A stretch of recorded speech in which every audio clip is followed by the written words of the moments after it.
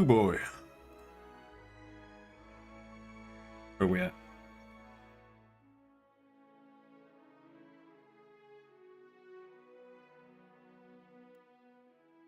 Where we at in the game?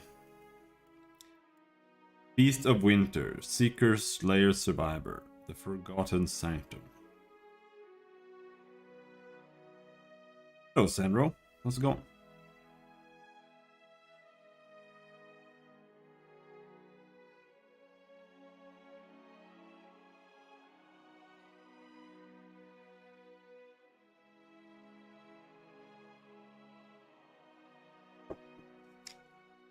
No, fuck off art by Amanda. I don't need graphic designers for my Twitch channel. I don't understand that that scam. I can't tell if it's a scam or if there are like 600,000 female graphic artists out there just fighting over Twitch streamers. Like, I can't tell if it's real. But I block all of them. No, we're on a boat. We're on a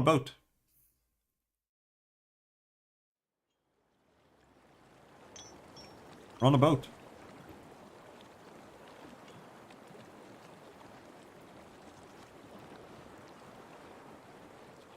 But we are going off that boat soon, I think.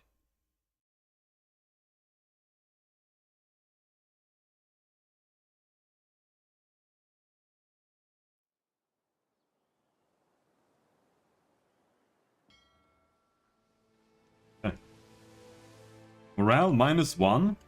Working with injury. Morale -1 water. -5 water. Huh? What the fuck? No, come back. What just happened? I want to see that again.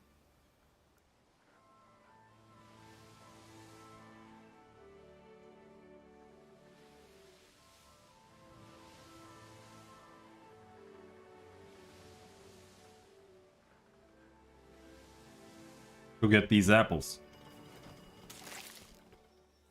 That.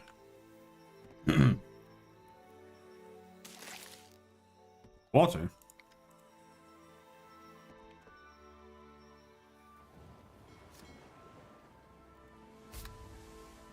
Click on the known location drop-down list to bring up a list of places you've discovered. Okay, I don't really want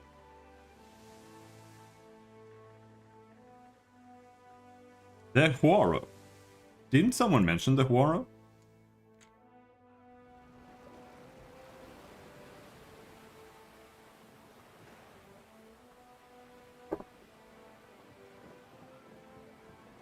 You're sailing past a reef when Irina shouts out, pointing to port.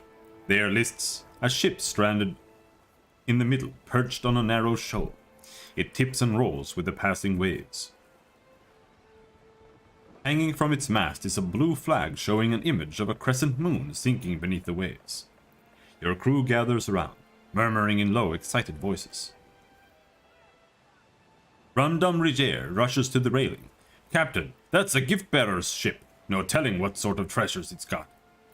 Eldengrim snorts. Gift-bearers carry sentimental junk, worthless stuff. No, that's a smuggler's ship. It's a classic disguise.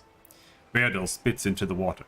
Then it's a fucking stupid one. Gift-bearers only visit landlocked settlements. That's a trap.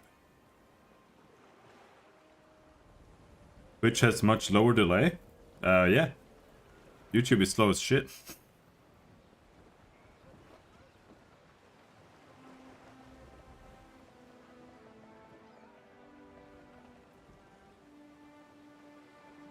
Thoughts?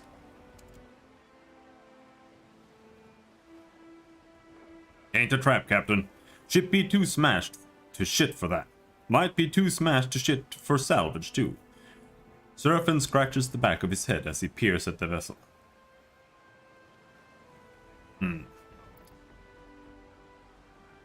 Prepare a skiff. We'll have to row out and climb the hull. You row the skiff above the reefs, the waves tossing it. The bottom of the small boat occasionally scraping across the jagged structure below. You tie off on a snag of coral next to the wreck. The water is rough and the hull slick with brine, but you're able to find purchase between the shifting planks. Climb up. You row the skiff above the reefs, the waves tossing, the bottom of the small boat occasionally scraping across the jagged structure below. You tie off on a snag of coral next to the wreck. No, wait. This we already did. You pull yourself up using bent planks and barnacles for holds. You've almost reached the main deck when a wave slams against the ship. You hear a crash from somewhere below as the vessel rocks. Your legs slip out from under you, and your fingers dig into wet lumber. Your grip holds. Once the ship settles, you resume your climb and make it to the safety of the deck. The ship is deserted. You don't even find corpses. If the ship had a skiff, it's missing too. Search for salvage. You find several crates of supplies and several more of assorted odds and ends. Handkerchiefs, bead jewelry, cracked scrimshaw, a child's doll. Ammo 27, medicine 10. You think back to Eld Engrim's comments and wonder if it might have been a smuggler's vessel after all. Search for evidence of smugglers.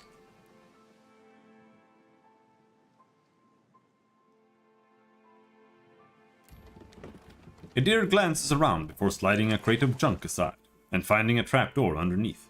Within rests a small chest brimming with golden shellings. 23 golden skellings. Skellings? What the fuck is that? I mean, it's a coin, but how do you pronounce that? Skelling? The item was put into your stash. The deer whistles. Smugglers after all. Among the coins rests a small figurine of an imp, of all things. Laughing imp cameo. You load your find onto the skiff and row back to your ship. Crew earned 90 XP. Sweet. Going.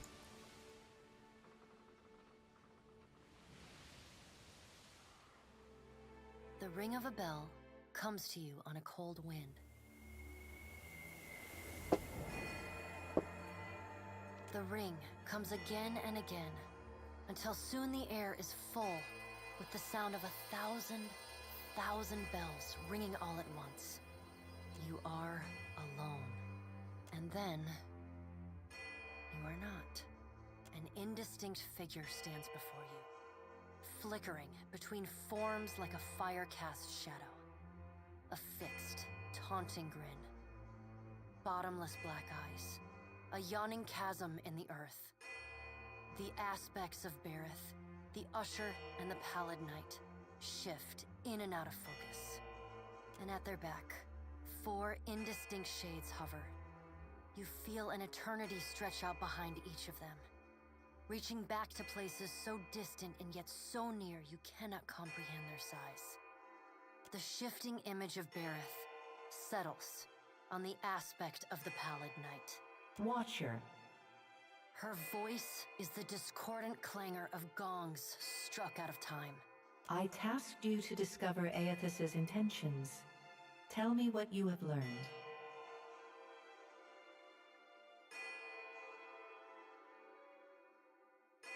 He's draining the souls from veins of luminous honor.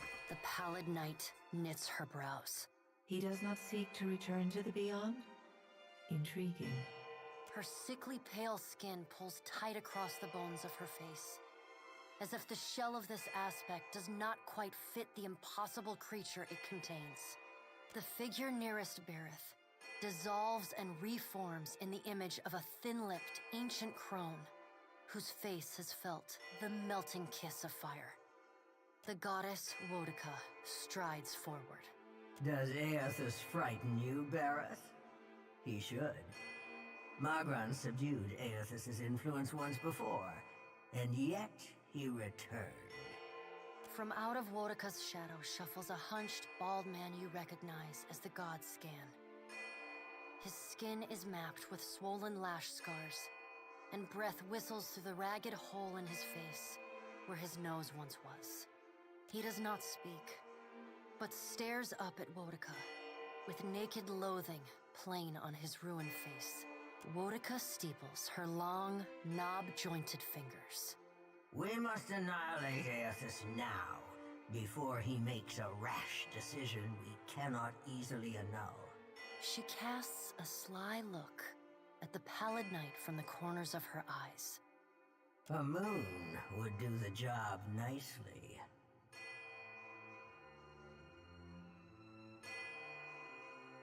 Say nothing.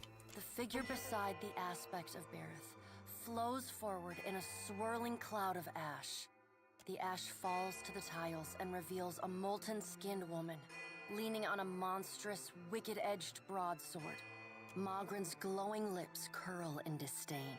We must find a solution to the problem of Aethys that is neither do nothing, nor destroy the world. I acted in haste during the Saints' War. You will not goad me into doing the same now. To move against him while his plans are unknown would be the height of foolishness. We must find wisdom in precaution. Say nothing. Another of the silent figures steps forward, and the warm, golden light of a summer's afternoon spills across your face. Let's all take a deep, calming breath. Perhaps cooler heads will prevail. Behind Helia's words, you hear the soft coo of doves. Aethys has been separated from us for too long. Isn't it possible he intends only to gather enough souls to reclaim his realm in the beyond? He should be welcomed. You look up then into avian eyes. Through them, you see clouds of starlings converge and divide. Say nothing. Scan shuffles forward.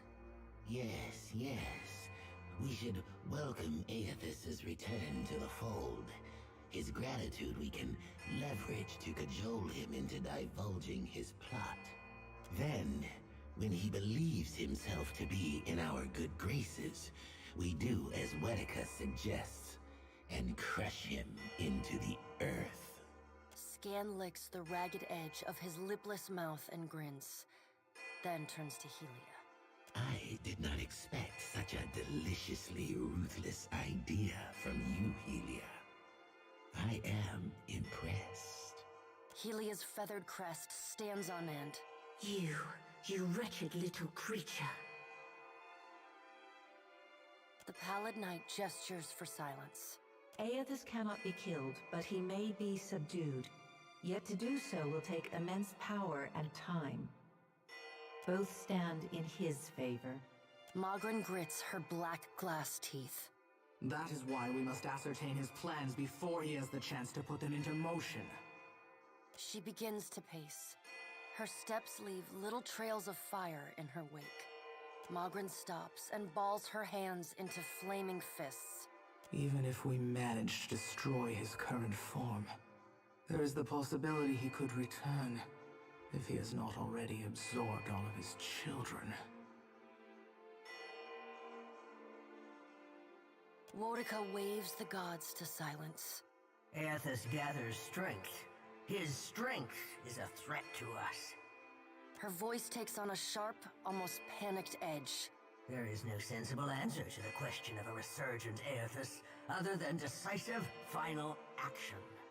We will act when it is appropriate to do so, and not before. The pallid knight steps away from the half-circle of assembled gods. She pulls herself up to a great height. The words she speaks next come not from her mouth, but from all around you. Follow him, Watcher. The black of the pallid knight's irises expand until her eyes are as dark and cold as the void between stars. She bends down and brings her ghostly face level with your own. Your debt to me remains unpaid. This is bullshit. Say nothing. She stares at you, unblinking. Like a needle drawn to a magnet, you are pulled toward her one compulsory step at a time. You blink open your eyes and find yourself on the floor of your ship's cabin, alone. This another graphics designer? Death. Indeed. Can't talk to her? Ship life sure is an adventure, ain't it? Just think of all the places we can sail to, all the sights we could see. This is nothing like being stuck on a farm, or cloistered in the back of a temple. Zoti wraps her sickle against her thigh as she studies the boat's layout. Satisfied but by whatever she sees, she tilts her head to you with a small smile. Tell me what's on your mind? How are you feeling? Have you suffered any recent nightmares? They're there in my head when I sleep. And sometimes I can taste them on the back of my tongue like a smear of grit.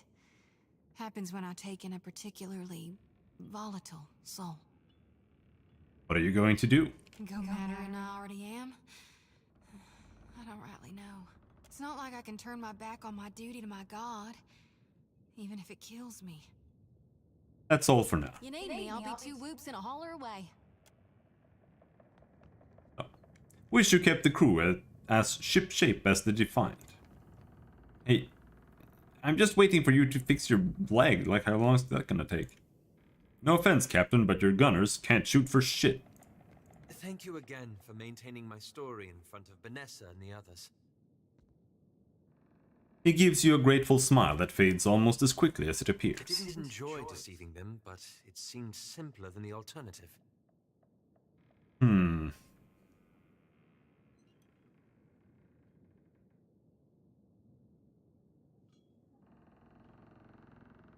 Keeping up a lie is never simple. You should know that better than anyone. Believe me, I take no pleasure in duplicity.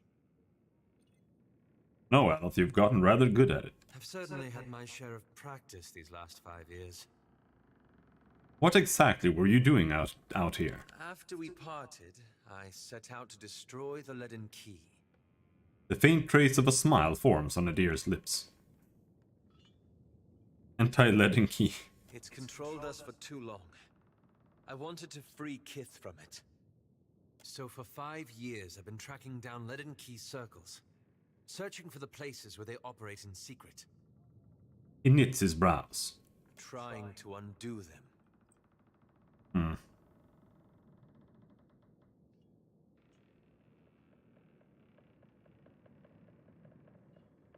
And how has that been going? The task has been more difficult than I anticipated. I don't think I fully understood the weight of the decisions I would have to make, or the burden of living with them. It was much easier when I only had to follow someone else's lead. My father's, Theos's, yours. He glances at you out of the corner of his eyes.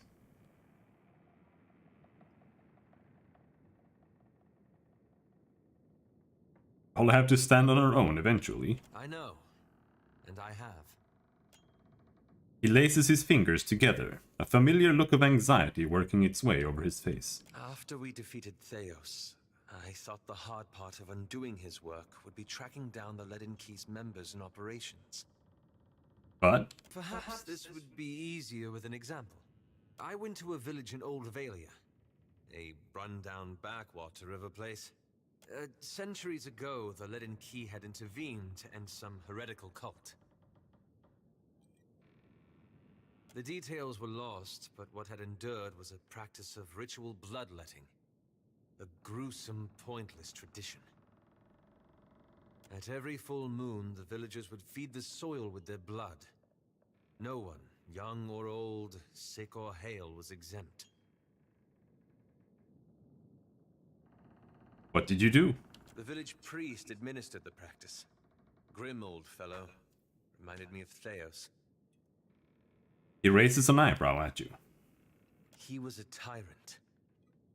I was certain that if the villagers were free of his influence, they'd be free from the bloodletting too. So I arranged for him to have an accident. He gives you a sly look. And then? The old man died, and the villagers were terrified. They were convinced his death was an ill omen. They blamed it, and every other mishap that befell them, on their lack of faith. So they began bloodletting every week, turning on their neighbors for giving too little.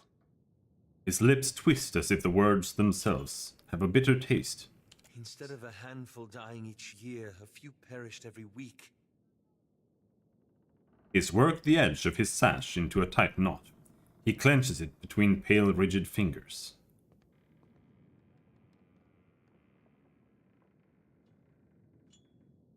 And now you feel responsible, is that it? I had to do something, didn't I?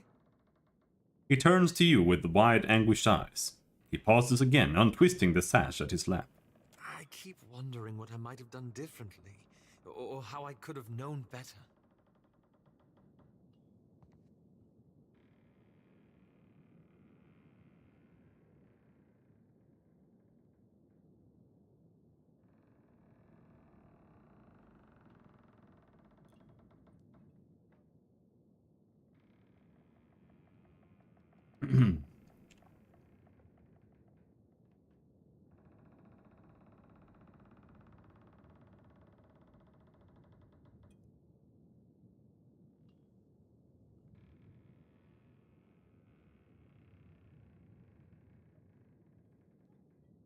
The villagers had found a way to live with the ritual.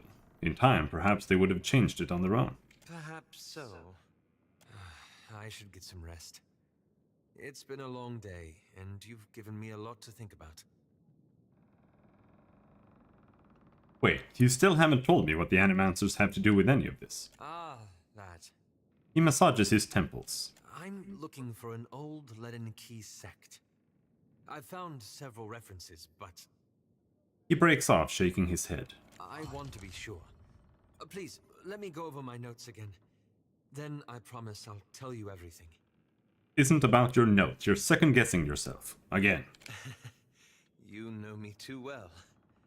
All the same, I need to gather my thoughts. We'll talk more later then. Hey, this brings back some memories, huh? How do you like Deadfire? The air is different. Especially compared to Gilded Vale, where there's more livestock than shovels. Sounds different, too. You wake up to all those bird calls, it really does sound like they're making music. If the birds woke you in Gilded Vale, it was usually a couple crows making the most horrible mating noises you ever heard. Strange thing is, I still get this feeling in me, like I wish I was home. What are your thoughts on Aethys at the moment? I want the destruction to stop. I want him to finish what he's doing and then go in peace. Only I don't see it playing out that way. Let me ask you something else. What did you do after we ended the legacy? I like that feeling, knowing we'd stop Theos. We were part of something big. That was something I never felt before, not even at war. Guess I went looking for it again. Not that I wanted to tangle with gods, but something smaller. Something I thought I could manage. Well, there's a group of Aethasians in Deerwood, the night market. Go around helping other Aethasians in secret. Sorta like the Leaden Key, guess you could say. Except not a bunch of craven lunatics. So this one night I'm at a tavern and this fella has a disagreement with me. Game of Orland's head he'd lost some money at. And I'm bashing his head into the target when he notices I got this pendant with a symbol of Aethys on it. So we get to talking and it turns out he's an alright fella. Runs with the night market. And after he was feeling better a month or two later, he introduced me to some folks in the group, and they let me in. How did that work out? Well, it depended. The jobs we did, I got to help a lot of folks. A lot of times it was helping folks get out of bad situations. Getting them set up with better ones. I liked that. But the group had problems. A lot of different ideas how to run things. Sometimes it cost the people we were trying to help.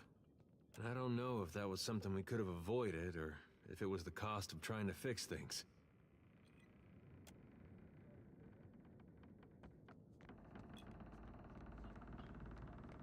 We already talked to the Smurf.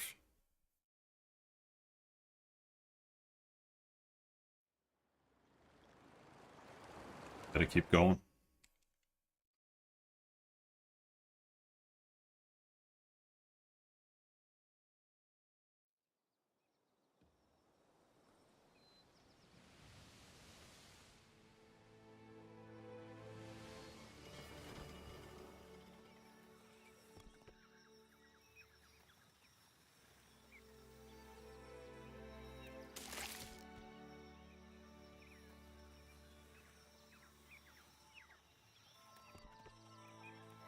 Howling Gorge. The desert wind carries a sibilant susurrus. Susurrus?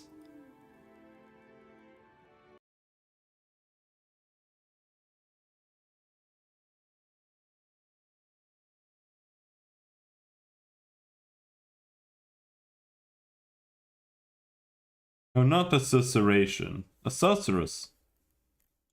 Why would I want the pronunciation for susurration when I Google susurrus?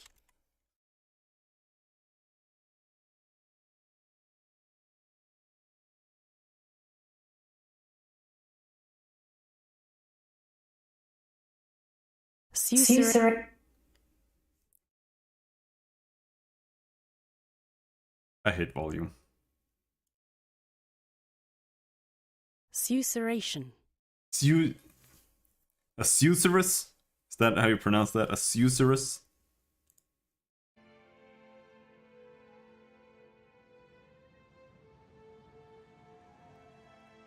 Whispering or rustling.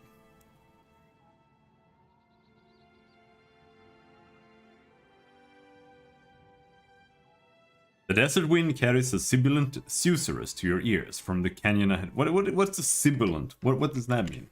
Sibilant.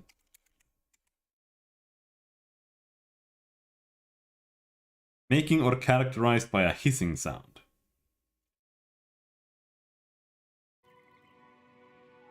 The desert wind carries a sibilant susurrus to your ears from the canyon ahead. Punctuated by cracks and pops, it reminds you of eggs on a hot pan, or a fire in a dry bush, or in a dry brush. The low growl that accompanies it, however, raises the hair on the back of your neck. Listen carefully. The sound resolves into a rhythmic chittering, slowly and cyclically rising and falling. It sounds like a chorus of voices, inhuman voices. Search for the presence of other minds. You reach out with your soul, searching out any thoughts behind the hissing sound. Soon enough you sense the thoughts of several creatures. Most are small and simple, but one feels significantly more potent than the others. Whatever it is, it's hungry. Continue cautiously forward. You carefully enter the desert canyon, keeping to the shade cast by the tall standing stones. Ahead of you, a group of Zorips chant, hopping back and forth on skinny legs, shaking their spears. Nested between them rises the black, leathery form of a drake. The creature's wings rise above it as it tears at the corpse of a boar at its feet. Continue watching. With a mighty twist of its muscular neck, the drake tears the boar in half. It rises up on its legs, lifting its head and swallows the back half of the boar whole. The lump of the animal visibly travels down the reptile's throat. One of the Zorips hops forward. It tears its feathered headdress from its head and tosses it aside. It drops its staff for a moment later and spreads its arms before the drake. The large beast peers down at the Zorip, then with a flash of movement eats the small wilder in a single bite. The other Zorips cheer, banging their spears against their shields. Use the distraction to sneak closer. You move quietly from stone to stone, entering the canyon without drawing the creature's attention. See if we can fight a shitload of Zorips and the drake. One young drake. Or maybe shoot him.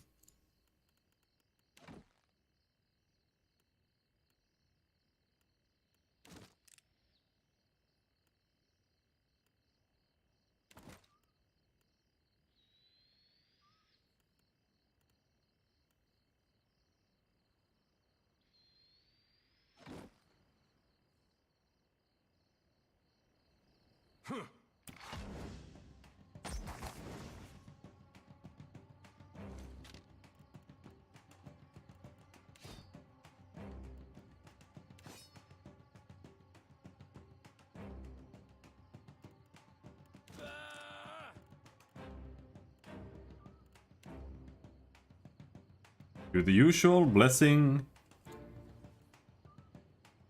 Protic Lance, or Minetas? think we'll do Minetas instead. Well, we do have level 3 spells now too, I see.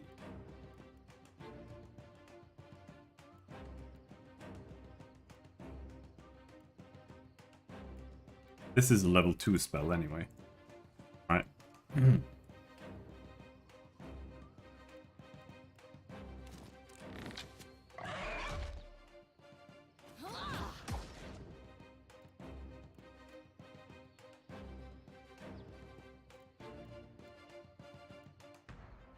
Whisper of Treason.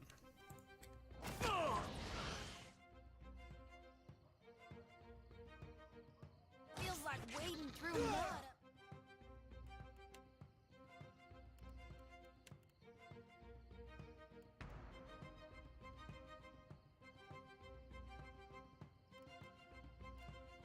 To my armpits. Alright, well, we've got the dragon. That should be fine now. You're paralyzed? How?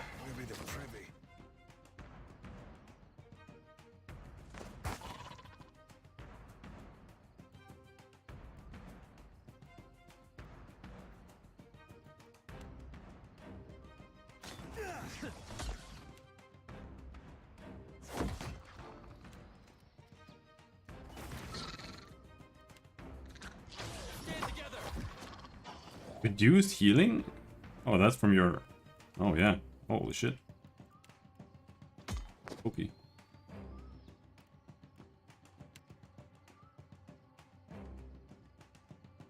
You have a fireball.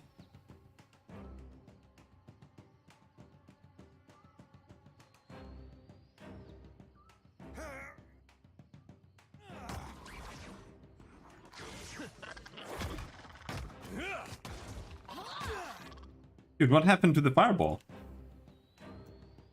Whatever. I'm no help here. No pen? Oh, they're strong against fire. Dude, holy shit.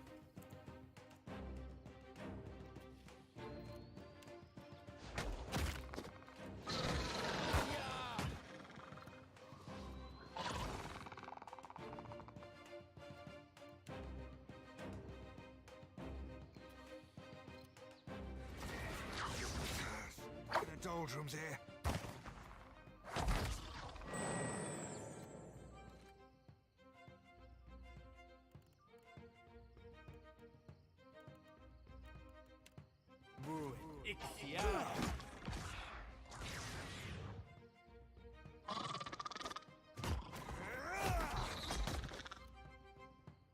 Damn, everything just lands like 6 million hits on me. Stand together. This is futile.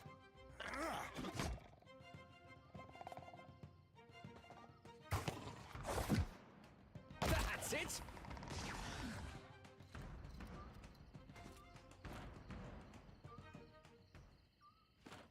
What can I do you for? Mouth char, we got some scales and shit. Sure thing.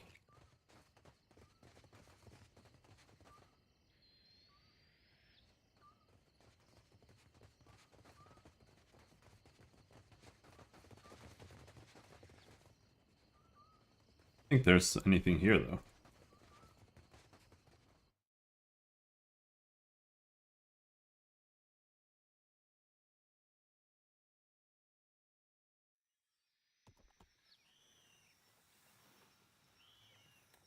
Broken Spear Pass.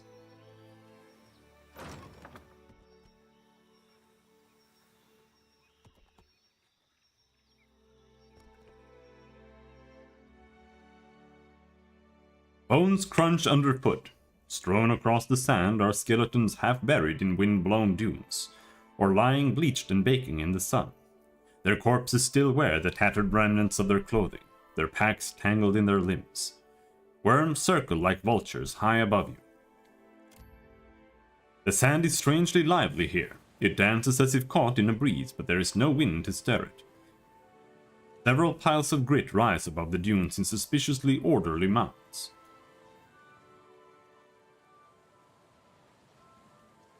Use a ranged weapon to test the sand mount's reaction.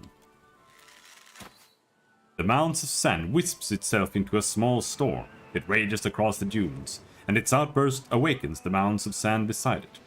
Together they rise from the desert as a swirling cloud and bear down upon you en masse.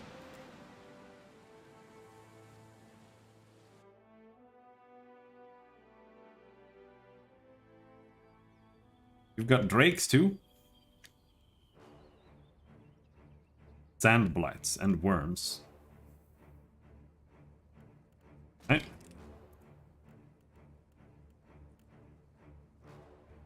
They're strong against Pierce, but they're not immune to Pierce. I think we'll still shoot them.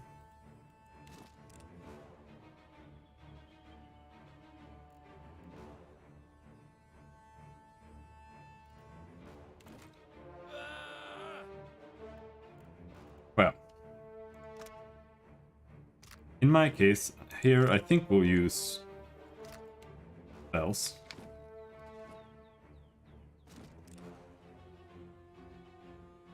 First and foremost, no, stop using spells automatically, fuck off.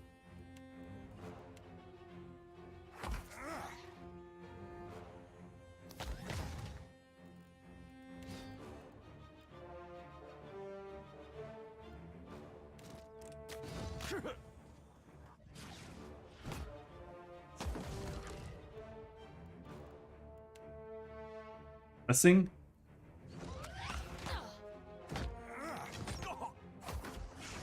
Stand together.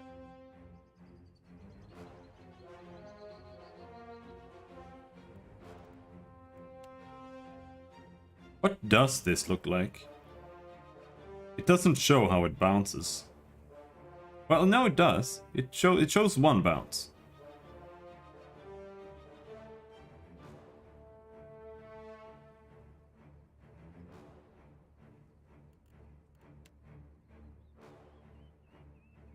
I could hit both of them.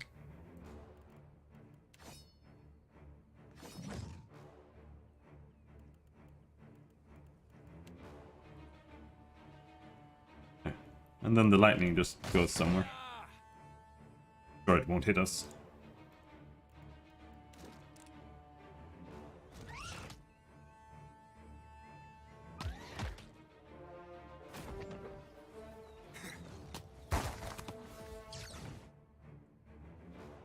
$57, holy shit.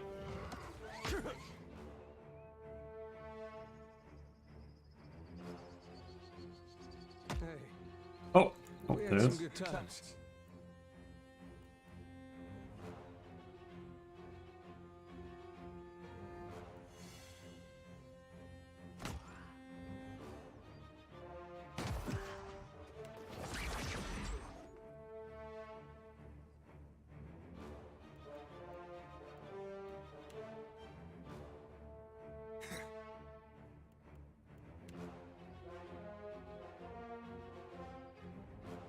Don't really know what to make of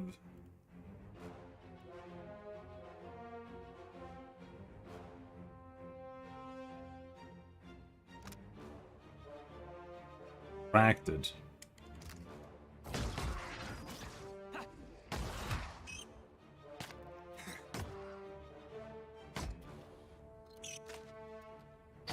Don't remember what I was about to say.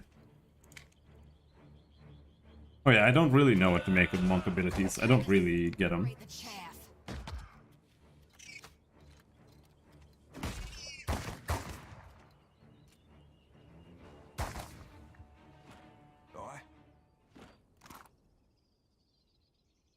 Primal Wind.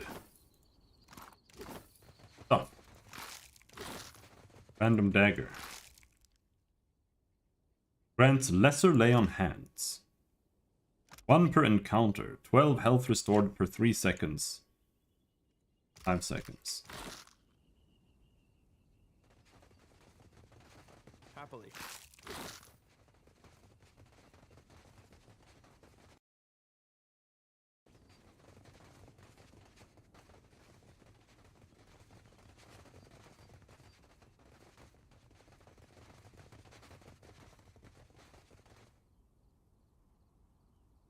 Alright.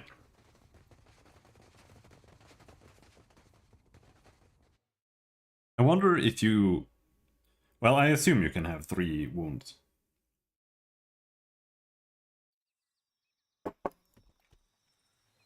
What time you die? This fragment of a fallen keep stands like a monument to ruin and a beacon for plunder. A narrow wooden tower rises high above you. Above the door, at its base, hangs a carved and painted mural of Amira and Nagati, engaged in fierce battle. The tower lists heavily to the side, just a few feet from tumbling over entirely. You take some time to search the tower and find nothing. Keep searching. You find a strange pendant glowing with a soft internal light. Nice. You pick up the pendant and notice it's curiously warm to the touch, as if someone had just been wearing it. You've searched every inch of the tower, there's nothing left for you to take.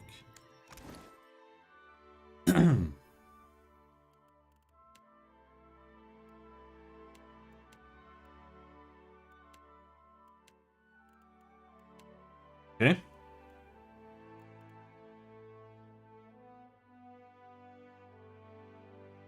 Where is this amulet?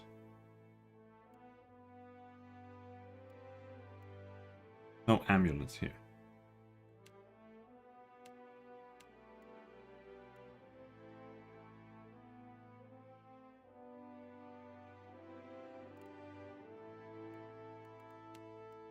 The item.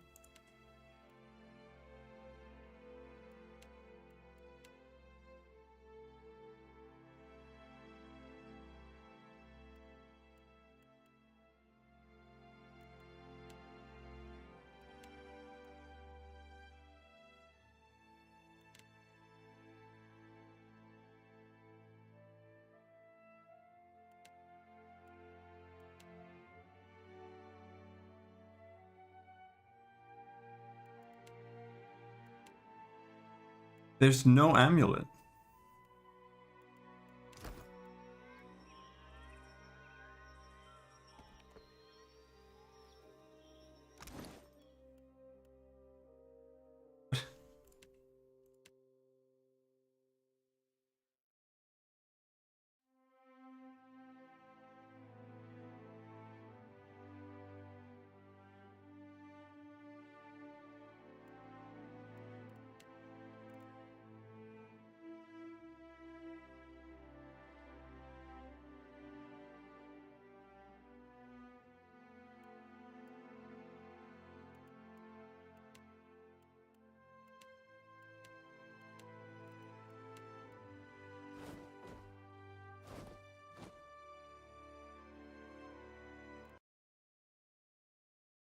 Deadfire. Power amulet.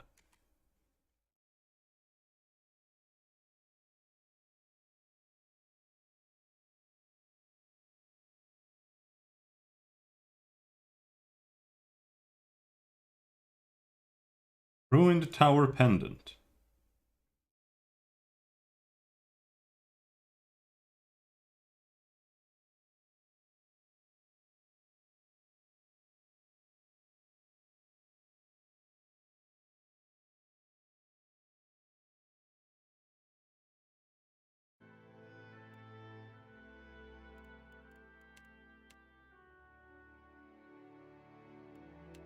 Fuck, it gives you the dragon. Oh.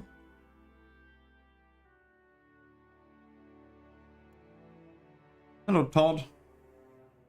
I don't know. It says that I found a dragon pendant or something, but there's none.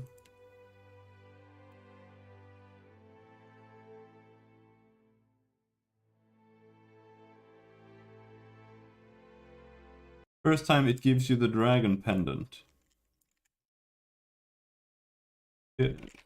Deadfire. Dragon pendant.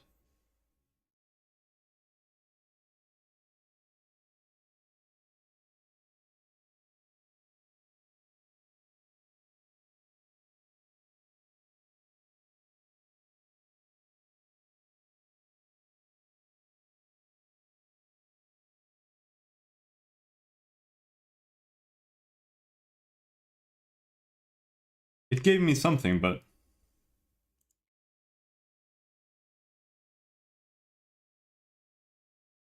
Ruined tower, no pendant.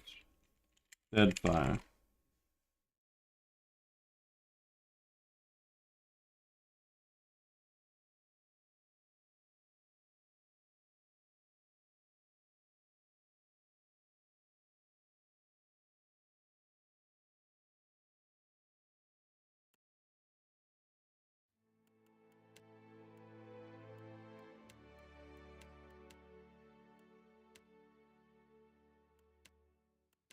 Alright, we just got nothing. Sure, whatever. You.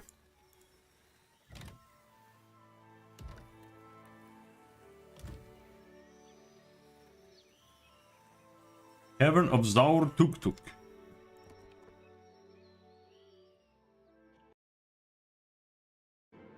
You come upon the opening to a small cave.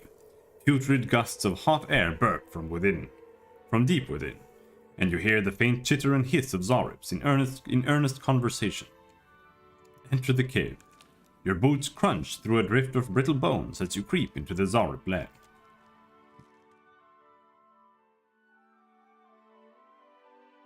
What am I doing here? Seraphin found something. Okay. Where? What did you find? Where? Where is it?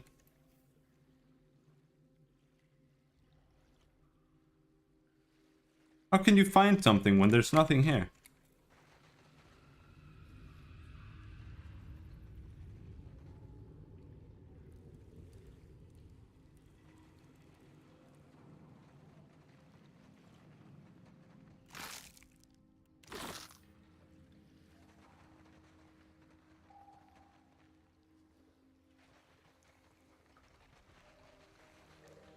Putrid? I see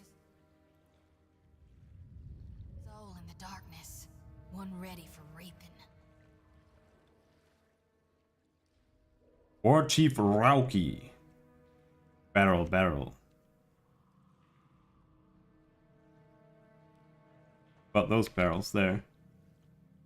The gunpowder barrel.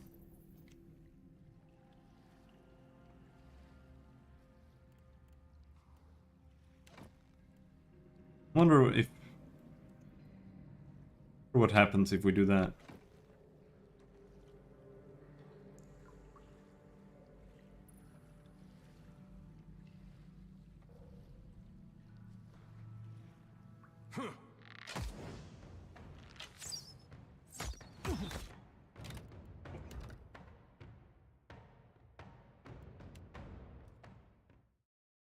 I was kind of expecting that. Arrows don't make gunpowder explode. Soul in the darkness, one ready for raping. One ready for raping.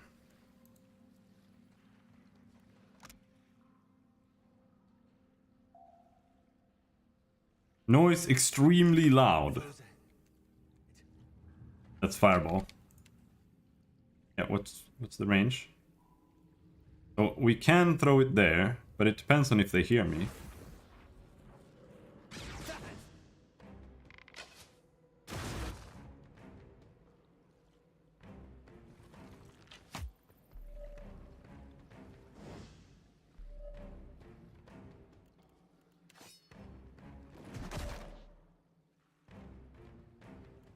Whispers of treason. I just smack him up. Yuji is so ass. I can't believe how quickly she dies. She just does not want to stay up.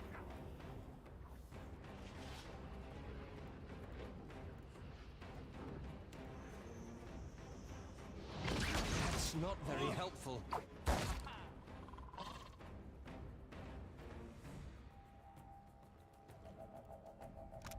This gives you strong and insightful. That's perception.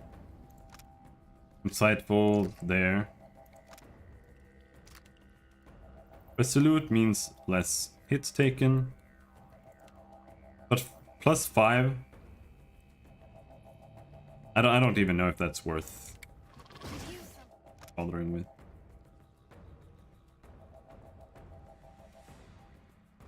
+15 accuracy with weapons after being missed by a melee weapon.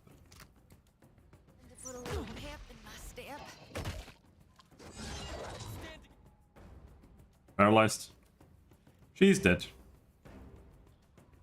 Just no two ways around that. Fight on!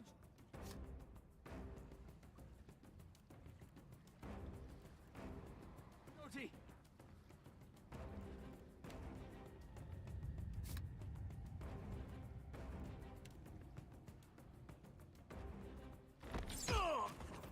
This is futile. Charmed, nice.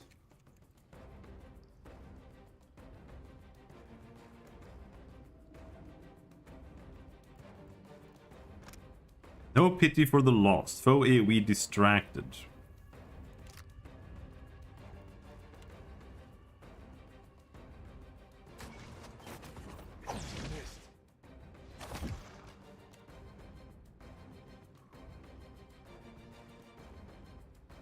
I'm sorry, I can't. Okay, so instead of just walking over, trying to run around or whatever, or running into the enemies, they just kind of cancel if they can't directly pathfind there now. I think I kind of prefer that.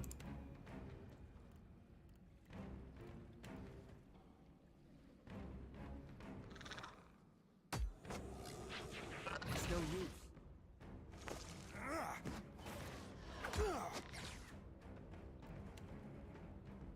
Another one?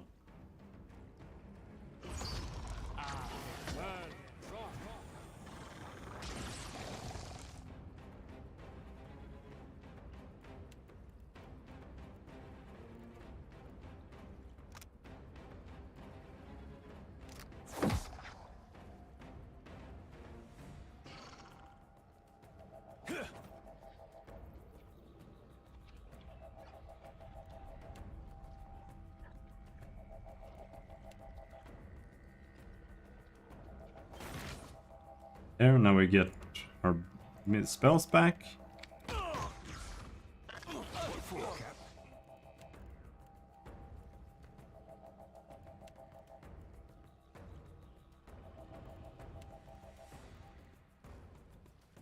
rush, but if you have any antidotes... Oh, did I get paralyzed? Much obliged. Oh, Minolettas is OP. Nothing I can do.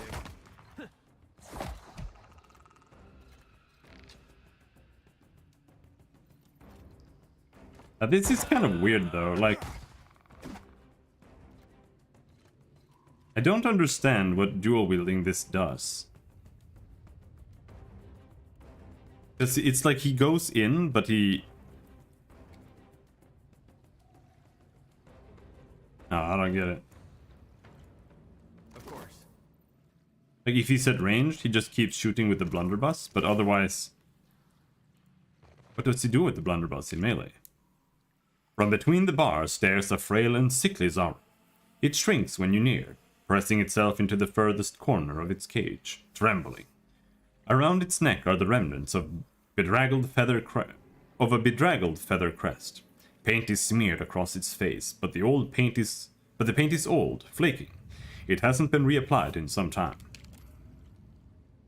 The Zarep's regalia tells you that they must have been an important figure in the tribe, perhaps a high priest or a mother, but its condition makes clear that those days are long past. What happened to you? The Zarep watches you with an unreadable expression on its face and says nothing. Break open the cage. The Zarep scrambles to get out of your reach. When you make no move to capture it, it stares between you and the open cage door, blinking rapidly. It tenses, then bursts out the door. Wow! Yes?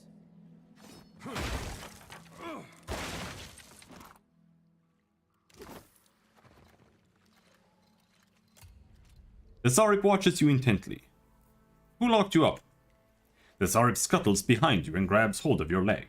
It points across the cave to the corpse of a large, well-adorned Zarep. one of their champions and scouts. Why are you following me?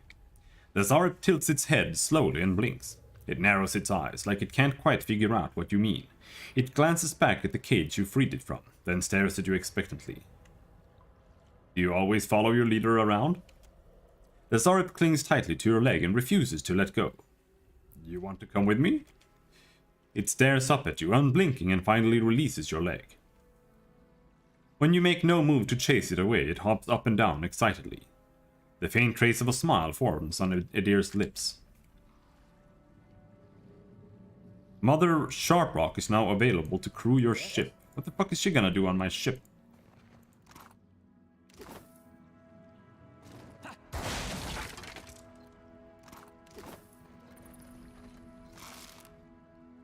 Cuttlefish.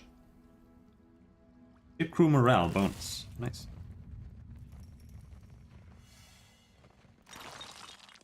Iron dagger.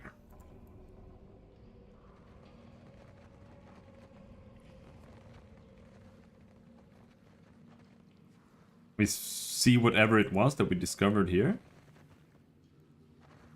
I don't know what happened there.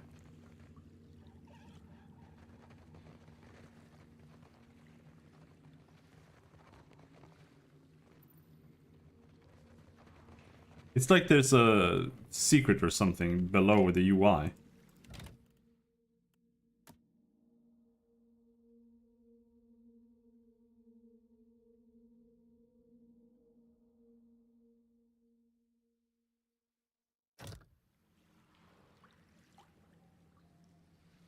Don't see anything there. But apparently toggling... No, never mind. Certainly.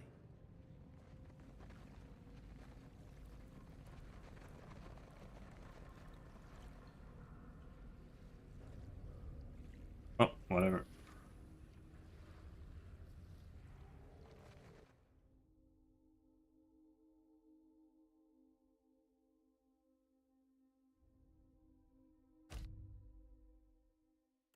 Name Island? Huh? What?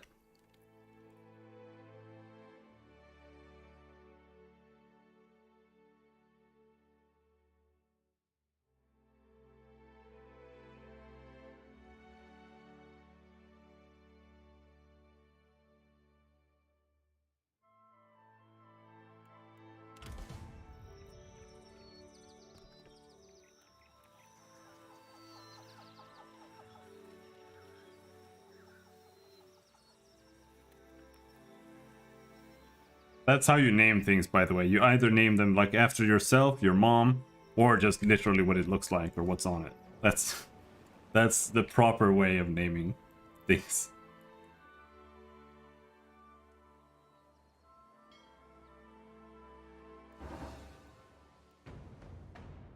Deadfire Merchant. Parlay. Yeah, I'll buy some rice. I'll buy some swordfish. I'll buy some hagfish.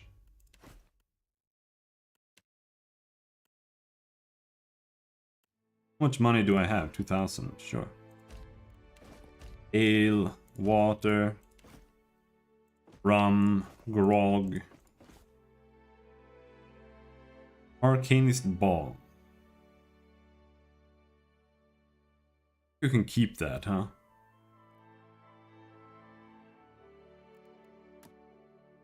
I think we might have a bunch of things to sell.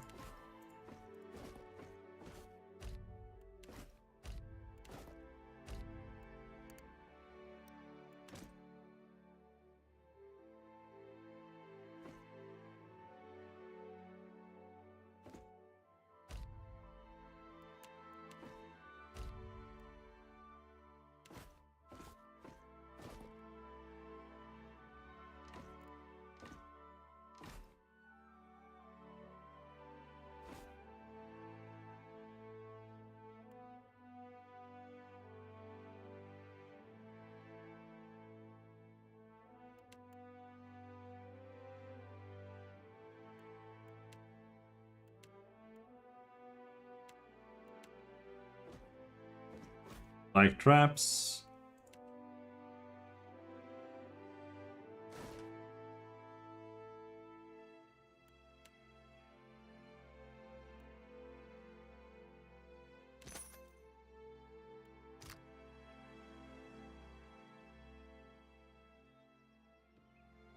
Heading towards Nekataka still.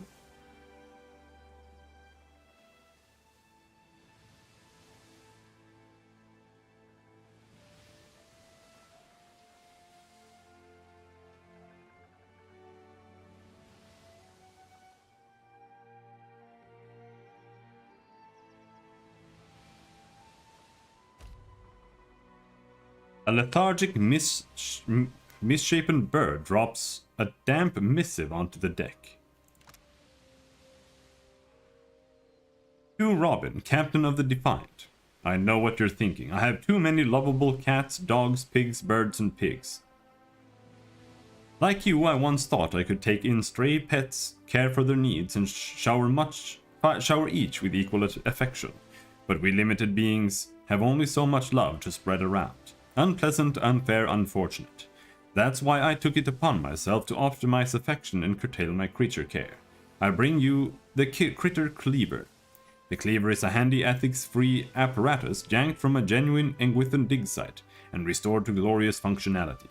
Simply slide your favorite feline down one end and let the Cleaver do its charm. The best is yet to come. See, the Cleaver remembers. Stick a white bird in there, it remembers. Purple pig, it remembers. It even remembers your pet's strengths, weaknesses, and favorite places to poop. Now, your furry friend isn't just going to slide out of the Cleaver's business end same as it went inside. No, they come out different. Better, sometimes. That's where it gets fun. Combinations. Want a bird to think like a pig? Want a cat to think like a different, better cat? The Cleaver provides. You would be doing me a favor of epic proportions if you gave the Critter Cleaver a whirl. Once folks see you using it, everyone will want a turn. I've moved it to the far wall of the dark cupboard, which is at Perik's Overlook in Nekataka. You can find the Cleaver just due west of the Wooden Fell. Friend and fellow animal lover. P.S. I fixed the insert receptacle so that it no longer accepts Orlands and gave it a good scrubbing. You're welcome. See, this is why I hate DLCs. They're always fine.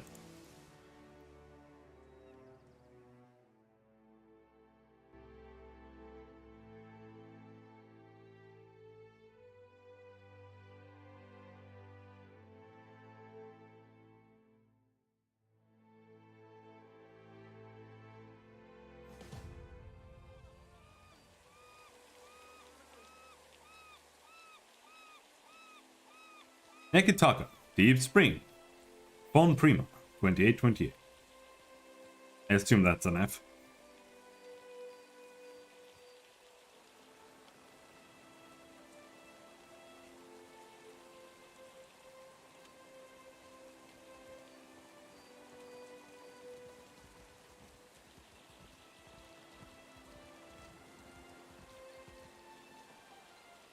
As you walk down the dock, your approach is noted by a cadre of heavily armored Almao. Their leader briskly leads them to intercept you. The harbor master looks you up and down with pursed lips. She looks past you toward your ship. You're far from home, farmer. How did you make it all this way in your little boat? The Almawa cranes her thick neck to look along the hull of your ship. Her expression conveys equal portions incredulity and pity. Why do we gotta be farmers just because we're from Deerwood? Are you a farmer? Yeah, but you can't just assume. We got rabble-rousers too. As her attention returns to you, the Almawa's mood becomes more formal. I'm the harbor master, Kauha. I must ask your reason for docking in Nekataka.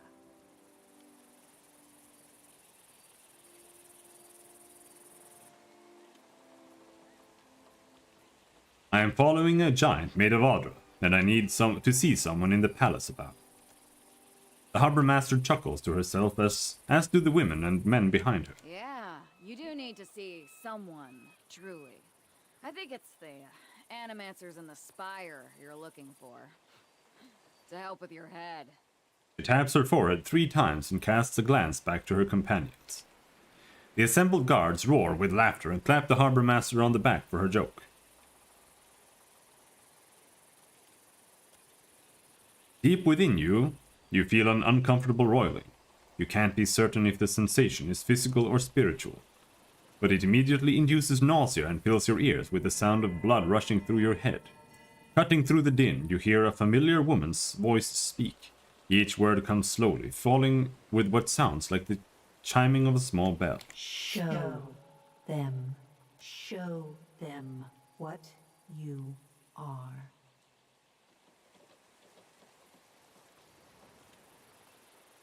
Why?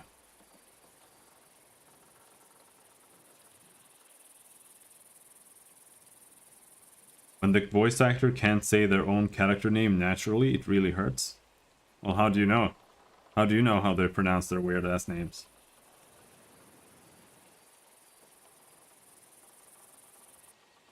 Concentrate on folding the edge of the in-between. What does that even mean? You close your eyes and turn your mind inward, blocking out the sounds of the harbor and the menacing pack of guards. Soon all you can hear is the rushing of blood in your head and a muffled chime ringing somewhere far away. Yes. Yes. That's it. What's the matter with you? What are you doing? If you're trying to scare us with some cipher mischief, save the purple flames for the tribes of the Outer Islands. The roar in your head begins to abate. The ringing of the chime becomes clearer, rhythmic. 2 successive peals followed by a brief respite. You realize the chime is ringing in tandem with your heartbeat. You open your eyes. The harbor master is gesturing wildly, presumably to get your attention, and yelling in your face, but you hear no words. Can I make it bigger? Only the ringing of the chime as your heart rate slows, and slows, and slows, and slows. Now.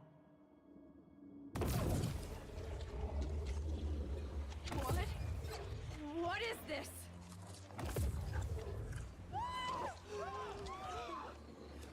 I'm sure this will win their favor.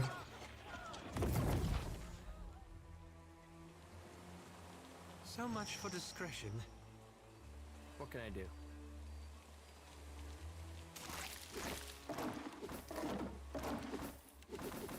Can't carry more cannonballs? Oh, come on.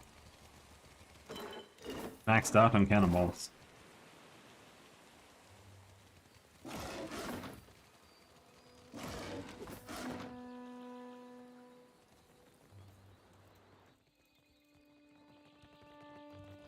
Watch her. What? Oh, there she is. Alright, do you have anything in your inventory that we want? Give me your stuff there. But otherwise he just has some normal crap. And a mortar.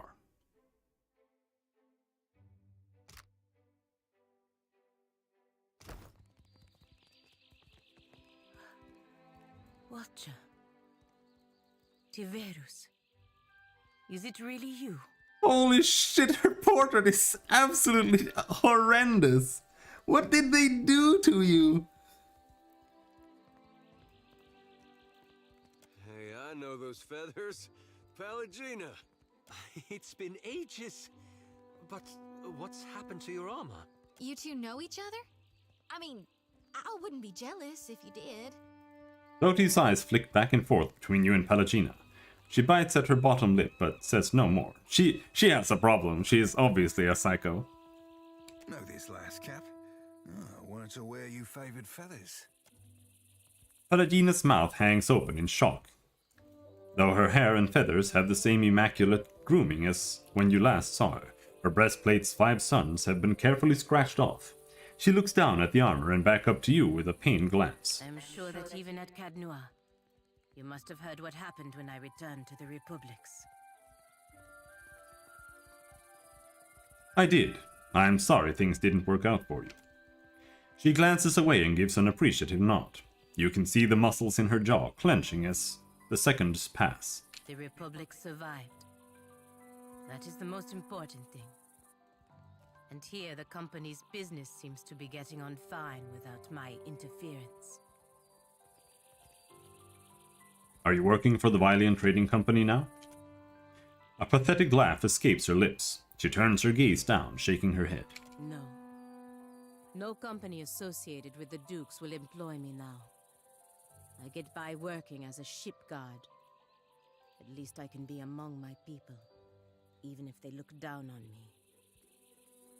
I could use your help, Palagina. I am hunting down Eothas. Her eyebrows arch, the membranes of her eyes sliding out and back as the weight of your words hits her. I suppose I should not be surprised considering all we went through. But no, I will not be coming with you, Watcher. I would be lucky if I wound up dead. Come on, things didn't turn out all that bad. Correct, Watcher.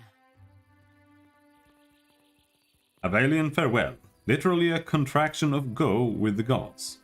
A mixture of sadness and anger flashes across her face. It is quickly replaced by her familiar, calm expression. She nods once, then turns to go. Maybe we don't start with the part about Aethys next time? Come back, come back, come back, you wimpy little woman.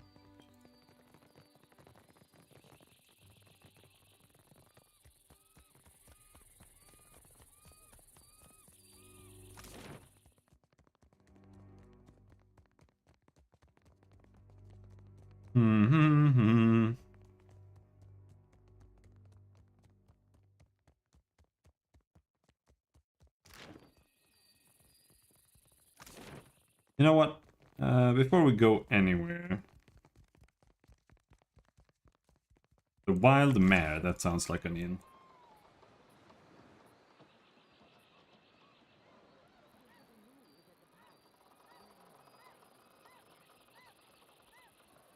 Merla, how is every ship hunter taken?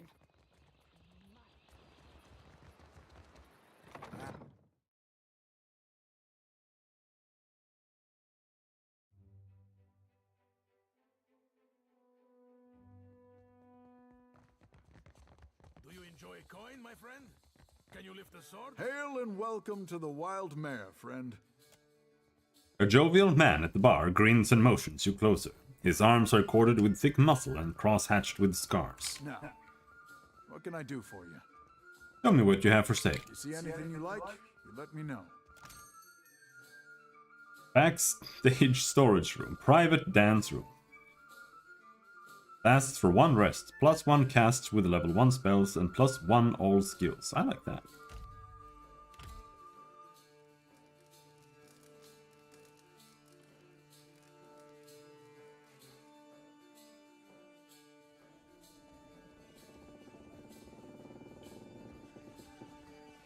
Now, you see anything?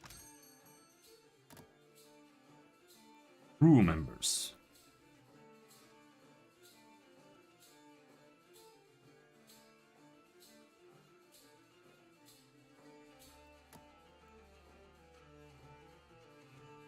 That we need anything like that.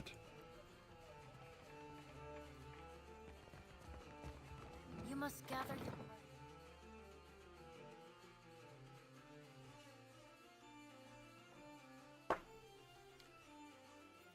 But for now, before we go picking up 6 gazillion different side quests, why don't we go and speak to the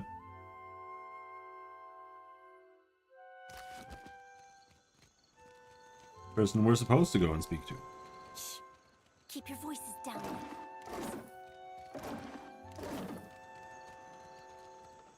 Your voice is down? What are you guys doing down here?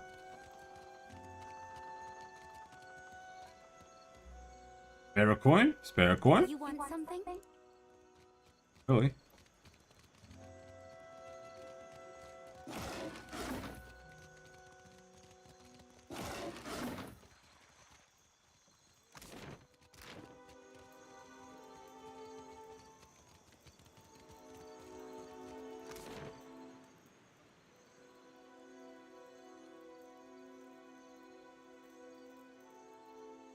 Brass Citadel.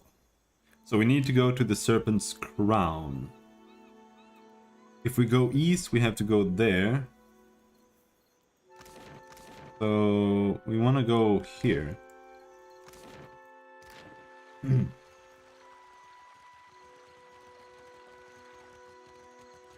Queen is holding court.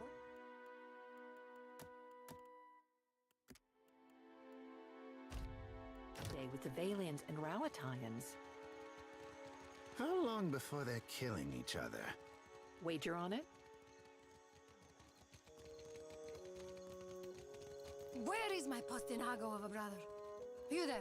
Have you seen Laro Badato? Huh? You're talking to me? Madico, where is that spoiled brat? A woman in fine clothes clutches a ledger in both hands.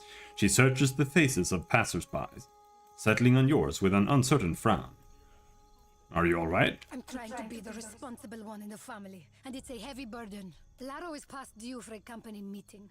Mother wants me to drag the elusive louse back by his ear. Tucks the book under her arm. Must be nice to be a layabout.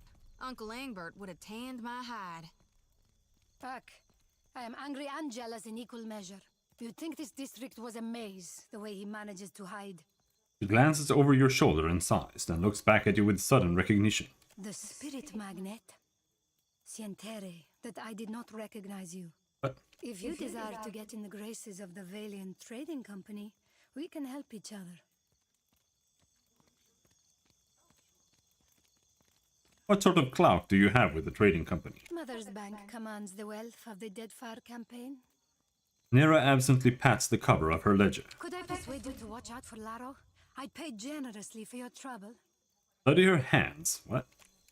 Nera has been digging her nails into her ledger, leaving crescent moon-shaped impressions in the binding. She notices your interest and holds the book protectively close. I'm concerned because Laro tends to feud with Orso, one of the local Valera rats.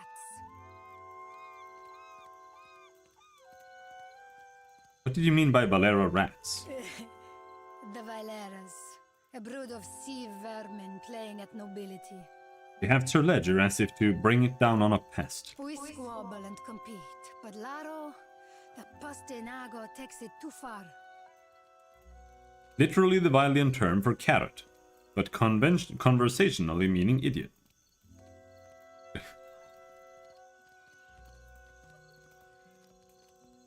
You aren't exactly tearing the district apart looking for it. Of course, see, I only manage the family business.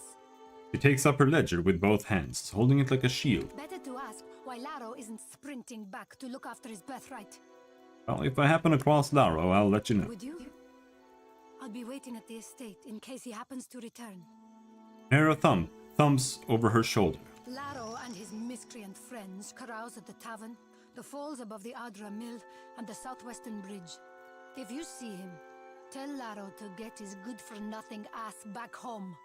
Well, we do have this thing with chasing a rogue god to the ends of Aora, but I guess if it's on the way. Yeah.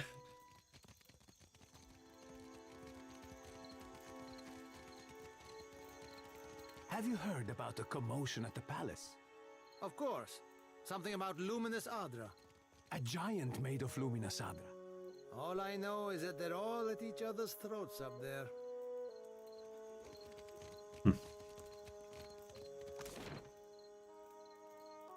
Riki's Overlook. Oh, I thought I was at the gullet. Okay, never mind.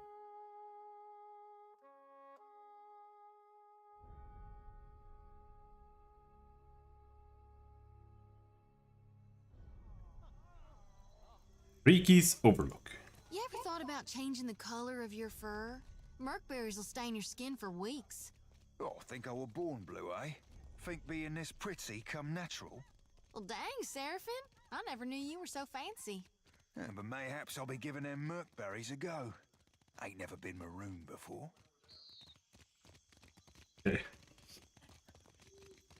You have no right to interfere in Rawatai's business.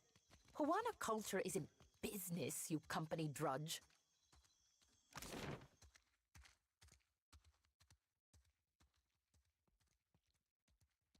Water Shapers Guild. Queen summon everyone to the palace? Akira, I've never seen Aruihi run so fast. Do you think the Adra Colossus would come here next? Pray to Kahopa, it does not.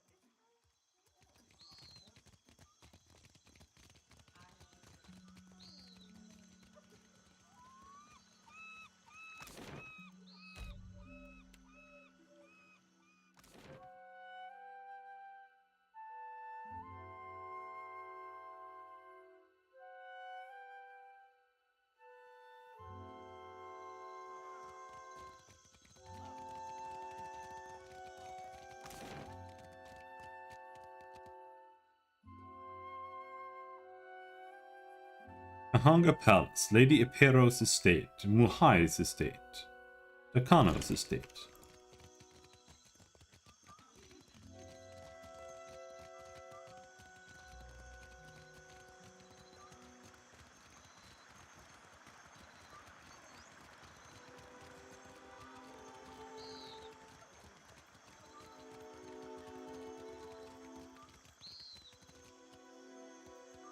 Hold a moment. You may visit the palace and its shrine, but be warned. The Queen meets with trading company Vipers. Take care you are not bitten. I'll keep that in mind. They are in the throne room through the door behind me. If you should lose your way, follow the shouting. The guard gestures towards the door, dismissing you.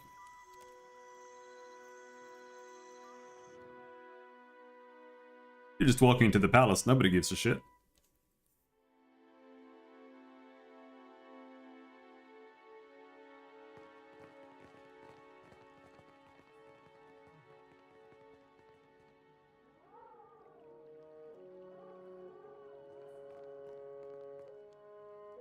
While I am flattered by the esteemed Hazanui's confidence, I must wonder how my people are meant to have destroyed an entire colony overnight. Roatan title roughly equivalent to Admiral. The Valian dignitary aims a withering look across the aisle. A middle-aged woman with a square jaw and tar-stained teeth meets it. You tell us. It's no coincidence that your outpost at Port Mage survived the recent storm. She pulls a slender pipe from her pocket, but at the look from the Queen's attendants, she puts it away. You speak as if I could command the tides. While you are casting your blame in a wide net, why not look to our Kahanga allies? We do not share their talent for shaping water. A sizable Aumaua standing by the throne takes a bold step forward and flares his nostrils at the assembled dignitaries. A hush falls over the room. I say our guest forgets himself. He clears his throat and sweeps his gaze from Nero to the rest of the room. Brother, stand down. Up to this point, the Queen has studied the proceedings with an even expression. She half rises from her throne as she fixates on Prince Aruihi. You are the one who mistakes my throne room for a sparring arena. I say this is beneath us. As Aruihi lowers his head, the Queen slowly centers her gaze on you and leaves it there. An interesting visitor in difficult times. You cannot be here to deliver a favorable omen. Though her mouth doesn't move, Onekasa's voice comes to you like an insistent memory nestled among your surface thoughts. Say nothing. Her brow furrows and she shakes her head.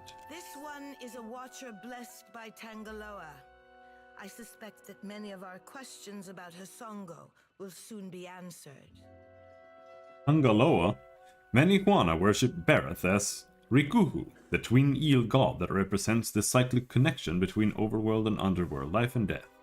Rikuhu is often depicted with two constituent eels, Kohopa, representing the overworld and life, and Tangaloa, who represents underworld and death, devouring one another by the tail.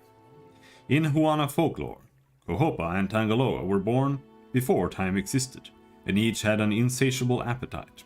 They began to devour all living things, and with each thing devoured they became larger.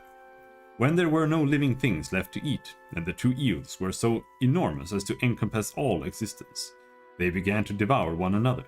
Thus all beings are perpetually passing through the digestive tracts of the two eels. When one reaches the end, it passes through the mouth of the eel. Of the next eel, the gateway to or from the underworld, and the next stage of existence begins. The notion of time is merely one's perception of the digestive process. Take stock of your audience. The Valian Nero projects affluence with his fine garb and gems. Karu, the Rawatayan Halsanui, stands rigidly watching the assembly through slitted eyes. She seems like someone who rarely leaves her back to a door. Onekasa, the Huana queen, is all ease and comfort, though something in her bearing speaks of quiet, measured intensity. Her brother, standing away from proceedings, cannot hide a satisfied grin. The chaos of the halls appeals to him.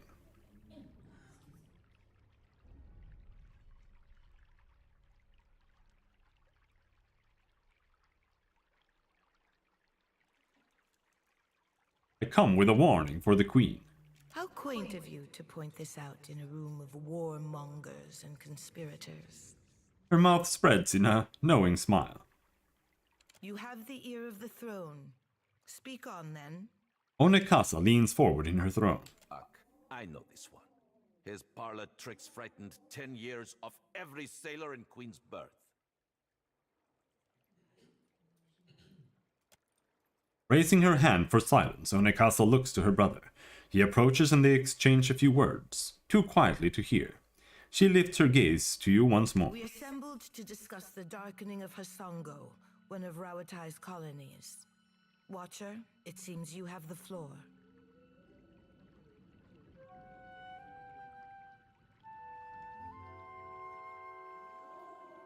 Port Mage suffered similar damage when Aethys passed through.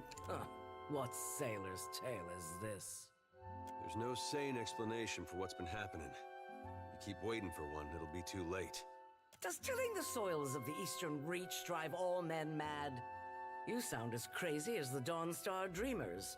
She looks at the deer the way one would look at an especially rabid but fascinating animal. Have you not heard the rumors, Karu? An Adra Colossus marching across the sea. Sailor tales, but credible ones. Nero crosses his arms, looking distinctly uncomfortable. How came a watcher from half the world away to be involved in these happenings? Enlighten the court.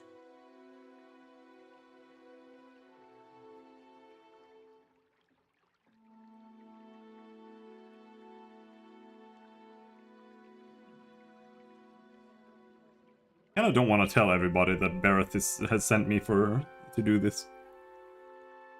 Aethys emerged from beneath Kednua, my castle. He made this personal. Silence descends on the hall. Courtiers and delegates eye one another, seemingly gauging which one of them will be first to laugh.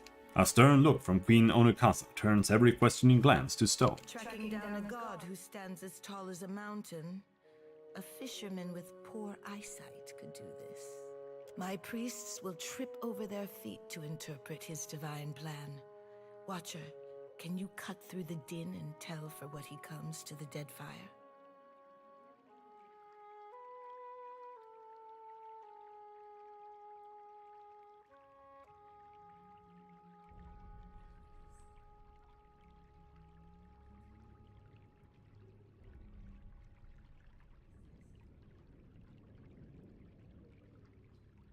Yes, I plan on using Adra pillars to track and ultimately confront Aethys. How resourceful of you. The Isles are studded with enough luminous Adra to bankroll an economy. She turns a quiet glance in Nero's direction. I believe our course is clear. We will send the Watcher to Hasongo. Onekasa spreads her hands, calmly assured of her reasoning. Set sail to the west of Nekataka. I would tell you to keep a weather eye out for a lighthouse, but the God of Light did not appreciate competition. Something to add, Hazanui? You have an eager look about you. She believes herself entitled to my ear, I say. Onekasa's gaze wanders back to you only briefly. Only that Hasongo is a Rawataian outpost. It would be useful for the Watcher to take one of ours along. She inclines her chin at another woman standing nearby. Ma'am. A composed Aumaua stands at attention, her furrowed brow cleaving down otherwise warm features. By her feet, a colorful bird preens itself without concern. Maya's an expert sailor and a better sharpshooter. The best the Brass Citadel has to offer. She looks you in the eye and gives you a slow nod. Whatever comes your way, she'll see it first. If it gets me and Ashiza out of diplomat duty, we'd set sail with a drunk scolder at the helm. Maya sighs with resignation and nudges her bird affectionately with her toe. Ah, perfito. Do you mean to stop Aethys by shooting him? Seri Pelagina will go with the Watcher. Show him how the Republics handle things. Nero waves airily. The guard behind him coughs politely. Your Excellency, Palagina Messerai has been banished? She has been seen in Queen's Berth. I can have a report to headquarters. Nero silences the guard with a withering look and a sharp gesture. You should feel no obligation to take on additional crew. The choice is yours. I'll take Maya. Always good to have a rifle on hand. Say the word and I'll shoot the tip off a green boy's nose. Ishisa looks up at Maya and warbles something agreeable. You are making a mistake, Watcher. In times like these, trustworthy allies are the most valuable asset of all. Am I just blocked from getting Pallegina? Calm down, Nero. I'm sure you'll get one of your spies in place eventually. A lazy half-smile tugs at her mouth. In the meantime, Watcher, I hope you'll meet me in the Brass Citadel. There's more for us to discuss among friendlier company. She glares briefly at Nero. I believe we are finished here. Aruihi? Queen Onekasa rises from her throne, and she and the surrounding guards stand at immediate attention. Aren't we popular? Take care at Hasongo. The Deadfire was overfull before Aethys blundered in. Onekasa nods to you as she adjourns. Your allies will use you toward any end. Do not give your trust lightly. Onekasa clears her throat and sweeps the room with her gaze. I say it is beyond time our guests lick their wounds somewhere else. She banishes the foreign dignitaries with a swift and unmistakably disgusted wave.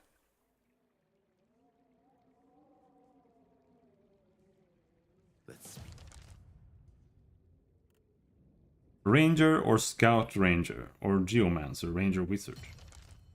Subclass Gunhawk. Gunhawks are a type of ranger unique to Rauatai who use hawk companions to complement their sharpshooting skills. All firearms receive a chance to interrupt on hit. All firearms have increased range.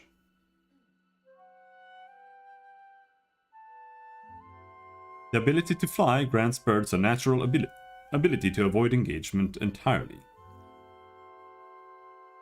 All rangers form a strong spiritual connection with a single creature, their animal companion. This connection allows rangers and their companions to coordinate attacks and efficiently take down prey. In most situations, the companion runs interference while the ranger attacks at range. Rangers share a literal life bond with their animal companion. When one is wounded, they can sense it and feel intense emotional pain.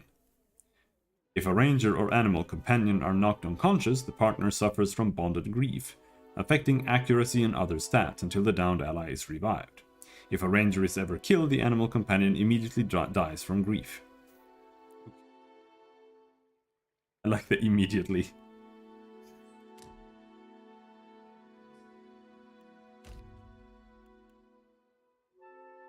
While we have the chance. Prince Aruhi wants to speak, but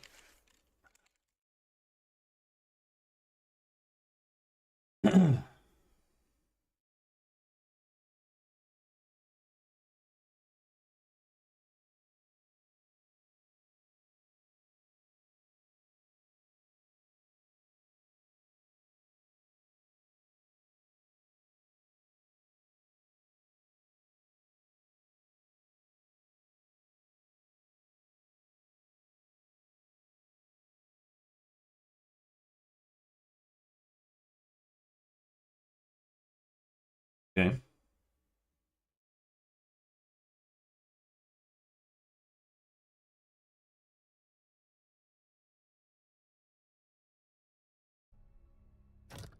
So you can still get her. Your coming is a favorable omen already. The prince nods and crosses his arms, a self-satisfied smile on his lips. Say nothing. Such modesty, I say. You happen by a time when our rivals bicker and tear at each other's throats. It does not take a priest to see how the gods send us an outsider to dig under the skin of our enemies.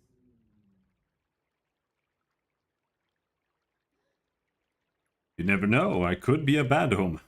Bad to outsiders, I say. Anyone who can empty this hall of dignitaries is a friend to the Huana. I will not paddle around the island. My sister wants to know if you are as useful as you are disruptive. She trusts me to judge this. You did not come this far to serve the crown, I say. But sailing is an expensive hobby. Loyal service can keep your galley stocked.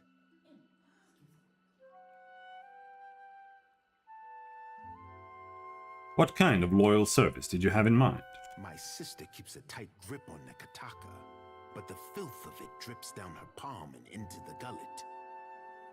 He opens his hand for emphasis and wipes it across his shoulder. Under our noses, I say, do foreigners smuggle contraband and pay the Rapau for their silence? Take this if you need proof. He tosses you a silver medallion inscribed with Valian honorifics. A Valian envoy medallion. The Republic reward these for exemplary service. That's a clever. I'll say that. Say nothing. An envoy ship sank a day's voyage out of Nekataka.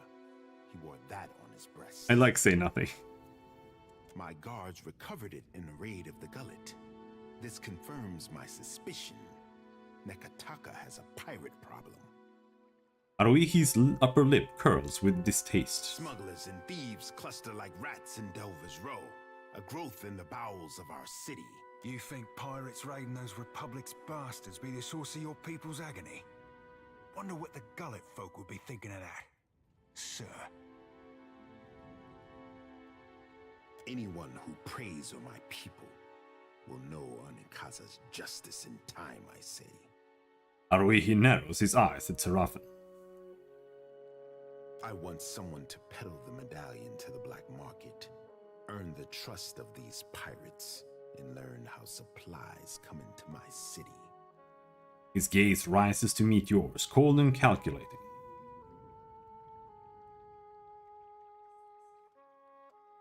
To what end? It will depend on what you find, I say. Haruihi folds his arms and scrutinizes the floor between his feet, deep in thought. He's telling the truth, but there's something more to it all the same, and he doesn't trust his face not to betray it. Onikaza leaves this for me to handle. While she worries about the manor, I tidy up the basement. Now, tell me what you're holding back. I say nothing gets past you. Is there any question why I want you for the job?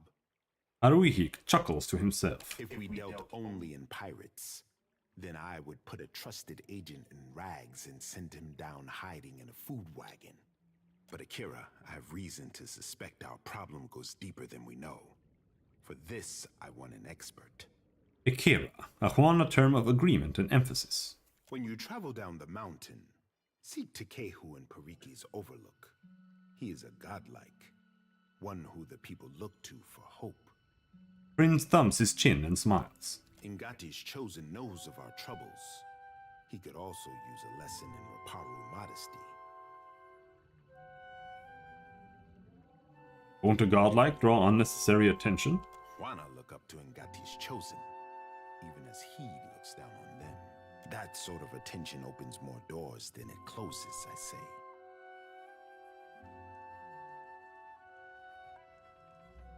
I will consider it. Think one at a time. You will find the Water Shapers Guild in Pariki's overlook if you follow the road down the mountain. Be on your guard in the gullet. I fear the caverns run deeper than even Ngati could guess. Prince dismisses you with a nod.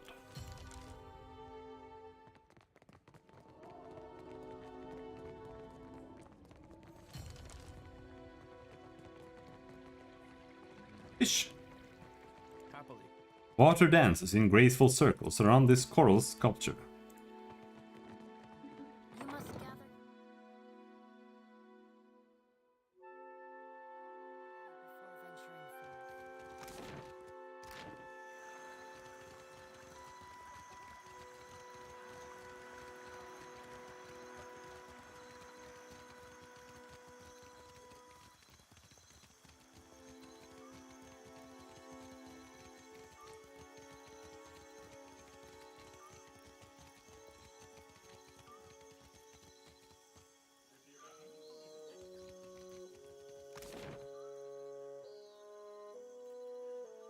Now if we go back down to Queen's Birth.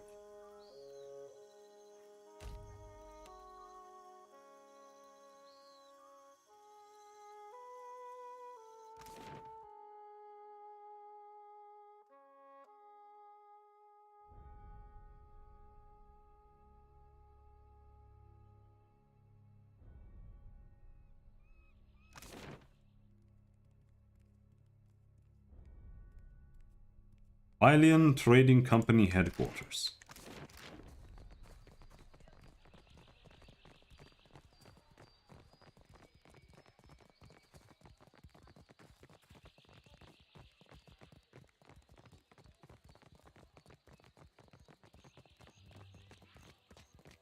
Behold, Aethys is risen again.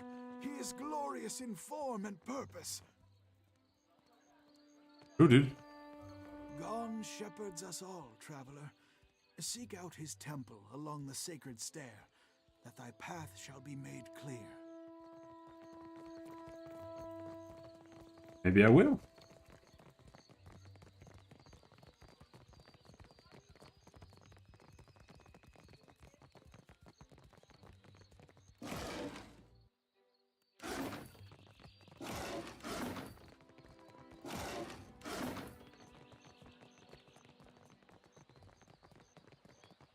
We can summon the guards.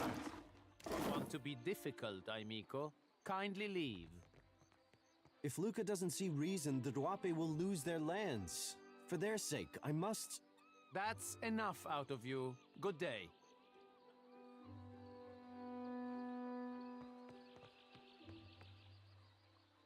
The young Juana wears a disconcerted frown.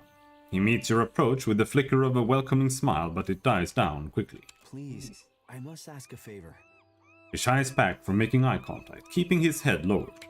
What say? Do you have business with the Valiant Trading Company? Not yet, at least. Why? My people are the Duape. We signed a contract with the company. Queen looks toward the headquarters with a despondent frown. We were not understanding the terms at the time. I wish to, let's say, renegotiate. But the clerks turned me away. Tell me more about this contract. My father, the Ranga, took payment from the company. In exchange, they dig for Audra. He speaks with more confidence, as if these words were rehearsed several times over. He did not understand the Valian way. When he dies, the Outlanders will claim our island for themselves. Father has fallen ill, and the clerk, Luca, stands by the agreement as surely as if it was stamped in his skin.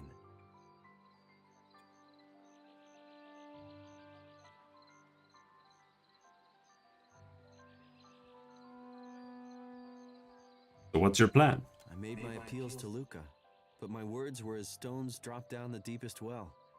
While I am barred from the company office, I can do nothing for my people.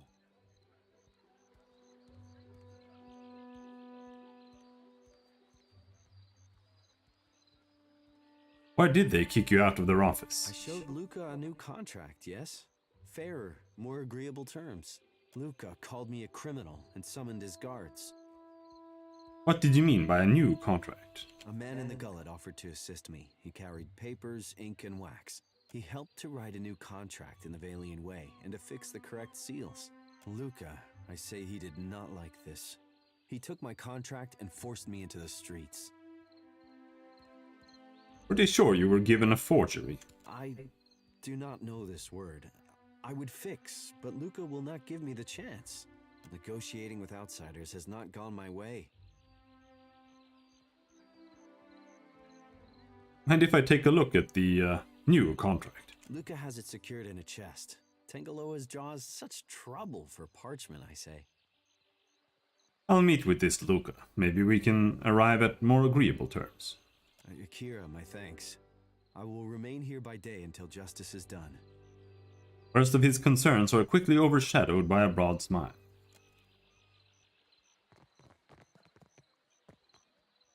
If you've come on business with the Valiant Trading Company, it will have to wait until morning. We're closed. The guard tips her head in mourning. There's no need for you to be here after hours. Move along. Okay. I didn't realize it was that late. What the fuck is the time? 18, hour 6.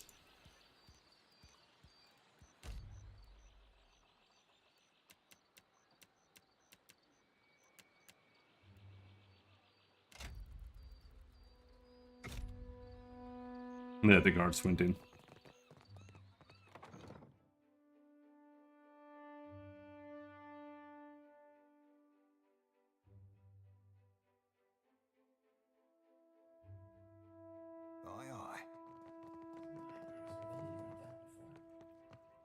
Ado, Watcher. The Cantanichesi sent for me. It seems the Republics have need of me again, thanks to you.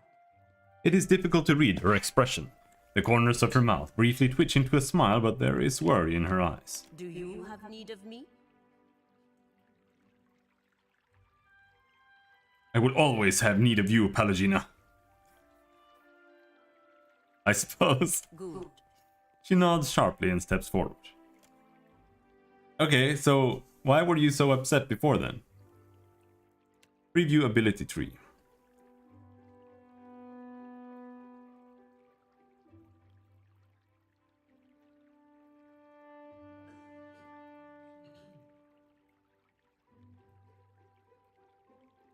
I mean, the thing is, I'm not really sure there's that much point in going Paladin Fighter.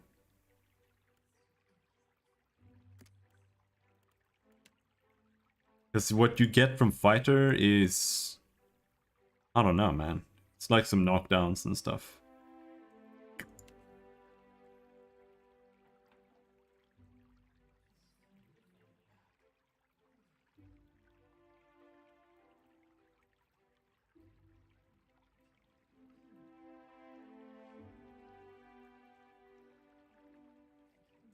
Costs 1 seal. Paladin abilities require and consume a seal on use. Outside of combat, a paladin's seal is restored, ready to be used in the next encounter.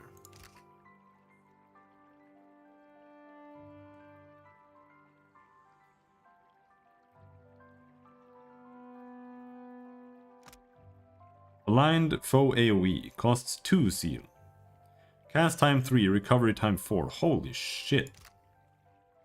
Takes like a year to use. Ah, she's just gonna be a paladin. It's a fremas me gank zualias.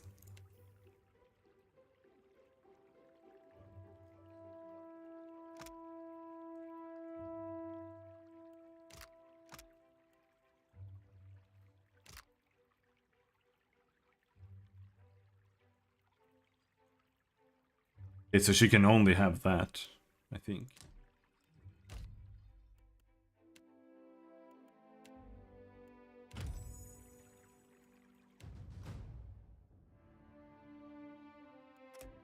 Go with that. Diplomacy. Is that what your deal is? No. And I need someone who has mechanics.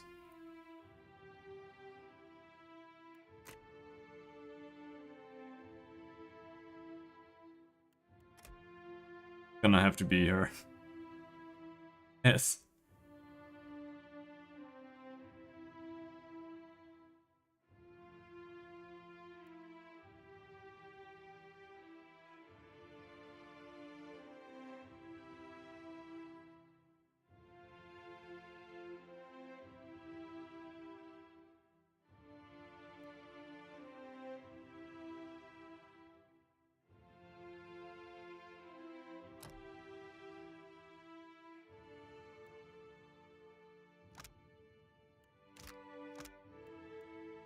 Plus 10 all defenses.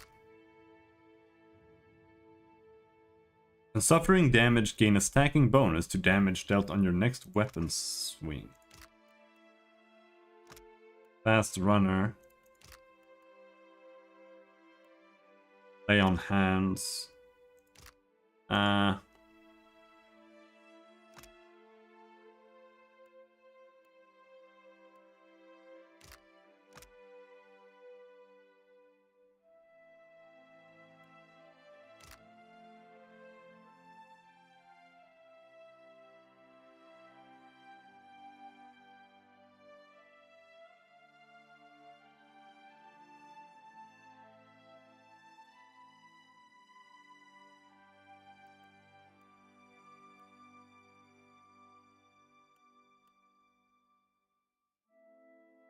I think arms bearer. I like arms bearer.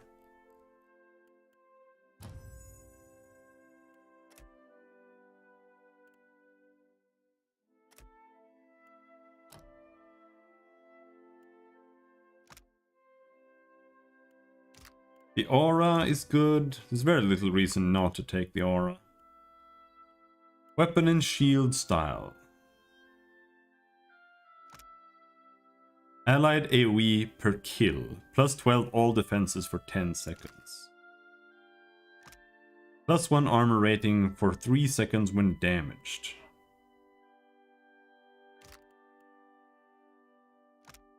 Plus 20 defenses against resolve, affliction. Shaken, frightened, terrified. Hobbled, immobilized, paralyzed. Staggered, dazed, stunned. But also more damage with two-handed.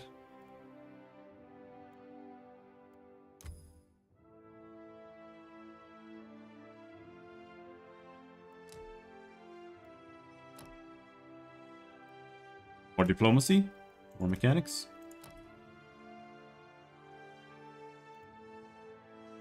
But this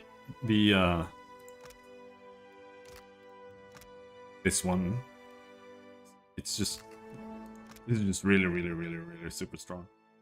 Getting stunned and paralyzed.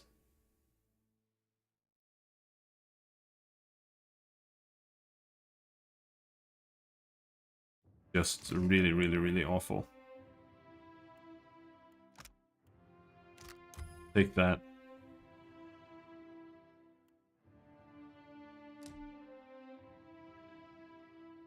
Firearms. Arquebus. That's what you will use.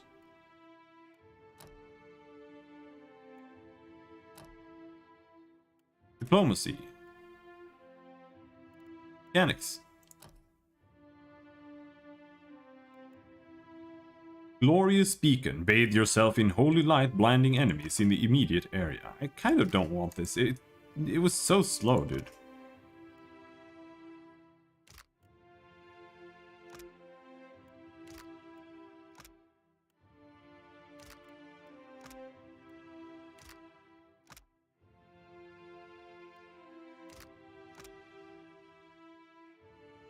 I don't know what her int is, but without intelligence, I feel like this is kind of me.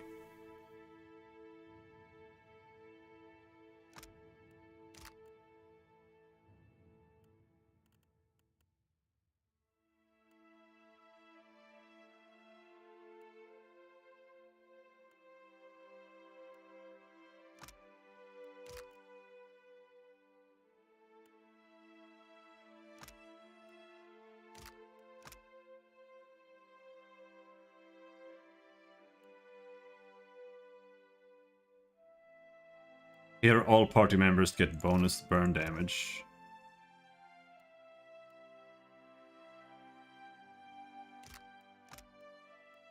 I think that is better, really, than this. Because this here, she gets plus 10 burn damage, or plus 10% damage dealt as burn for 15 seconds. And here, everybody gets 15% damage dealt as burn for 8 seconds. So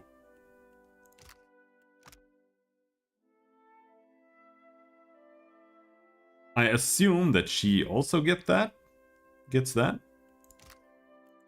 That's just better.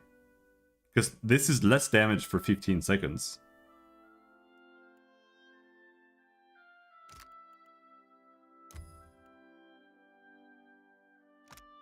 If this had been like 20% for 15 seconds, that might have been okay. But here, unless this doesn't apply to her, sure, but...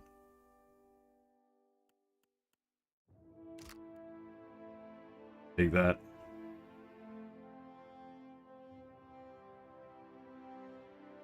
I have one more point, though. Gain concentration. Protects you from interrupt.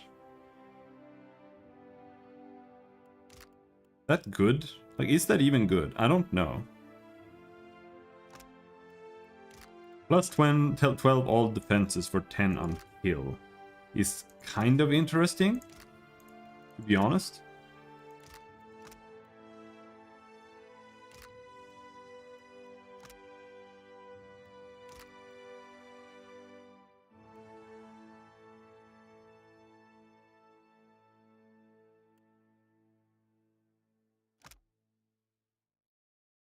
This one lets her cure Charmed, Confused, and Dominated by auto-attacking. Also a little bit interesting. Fine, let's take that one.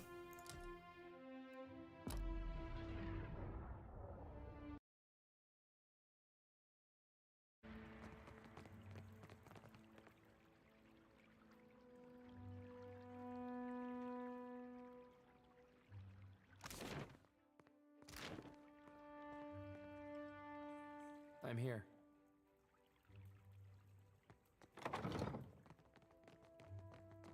Governor's bodyguard.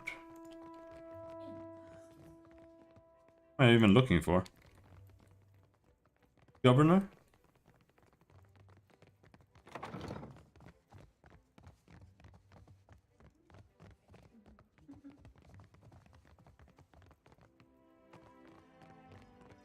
Eccosi. You have business here? I have just come from Port Marge. Governor Clario suggested I might find work here. You are in luck. The governor is between meetings. Go on in.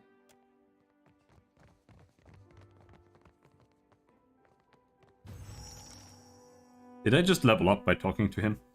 Standing next to the desk and lost in thought, Governor Alvari looks up at your approach. Her expression of intent focus thaws instantly, and she greets you with a startlingly sunny smile. The Watcher. From the palace, yes?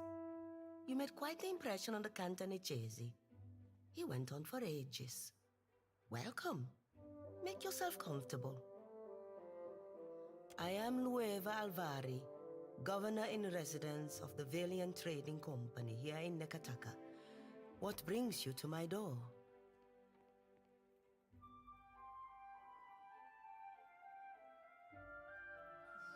I met your representative at the palace. They mentioned you might have worked for a Watcher. They speak the truth. A Watcher is welcome in these times. Under different circumstances, I'd write up papers for an emissary's posting, no? But we have a situation that needs immediate attention. How much do you know about the Luminous Adra trade? I know Hilthus is looking for it. Yes, they warned me you had some interesting notions. Let's just say he isn't alone then. Every viable deposit is of interest to us. Cartographers, surveyors, at any moment we have a dozen expeditions underway.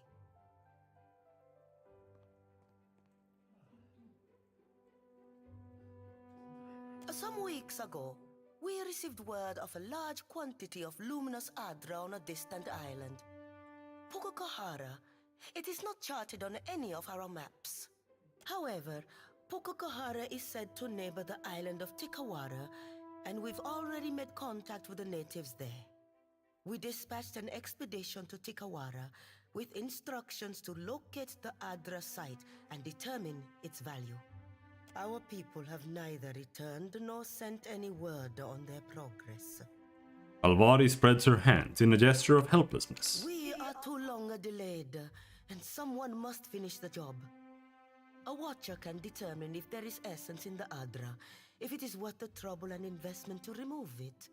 Information for which we are willing to pay. What do you know about Pukukohara? Not much, unfortunately. A few superstitions among the locals, but they're unusually tight-lipped about the subject. You want me to find your people? Ideally. But if the worst has come to pass, I would like you to complete the investigation of the Adra deposit. Anything that may assist the company. That's it? What if the Adra's worthless? Then it is worthless, and we save ourselves wasted effort. Either way, you will have fulfilled your end of the bargain. Here, I will mark Tikawara on your map. This will be of some use to you, I think. It entitles you to act as a commissioned agent of the Valiant Trading Company. Present it and you will be recognized as such.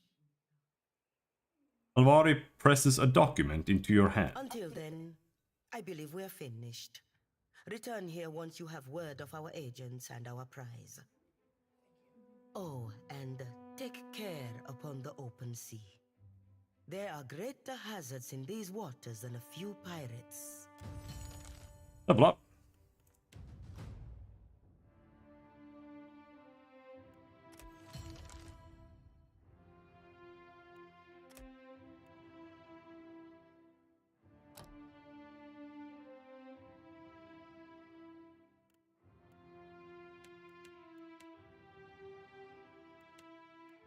This spell... I think that's a pretty decent spell, to be honest, but...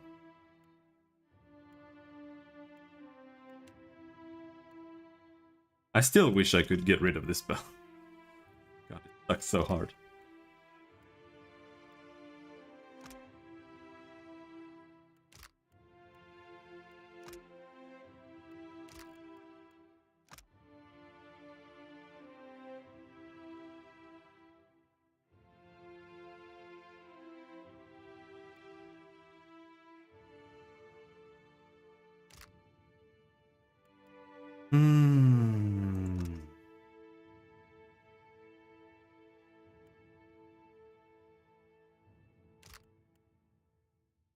Cast times on the buffs are so long.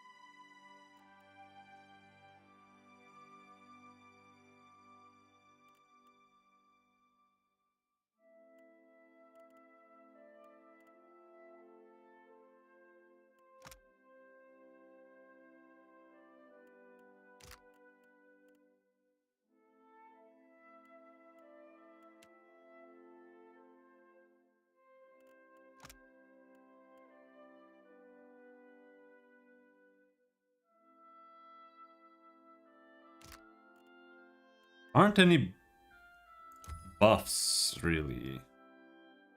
Take Holy Power, I guess, but it's also kind of meh. Especially since it's so slow. The recovery time and cast time are so long.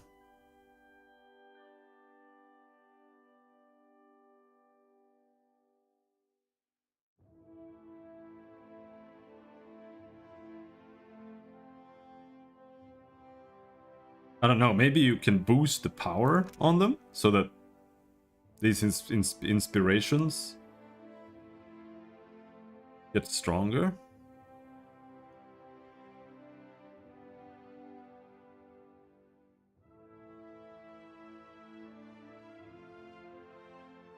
Inspirations counter and grant immunity to any and all afflictions of the corresponding attribute.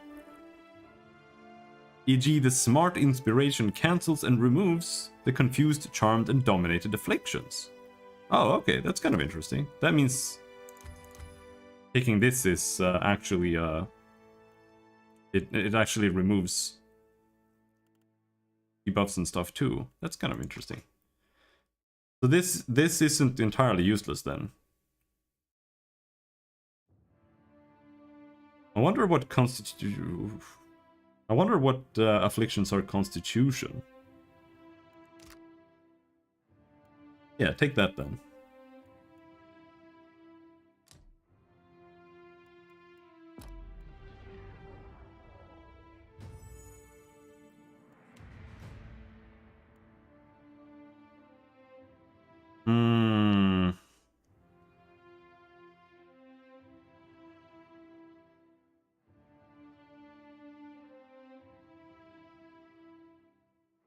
Maybe I'll give you some stealth here. You don't have to go all out athletics. Religion. What else might you need? Metaphysics. A little bit.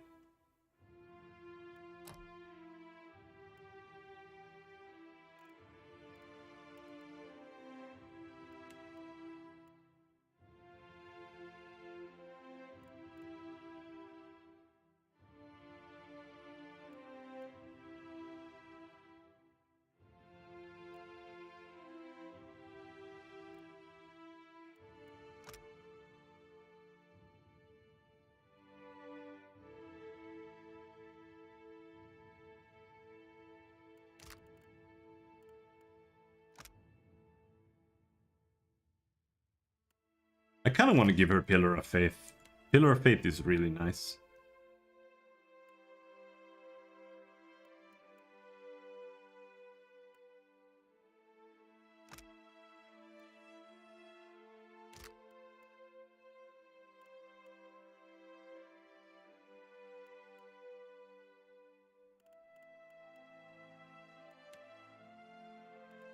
Yeah, there's nothing else I really wanted to have.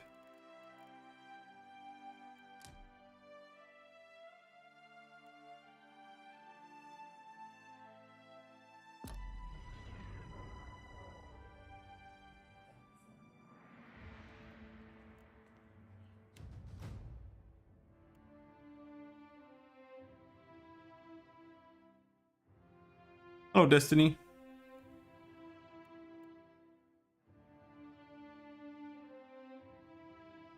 I don't think I want explosives.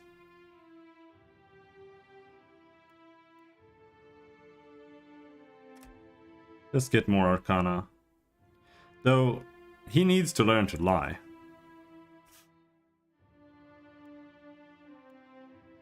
Think. Well, I don't know. I'm just thinking like what makes sense for him.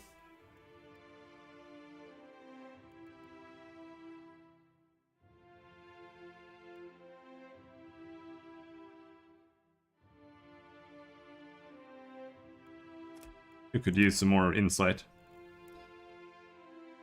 More spells. Gain concentration at the start of each combat.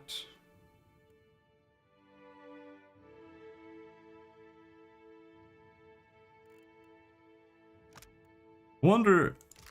I think I'll take Arcane Dampener just in case. Because I already have so many damage spells, like... It's either that or...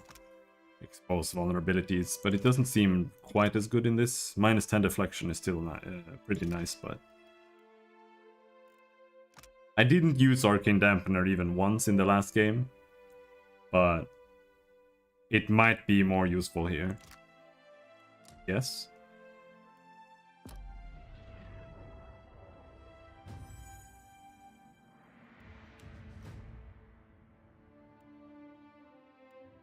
Streetwise survival. Yeah, you get both of those, please. And more athletics.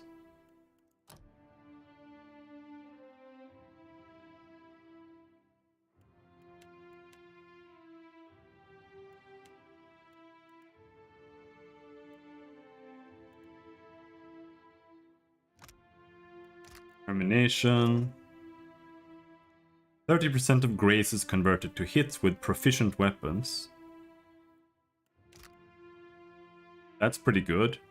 Both of these are really strong. Determination is also really good. Alright, Constitution is sickened, weakened, and enfeebled.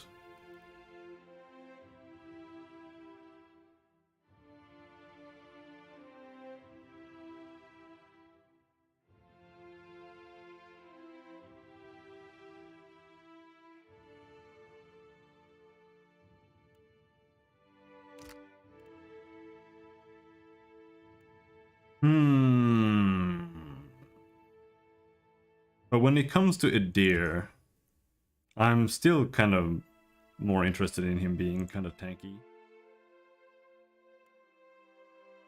than anything else.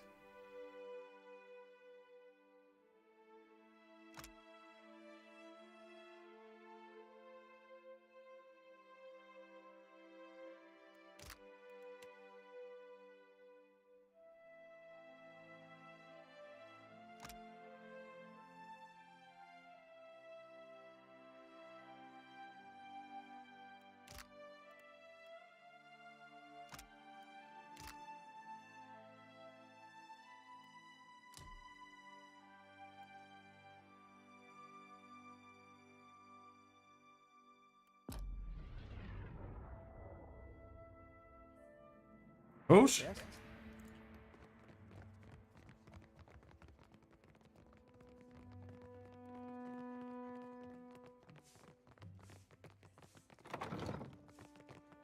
think we can find this guy. He's upstairs.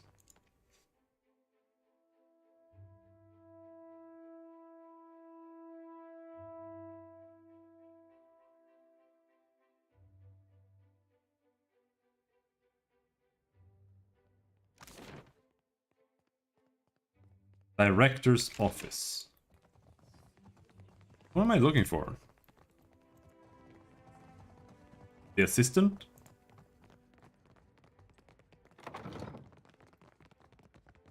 Leska Sarazzo. Not who I'm looking for. Just a moment. The dwarven woman at the desk does not yet look up. She taps at her chin with a quill in her hand, a look of furious concentration on her face.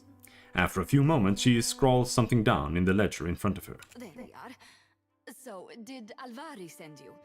I'm putting together the numbers. You will have to be patient. She glances up at you, distracted, then looks up again, blinking owlishly. Well, you're no clerk. Sientere, Watcher. I was preoccupied. Do not take it personally. They put me in this side office for a reason. Oleska Sarasso, advisor. Did you get turned around? I have little to do with people, to be honest. Numbers mostly. Sarazzo gestures to the desk with a quick sweep of her arm. What can I do for you today, Watcher? How fares the company? I will not lie. Our fortunes dwindle. I must ask the director for some clarity on these figures. I cannot imagine why they are so low. What do you do here? Put plainly, I am an advisor to the director. I keep the books in order and offer advice on the operations of the fleet. Profits, losses, all here. Rather than pointing at the ledger, she raises a hand to tap the side of her head. I have a better head for numbers than for small talk, I'm afraid. It isn't personal. It is nice to be asked, I suppose. I hardly ever get anyone in here unless they need help with their sums.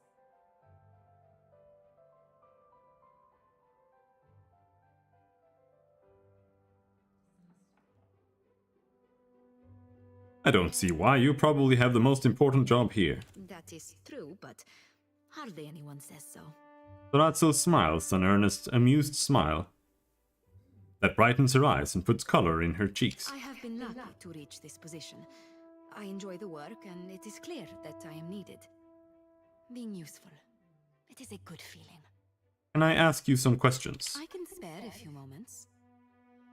I wanted to ask her about the contract. What do you think of Alvari? She's nice, no? A little intense, maybe. She gets results. Always to the letter. What can you tell me about the Valera and Bardato families? Ah, them. Gods, they've been at each other's throats from the start. And ask if anyone cares one speck why it started. We should have left these feuds back in the Republics. The Bardatos are some of our most valued investors. The Valera family makes its business in pirate hunting, and they have an open contract to keep the waters around Neketaka clear. But they spend more time plotting against one another. A waste. Could you tell me a little about the Valiant Trading Company? Well, it is funded and so controlled by the Songretta Mea Compresa. I can tell you that much. A council of 11 investors. Dukes, nobles, not all from the Republic's mind, but all very important people. Who runs the company? While the Songretta is away, Cantaniro is the company's highest authority on the island, but he mainly concerns himself with diplomatic affairs. For the usual business, you want the director. That's all I wondered about. Oleska nods, already darting glances toward her papers. Farewell.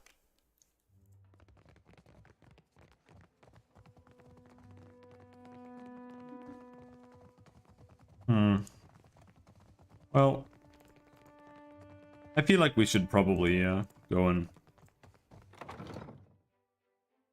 try dealing with this thing before we start asking about contracts. Maybe they'll be more amiable. The enigmatic god of cold. This note appears to have been quickly jammed under this bench as it is slightly crumpled. It's covered in what seems to be several failed attempts at amorous verse, including a few ill-versed rhymes for helm and sword.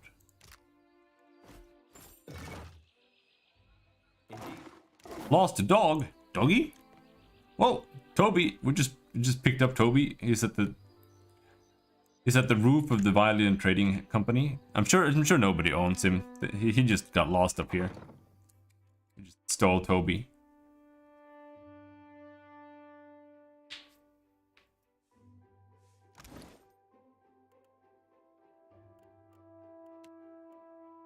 Toby, +1 perception.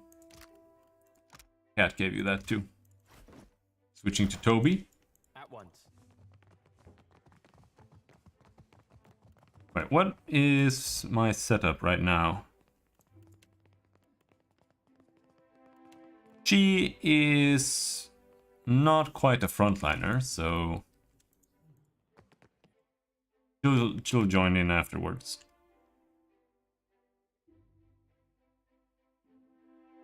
Right, try flanking and stuff instead.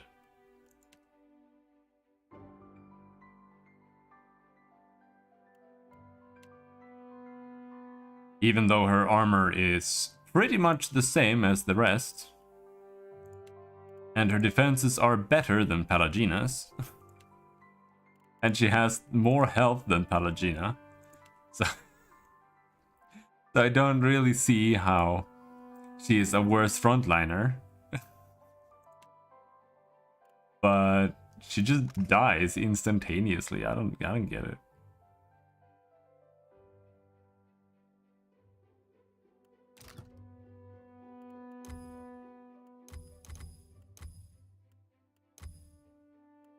Recompensa. Driven by penance, the caster projects an aura of defiance to nearby party members, reducing the damage they take, but loses the benefit of defiant for themselves.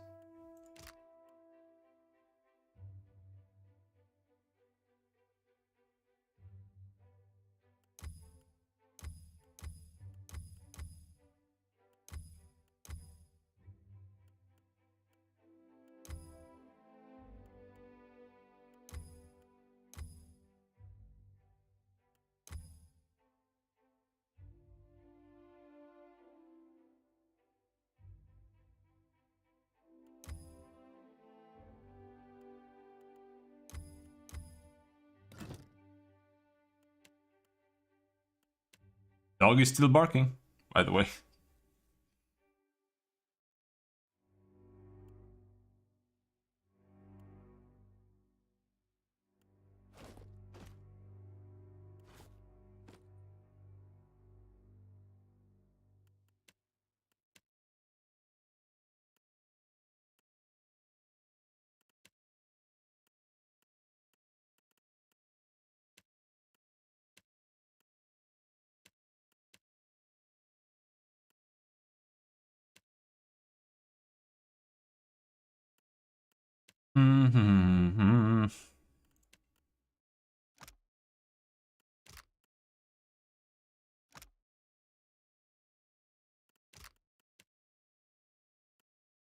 Wonder if this is better for you. Small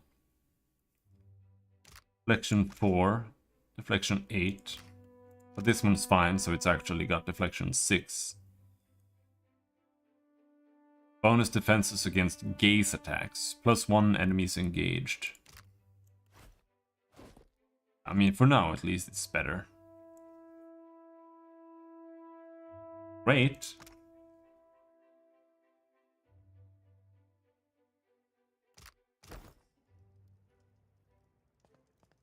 Absolutely.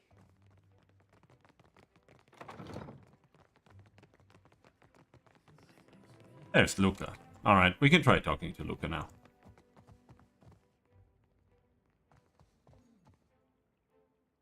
The clerk busies himself about the room, favoring you with a brief glance. He rubs under his eyes and exhales through his nose. Welcome back to the office, sir. He bows to Palagina. Ado, Luca. She dips her head slightly in acknowledgement. If you or your friend have business with the company, I am disposed to listen. Examine the clerk.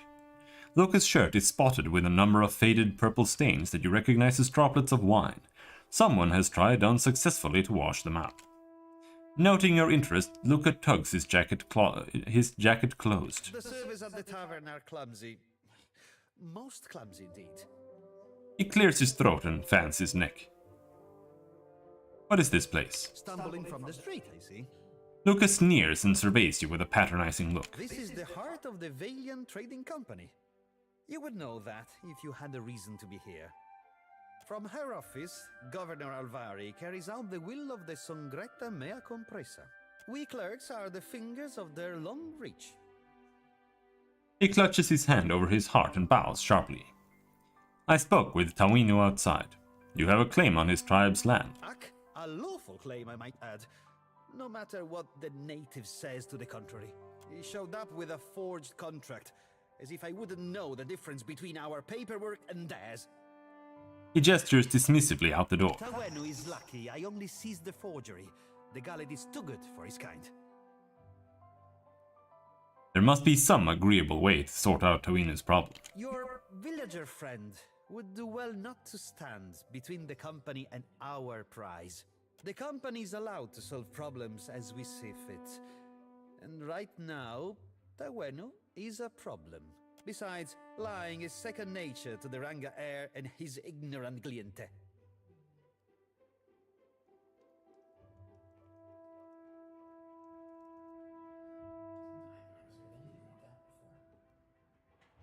What is the purpose behind such a contract? Simple enough. We take on the burden of caring for the tribe in exchange for luminous Adra rights. Tawenu is myopic if he thinks his tribe can thrive under Aranga in this climate.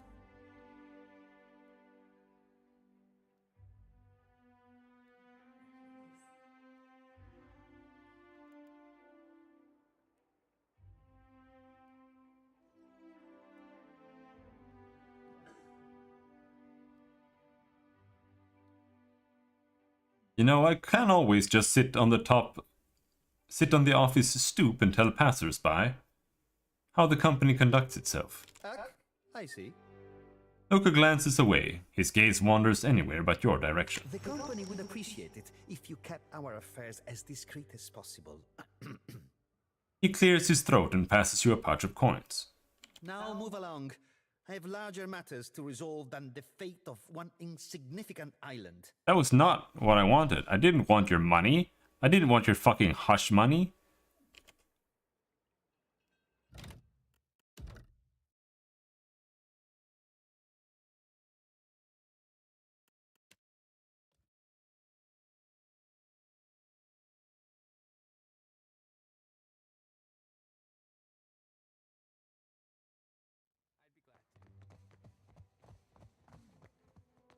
Welcome.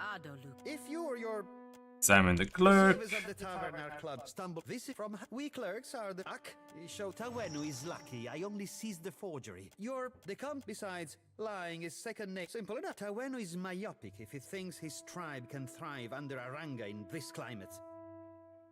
We're talking about the Dwape homeland. This isn't right. This is the homeland they signed away for money, Ak. I can almost guarantee the company will put it to more dignified use. Keep negotiating like this and you'll drive the Juana into the arms of the Royal Deadfire Company. This is... Ak, true enough. But breaking a contract for diplomacy's sake is simply not done. Luca worries his brow.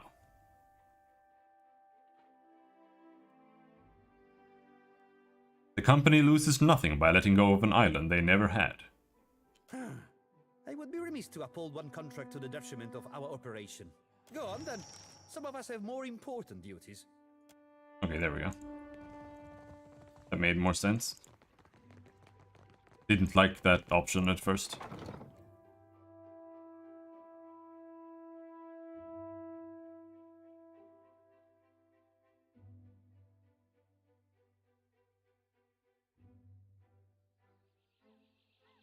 Akira, you return. What say, friend? Awinu touches his brow in greeting. Tell your Ranga that his village is safe from the outsiders. Akira, I cannot believe. A light after our long sorrow.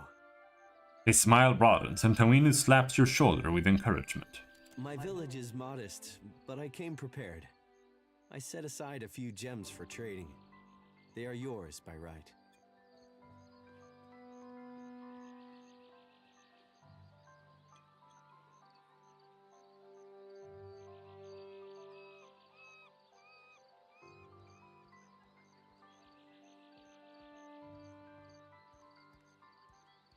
No charge. You are a friend of the Dwape. We do not forget.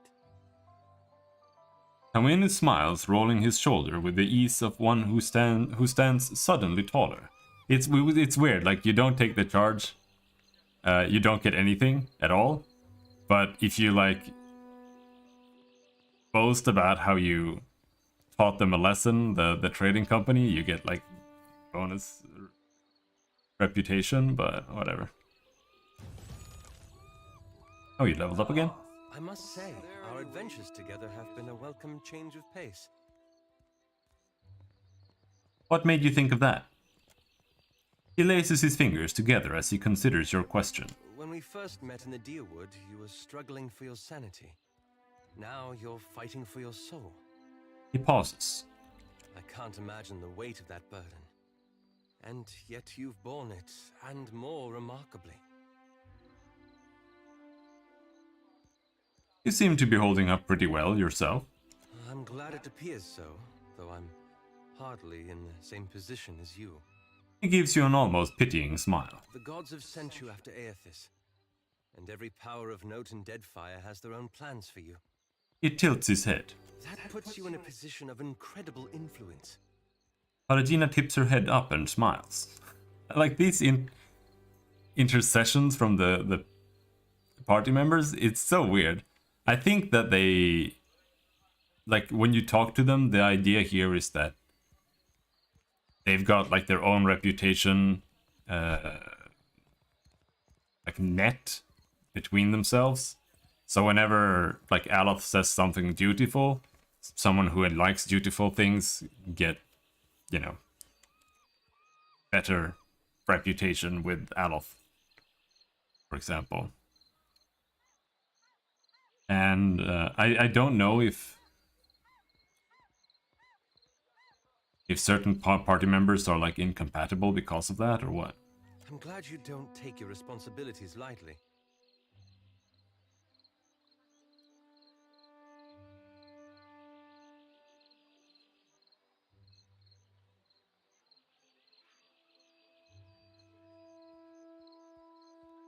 I'm just making this up as I go along. Perhaps so. But you must know how many lives hang in the balance. I hope you'll remember this in the days to come. He gives you a thoughtful nod. Aloth, there any way you can bring Isilmir back? The whole point of suppressing her was to keep her out of my head. I miss her impressions. Oh, she could do this one of you. Which she did over and over. Was real good, though. She could do all your twitching, your squeaky voice when you got nervous.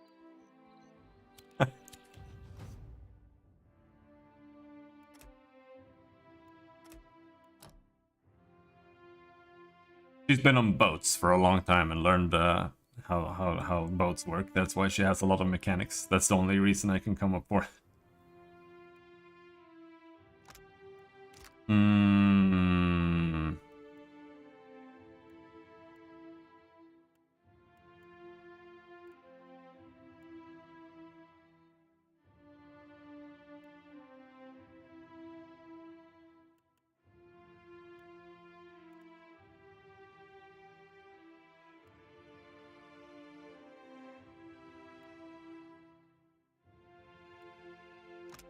Do I want the armor rating bonus?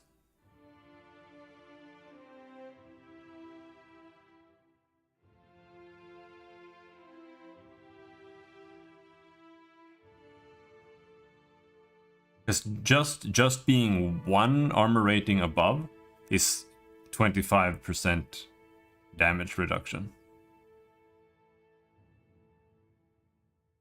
So armor is actually a lot stronger here, potentially. Initially, like 1 point is way more but it doesn't reduce to 0, which is fine. I don't mind that. Yeah, let's take more armor.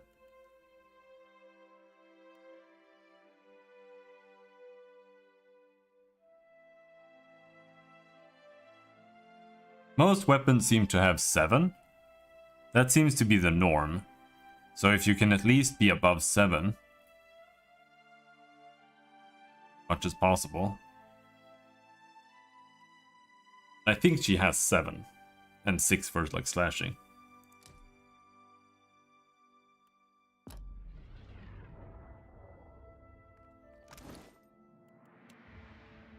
Seven. Got 8. 6 against slash.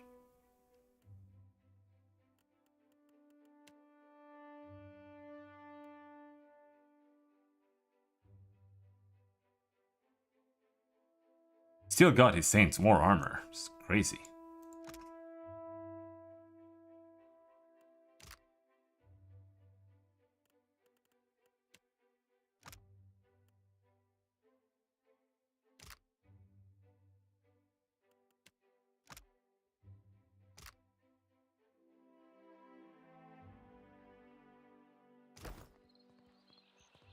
Come closer, Watcher. We should speak. And here I thought Tewenu would hold vigil on the company's stoop until the last shard of Audra was dredged up from the ruins of his village. Sometimes it pays to be wrong. Minor positive reputation gained with the Royal Deadfire Company. Say nothing. Suspicious, are we? With this region spiraling into a whirlpool of shady dealings, I don't blame you. The Valian Trading Company is so fixated on incremental profits that by the time they make any real headway, Rawatai will own every island in all but name. He shakes her head and sighs. And the Hawana are so gullible that their loyalties will be spread across 500,000 contracts, and nothing but black powder will remind them who truly owns Deadfire. Stop by the Royal Deadfire District sometime. Rawatai needs men and women of action to represent our interests. And I can see a promising career for someone like you.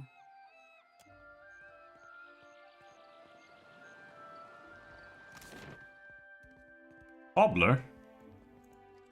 Cobbler? Wanna fix my shoes, bro?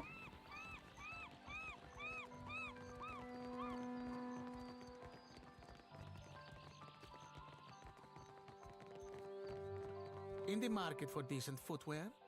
You won't find any cat leather around in my shop. Some of us hold ourselves to a higher standard. The merchant gestures for you to speak freely. Let me see what you have. Of course. Come take a look. Shorewalker sandals, boots of stealth, +2 stealth. +10 stride, +1 resolve. Hammer and chisel. I'll take that.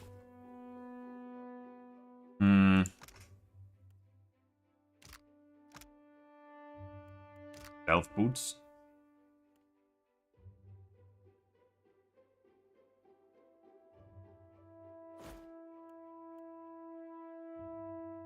Sure, why not?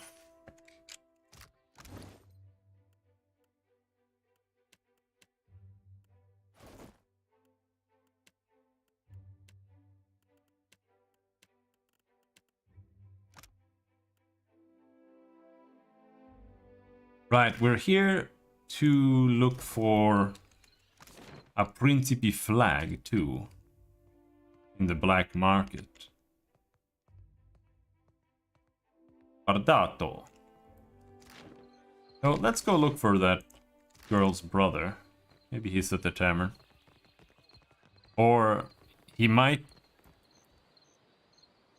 be moving between. Depending on the time of day, I suppose. What was his name, anyway?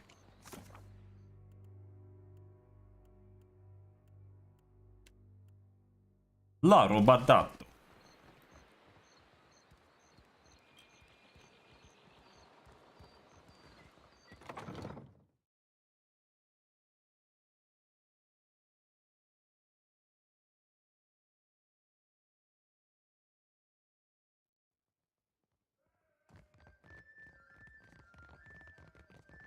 Where in the blazes is that old man?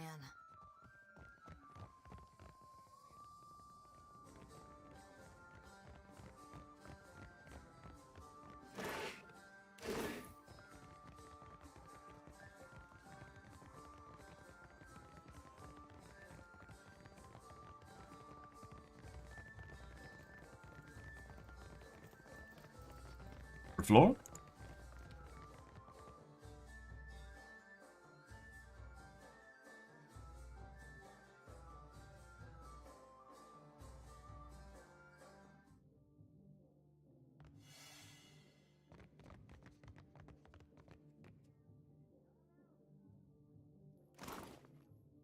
We found a magical belt.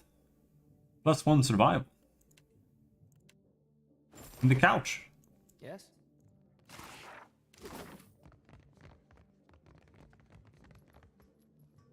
Annalise, are you a whore? I think you are a whore. Rabiuna. You're also a whore. Konstantin. Also a whore.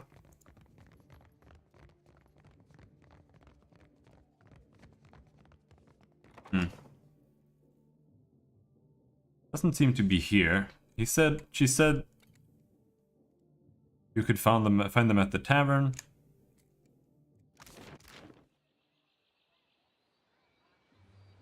I've noticed you seem to be frequently at odds with others in your order. Some of my brethren don't understand why I gotta do what I do, but I'm not beholden to them. I can certainly sympathize. There was also like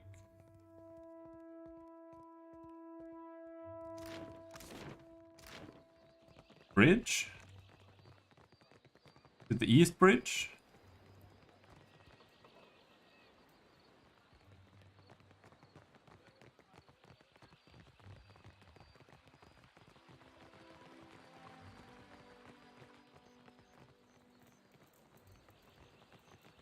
Anybody here?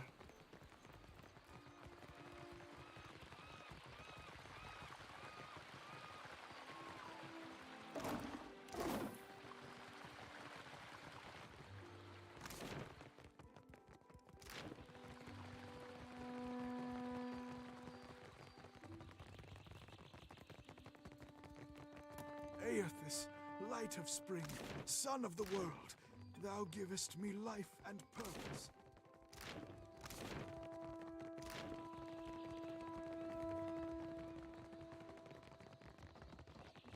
Dora must think I work for free.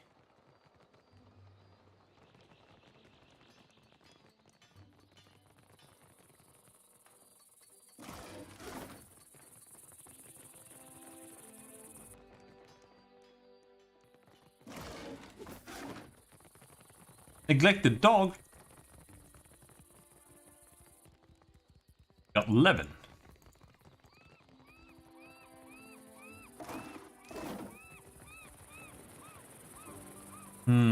Don't see him here either. It's not as easy as it seems to turn a profit in Neketaka, but there is opportunity.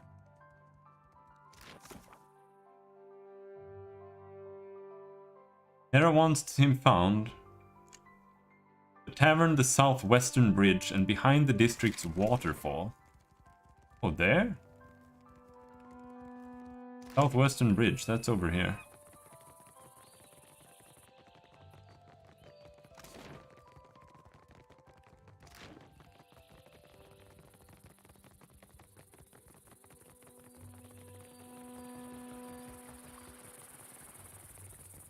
Up here.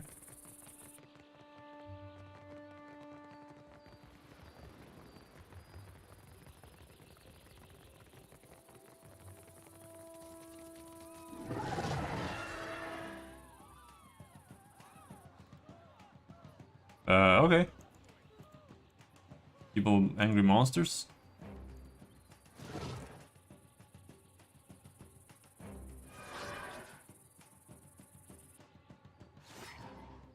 Ow!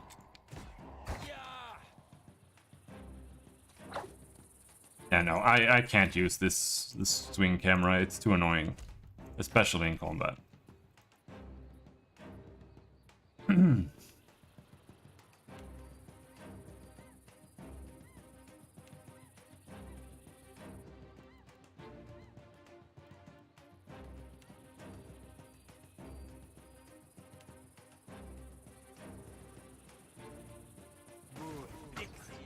Glory be to God!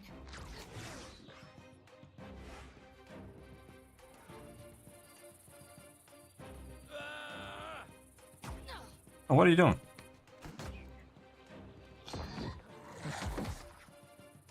Hello there.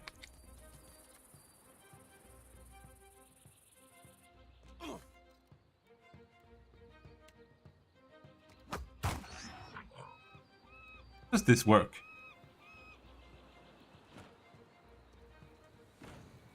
So you have both the Mark and Wrath. But okay, Wrath costs 2 seal.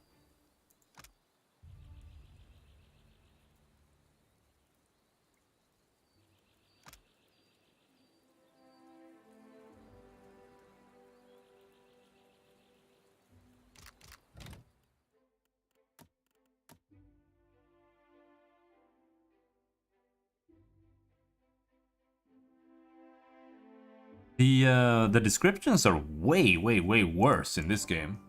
Like many times worse. They don't tell you what things do. It's genuinely bad.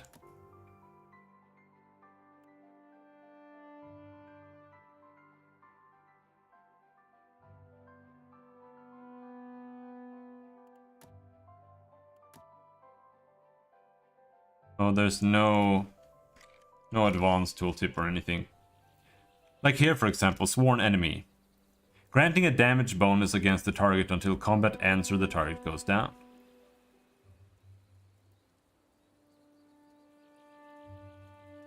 That doesn't mean anything.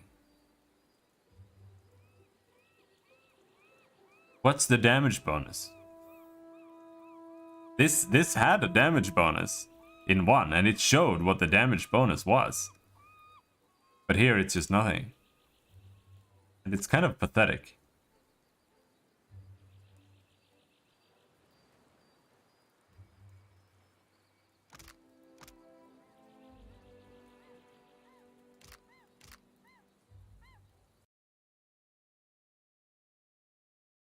Deadfire, Sworn Enemy.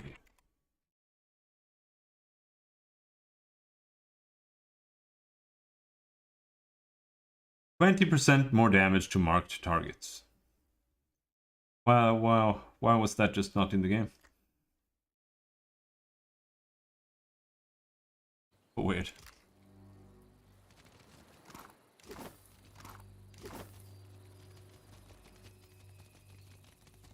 Okay. Now what?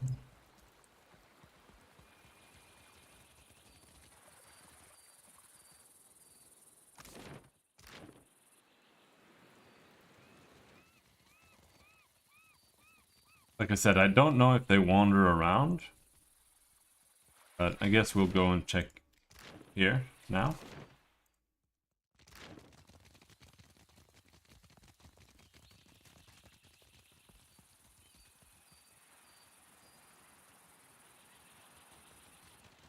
Someone's coming!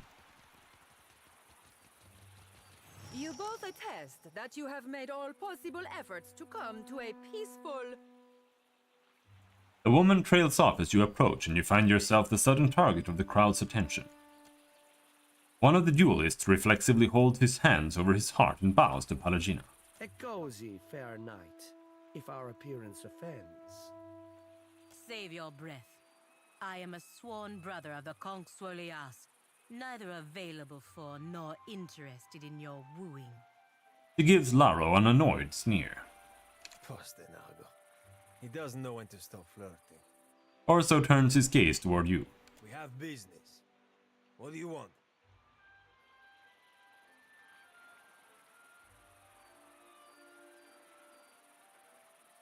I don't want any trouble. Ack. But you're a witness now. You can at least watch us bleed each other dry. What's your words of? You want the Juana to know we're dueling? My bad so to the tribals. We should be free to settle matters on Valiant terms. Orso glances in your direction with annoyance. Small wonder the old empire collapsed in civil strife if this is the Valiant way. He sneers. And how do your colonies fare, Adira? Orso narrows his eyes at Aleth.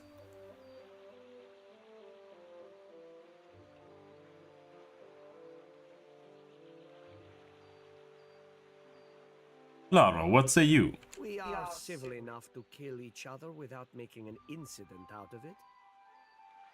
I suppose you have a good reason for this duel. This street thug called my family a warren of corrupt inbreds. But is there a dung heap in all the world that does not have a little Valera cousin scratching through it? Laro opens his arms wide and smiles to the milling crowd. That wolf he calls mother would have us live out our days polishing Bardato silver.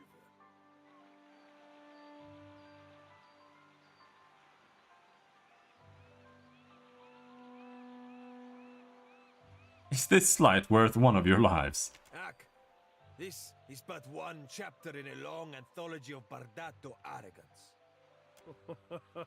Arrogance? Per complancanet, you should thank me for my patience.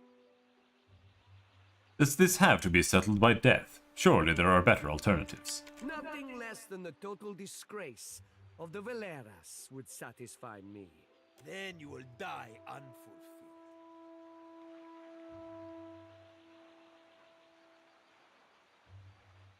Would your families approve of this?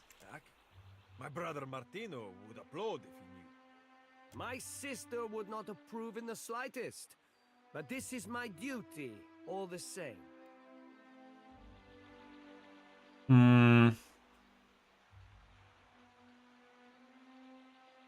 Fine. Do what you like, just get it over with. Finoma, I am ready to cross swords if you are, Laro. Gelarde, shall we resume? The duelists square off and tentatively circle each other. Orso moves with heavy strides while Laro takes precise measured steps. Onlookers gather and press at the edges of the poorly defined arena. Their jeering lowers to expectant mutters. The duelists' seconds bring forth their weapons.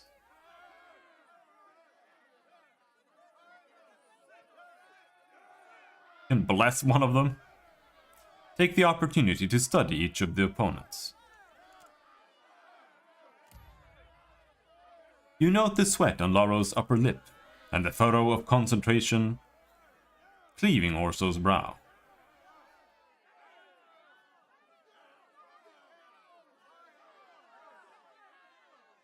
Find a better vantage point to observe the fight. Now, watch quietly for now.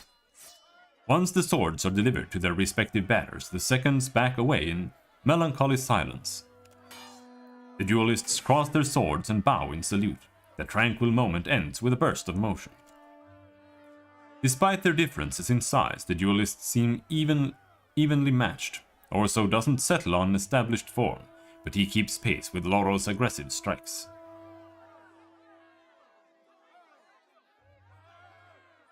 Watch a little longer.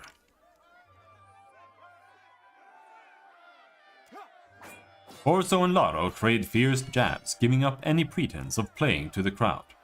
A hard downward thrust sends Laro's blade clattering to the ground. Without hesitation or an offering to yield, Orso runs his blade through Laro's heart. A collective gasp rises from the audience as Laro sinks to the ground. Not bragging or laughing anymore, are you, Laro? Orso looks down at his bloody work. An uncertain expression crosses his face. Say nothing. What's done is done. I will take shelter in the estate until this calms down. At least that's one less Bardato for us to worry about. Orso frowns and signals his attendant to leave. Oh, we found a brother.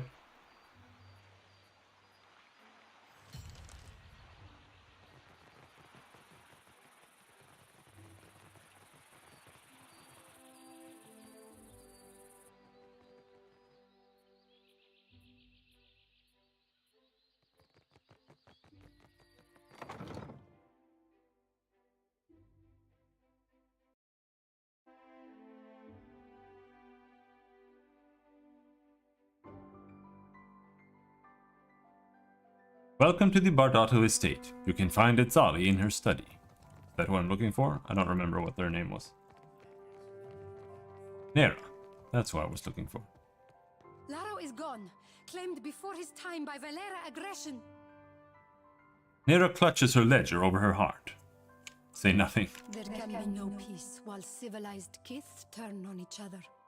She turns her gaze away in thoughtful silence. That was it? Poor stupid Laro. Yeah.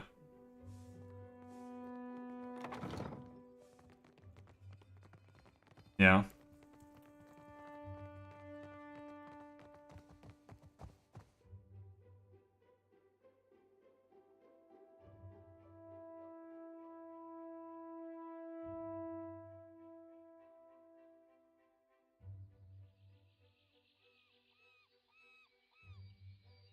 Que?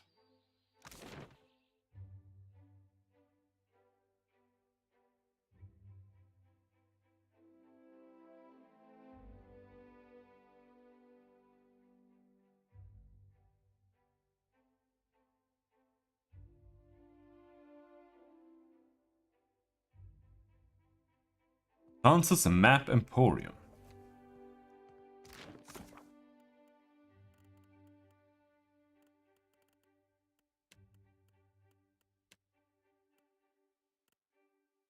It may be worth looking into just why these two houses are pitted against each other. Both families have estates here in Queen's Birth. Speaking with their respective heads should make the source of antagonism clearer. Okay, fine. Fine.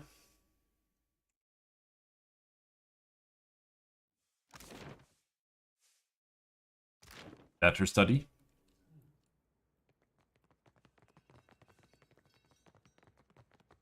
Happily. Ah, yes. The newcomer. I thought you might visit. Do you have an electric armor? Sounds terrible. Lady Izali Bardato. Custom dictates, I say, at your service. But I have not the time for such lies. She regards you with a cool expression, but stands with a fighter's poise. Ado Palagina. My compliments to the Brotherhood. Etzali inclines her head. Ado, Maestra. The Duke's bells wish you good health and good fortune.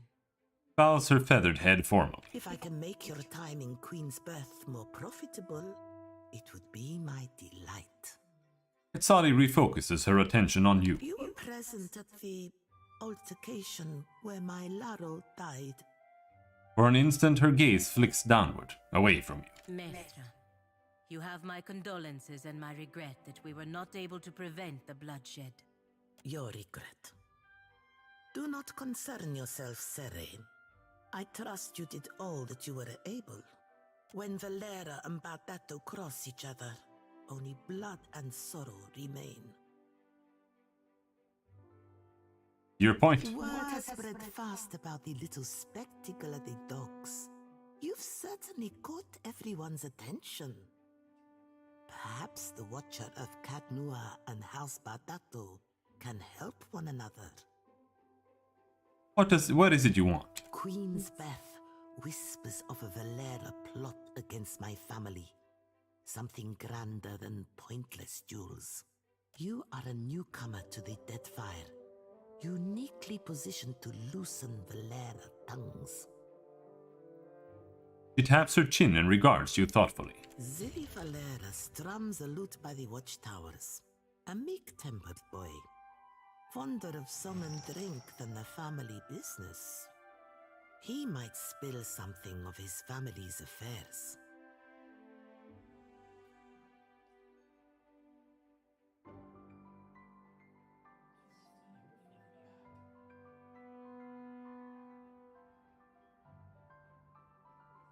But if there is no plot against the Bardatos? Then I will sleep better at night. Salit shrugs, her brow furrowed. My hopes do not hinge on being proven right at every turn.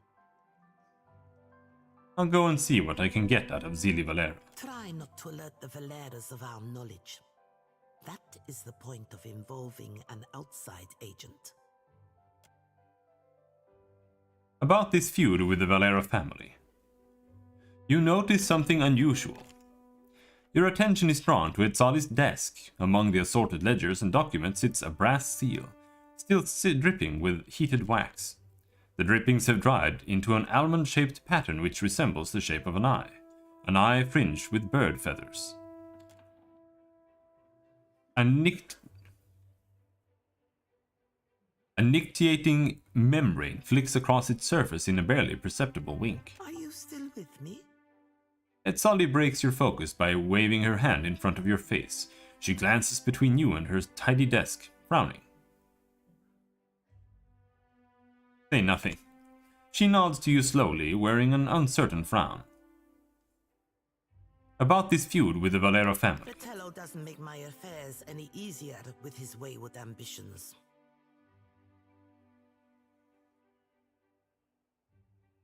Seems like a waste of your resources. Doesn't it? This is no surprise to me. Her eyebrows raise. Fortunately, Atello has fewer resources to expend than I do. You'd be willing to speak with Atello? Oh dear.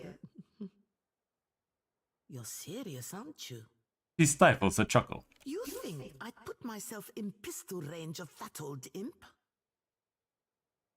Maybe I could speak with him on your behalf, convince him to see reason. I think you overestimate how much of my trust you currently enjoy. More pleasant subjects, I hope. Why are the Bardatos and Valero feuding? Because we do not belong in the same business. The Valeras are opportunists reaping the rewards of happenstance. They're little better than the pirates they're charged with slaying. Paladina cocks her feathered head at Etzali's words, but does not respond. Her family seems very well established here. My bank shoulders the cost of the Valian Trading Company's operations in the Deadfire. It is said that no Valian may wipe themselves unless a Bardato's signature approves it first. Oh, you're a banker? You're evil? If that's true, we gotta stop shaking hands with them. I'm certain you've touched worse, farmhand. Etzali's mouth twitches just shy of a smirk. A moment of your time, Watcher. The Bardatos and Valeras may be at each other's throats, but both are vital to the company's strategy in the Deadfire. The Bardatos are not on the company's board, but they are major investors in company operations. The Valeras keep pirates from sacking our ships. The company will tolerate some level of mischief and bloodshed, even murder between them. But not burning one family to the waterline. I will not tolerate it either. Is that clear? I'll do my best to keep the peace. Good. It may come to violence, but use restraint.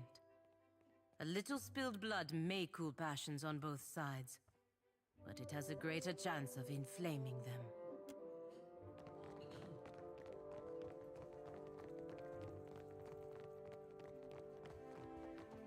Oh.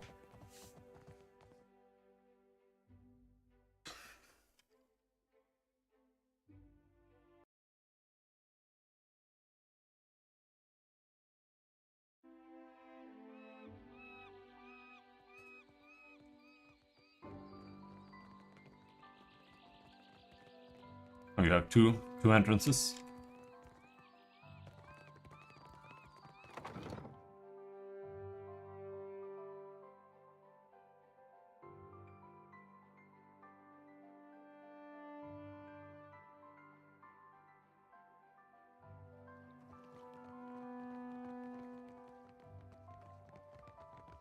Scribe. We're full up, I'm afraid. If you're looking for lodging, you'll have to hope there's room at the tavern. You rent rooms? We do indeed. Forgive me if I mistook you for a tenant. There are quarters set aside upstairs. Passers-by with a bit of extra coin will find a welcome cot and a meal. This is a temporary measure, of course.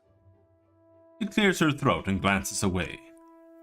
Why rent rooms at all, much less for short-term stays? It's not my place to share the dealings of the Valera family, but this is all rather public.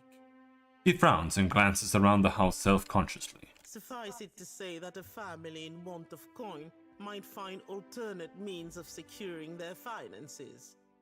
In the case of this estate, that means renting the occasional room. No shame in making a practical sacrifice. But I've said enough. Speak with Otello if you have business with the Valera household. Who's in charge here? You'll find Otello Valera upstairs in his study. How's business? Well, as they say, business can always be better, yes? I'm sure I needn't bore you with the details. The scribe bites her lower lip and diverts her gaze. Dog? Orso Valera. Where is the stairs?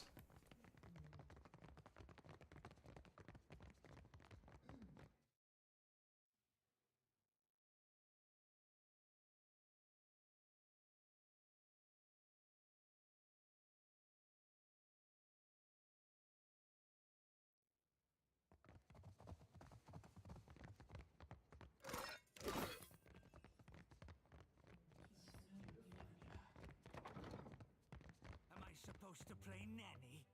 They listen to you, Martino. Enough. We have a guest. Ah, a new face in the Valera halls. Otello Valera's face is lined and weary, but his coat is tidily buttoned, his posture faultless.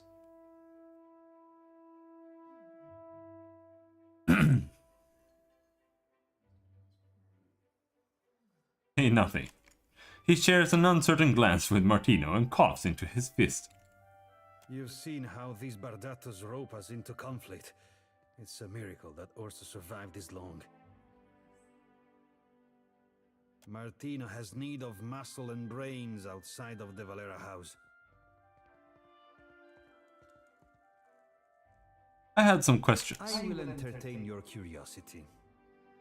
What does your family do for the Valiant Trading Company? Valera ships escort goods and merchants from island to island across Deadfire. The Principe dogs show us their stern whenever they spot Valera colors on the horizon. You're having some kind of trouble with the family next door? Ach, the Bardato Bank shuts us out of investments and stifles our finances. This is the richest prospect on Iora, but we cannot grow our family business. Can't make coin at the expense of others? Now that's a crying shame. How are they making money on the expense of others? If they only like offer protection, how is that at the expense of others?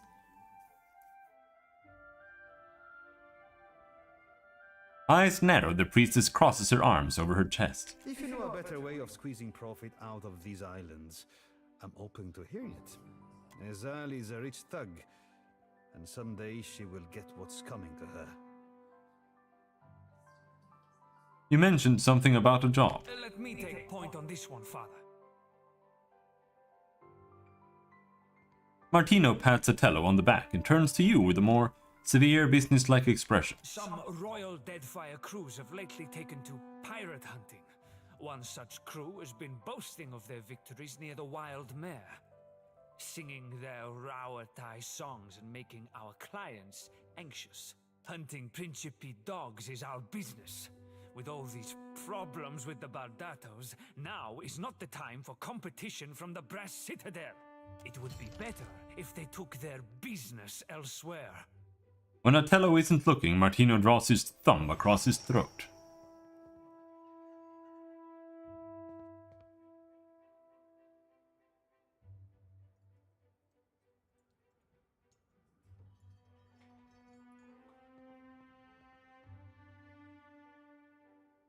I'll handle it. Come back when the Rauatai dogs have been dispatched, dismissed, or dismembered. Martino makes a pistol-firing gesture with his fingers and winks. You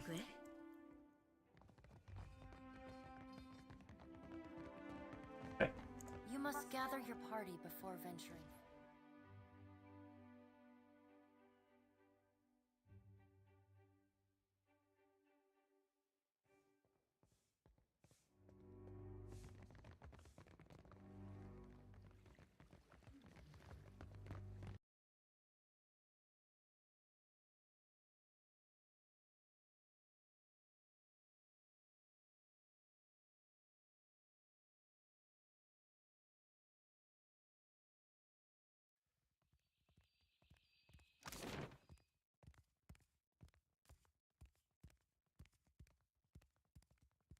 Outside the Wild Mare. So yeah, that's here.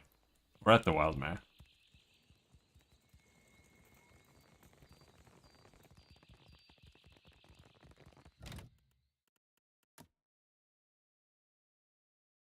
Camera, camera, camera, camera. Follow camera, world map. What do you mean world map?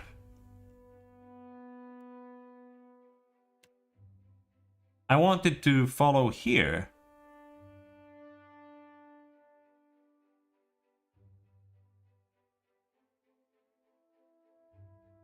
Mouse, camera, look ahead.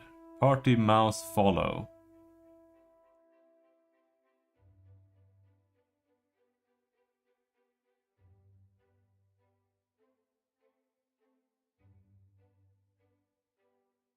Did they really disable camera follow? You can't be serious. They removed camera follow? Are you fucking retarded?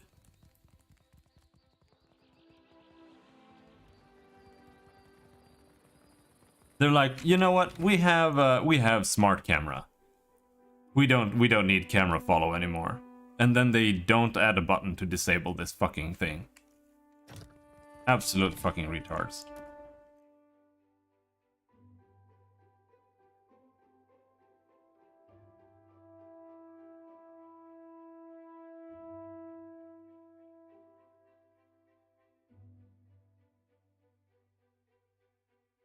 Toggle follow camera world map. So they still have the follow camera, but they made it only work on the world map. What a fucking moron.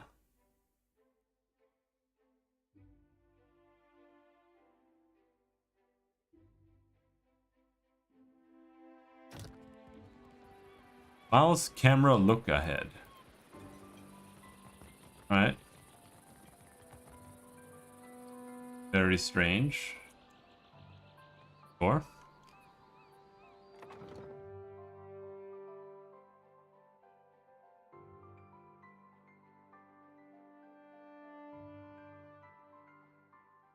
At once.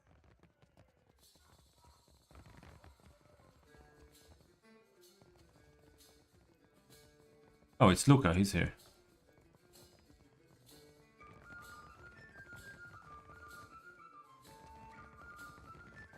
Right.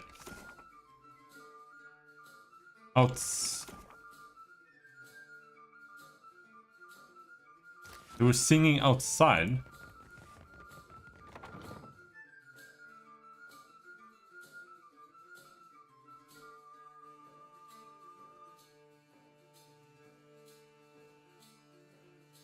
Do we have people singing outside? Whose guts twist her around like a rusty corkscrew. Oh, the sailor who can't hold down Queeky Stew. Quickie stew? I could go for some quickie stew. Oh, shrimp. Defiance Bay, am I right?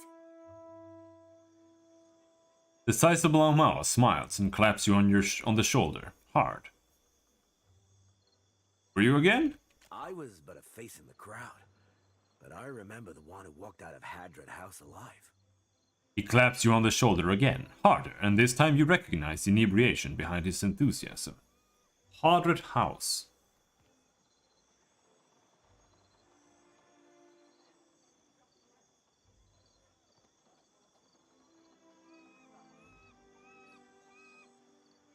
He's had more than a few. Perhaps we should go before this ends in rambling professions of love. He leans close to you, speaking low. We haven't imbibed anything we can't regurgitate later. The sailor shakes his gut at Aloth and laughs. Also something I'd like to avoid. So, what brings you here, friend? What are you doing? Captain gave us extra coin to occupy ourselves while we're on leave. We've been draining Valian wine cellars and trying to remember the words of Rauatai anthems. Loudly, as often as not.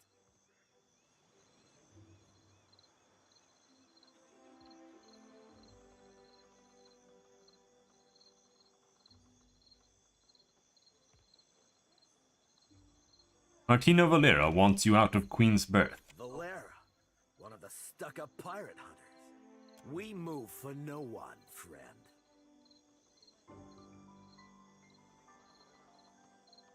Anything I can say or do to convince you to leave?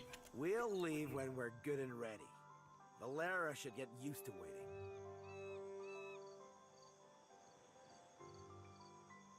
Okay, so there's no way to solve this.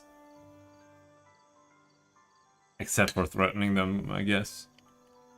I'll dump you in the canal if that's what it takes. If you beat it for a few hours, then we both win. So that's just lying. I'll dump you in the canal. Time to stamp out a sea rat that causes battle. On second thought, you can go about your business. This is terrible. I'll dump you in the canal if that's what it takes. The canal, huh? Bears consideration. The sailor looks to his companions with a deadpan expression. You'll be lucky. You'll be lucky if someone ever finds what's left of you down there. He signals for the others to attack. Well, alright. If you wanna go, I guess.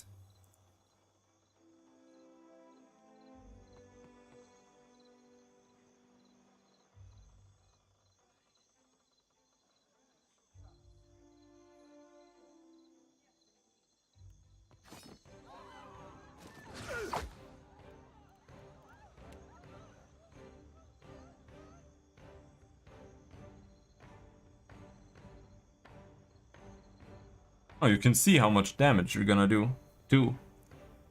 That doesn't overcome their resistance. This does.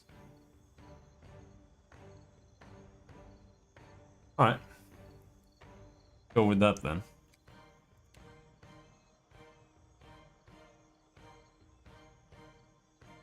Shrimp seems really strong.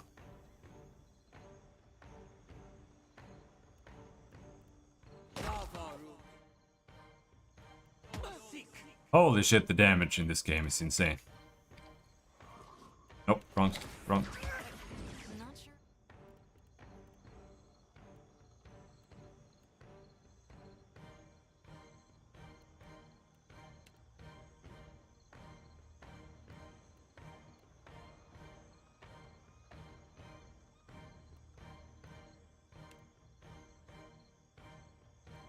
I can.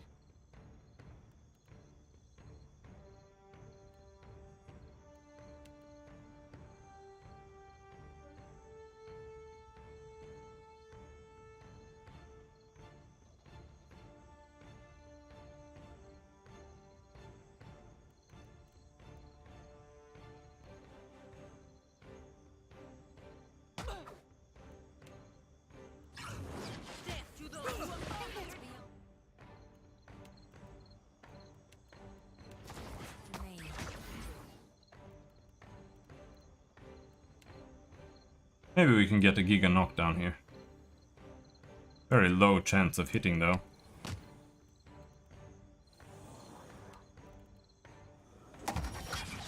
Stand together. Oh, she's down.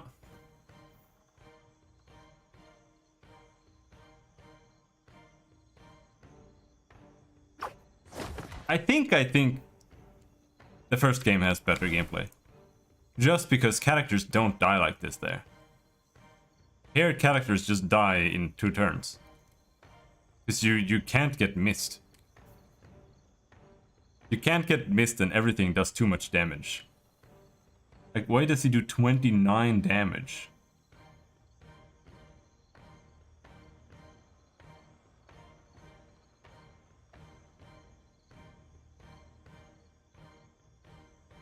I don't know. Like, look at that. 32 damage, 20 damage. Like, and now she's stunned as well. You genuinely cannot survive anything.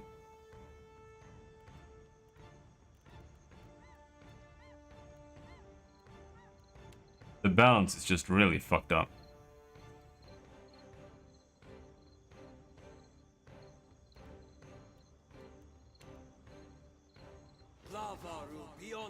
It's not time yet.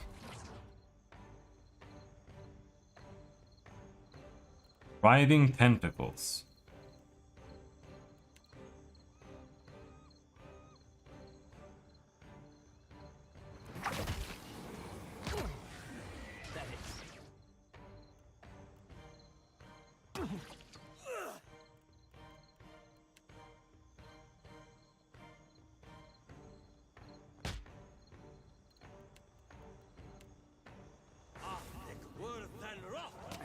Clearly they are high level. Why did that happen? We'll just have to wait with this.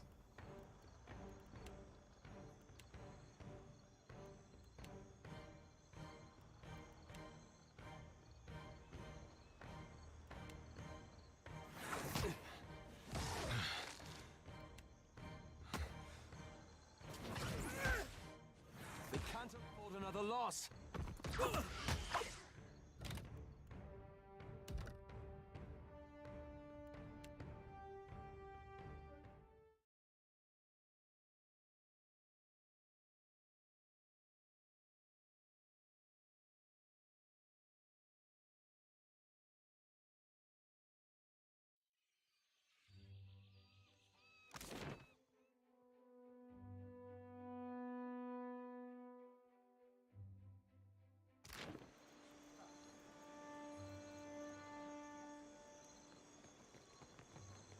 Alright, let's go somewhere else. Can't fight those guys.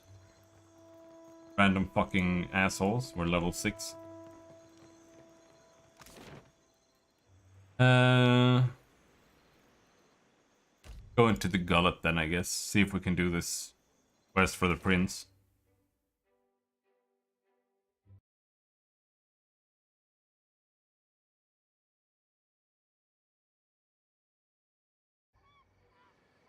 You leave the bustle of the crowds behind, making your way along the winding path into the gullet. For a time the path ascends the mountain. Even so, the cramped walls and run-down Huana buildings close in around you, obscuring your view. You come to a dark passage cutting through the mountain, just wide enough to accommodate a wagon. The path here descends steadily into a rock face. After a lengthy journey through the dimly lit tunnel, you come to the gates of the gullet. The stench hits you first. A foul mixture of rot, stale air, and bodily odors. You notice a guardsman pushing a cart, heaped high with moldering food, which must account for some of the smell. Ahead, the homes of the gullet emerge as a collection of lights amidst the darkness. You hear the rush of water below. A frigid breeze wafts up from the unseen depths like an exhalation. The gullet. Deadfire's so different than what I'm used to. It must be for you, too. Ugh, quite different. Even I am not accustomed to this much sailing. They seem to hold the godlike in high regard. You ever think about staying? The dukes have liberated me from the burden of making that choice, Adair. A gaunt Roparu woman grabs for your leg. She paws at you with a weak grip, fingers bone-thin and trembling. Mercy, traveler. Never have I been so hungry.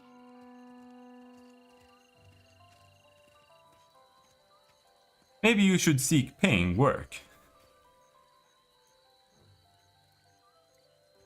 You have no access to food. Always there is prize share. The pile has grown leaner these years. A Huana term referring to distribution of wealth.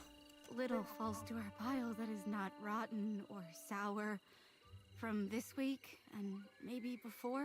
This is what happens when you make an entire kingdom out of communism. Because they seem to have that kind of tribal mentality. These islanders.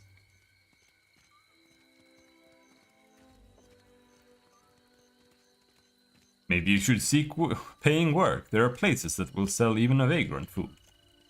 A disbelieving laugh cracked from her throat. Many Roparu come from other islands these days.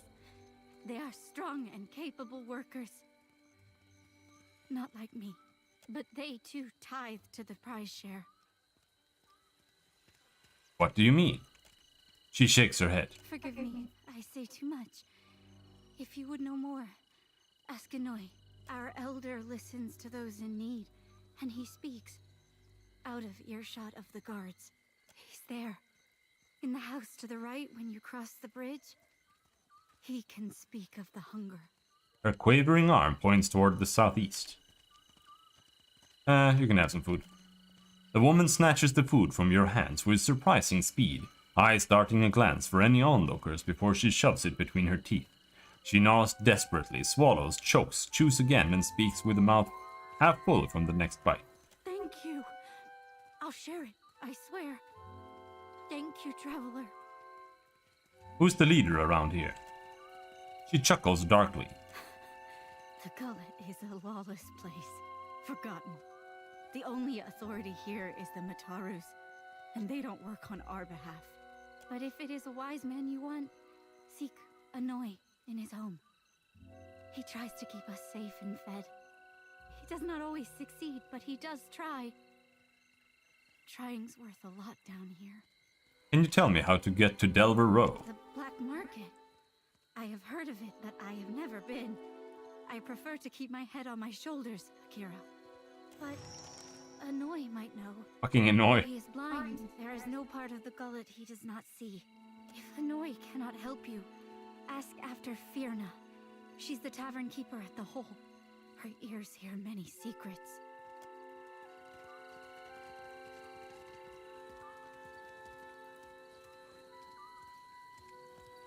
Right after the bridge? For what? Bataro's the second this month. And they say the pittings aren't increasing. Do they lie to themselves or just to us? At this rate, who'll be left to suffer the Mataru's ire?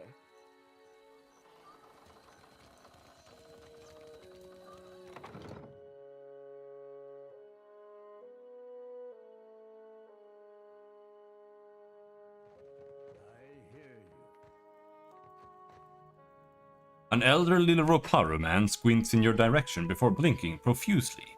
He hobbles closer, bare feet slapping the splintered floorboards of his abode. What say you, boy? Clapping. He peers steadily into your face, blinking faster all the while. The man's arms are thin as sticks. What teeth he has are yellowed or black from years of malnourishment. Say nothing. I can hear you breathing, boy. Adair looks at you and takes in a deep breath, holding it and motioning for you to do the same. Now, no breath but flapping arms from your companion. Is he soft of mind? You must be charitable to have taken him in. You got no idea. Soti shakes her head. I hear much and many things. Like the footsteps of a god on the horizon. I also hear the Raparu's heartbeat, grown thready and pained. Now a watcher comes to the gullet, as Amira has shown me you would. What's an Amira? One of the most important deities of the traditional Huana pantheon. Amira is a bird goddess who hatched the world from an egg. The Huana often worship her as Helia.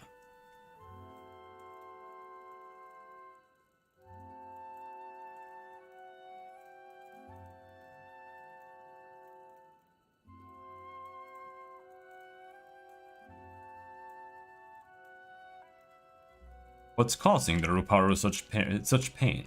The Raparu are being crushed from the top. We starve so slowly. It is an agony. No one deserves to suffer. Not like this. The old man shrugs. This is the Huana way. The fish of our nets are drawn for the tribe. The fruit of our fields, too, is reaped for the tribe. And the coin of our pockets belongs not to one, but to all. All spoils are gifted to the whole of the tribe. The tribe then partakes from the top down, from the most deserving to the least. But I said they're commies.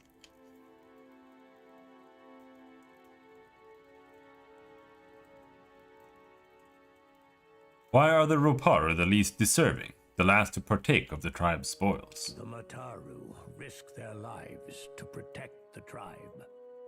The Kuaru provided skilled goods and services. The tribe takes care of the Roparu more than we contribute to the tribe. Or it did, before our numbers swelled too large. The Dawn Stars would feed us, but the gods forbid them to pervert the order of sharing. There was a man who helped us, a soft-hearted pirate named Ulug. He worked with the Principe captain, Mad Morena, they call her, to bring us food from the black market. But for days now, we've had nothing. He rolls his dark eyes skyward. A sigh whistles between his teeth. Ulug was never late with his shipments. Always very conscientious. A good boy. For him to disappear for several days without word, he must be dead. The Queen refuses to increase our share of the prize share. Without Ulug's shipments, we will surely starve. I am asking you, what else can we do?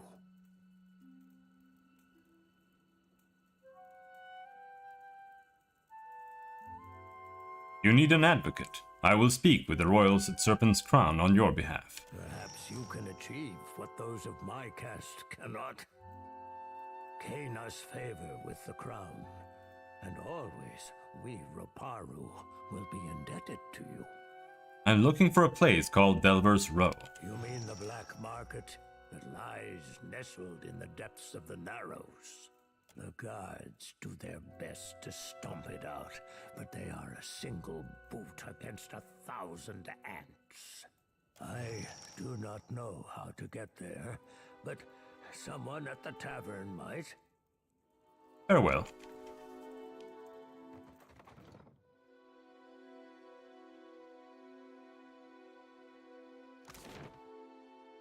Elise's home, Beehow's home. He can't be Aethys because he died. But at the same time, I never thought Gon could be so... Destructive? Uncaring? That is what the gods are. All of them. No, I won't believe that. There's a reason for everything, even if we can't see it. Sometimes, maybe, you gotta be hard to be kind. Still waiting for the kind part.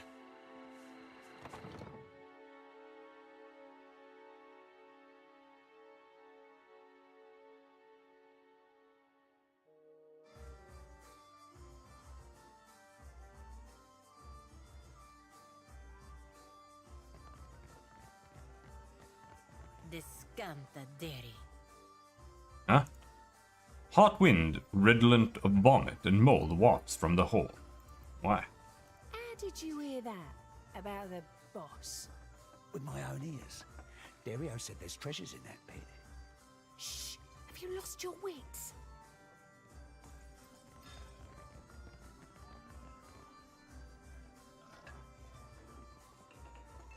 An Orlan covered, toe to ear, tip in sable fur. She's not covered in sable fur, she's the opposite. She's fucking white. How's that sable? She gives you a wide, easy smile when she notices your approach, then slips the coins into her pockets with a wink. Hey, fresh face. Welcome to the hole. Just got 2 rules, yeah? Keep your hands to yourself, and don't fall in. Need something? Show the medallion. Does this mean anything to you? Whoa now, fresh face. Ain't bright to go waving that thing around just wherever. I know a Mataru trap when I see one, and I'm not looking to be snared. Keep that what's-it to yourself.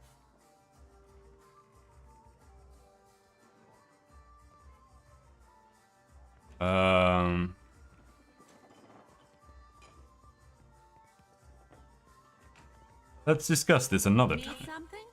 I'm looking for a way into Delver Row. You want to lose your life on the pointy end of some brute's sword? If you're dead set on dying, you'll find Delver's Row in the Narrows. Those twisty alleys carved into the mountain on the west side of the gullet. You've got to make your own way from there. Dario will skin me if I say any more.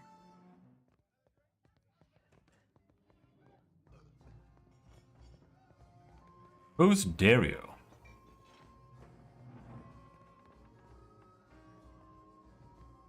Nobody knows what Ferna knows, except that she's loyal to the gullet.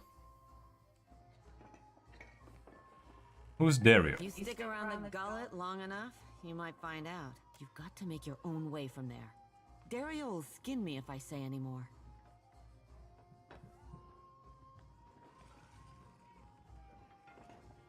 Diplomacy plus 100. Discretion and compensation go hand in hand. Then I'll be shaking yours, fresh face. She grasps your hand with a grin, then quietly slips your coin into her pocket. I'll tell you how to get there without getting yourself dead first. He winks. Take a room, the first chance you get. Then keep going forward until you see a merchant stall.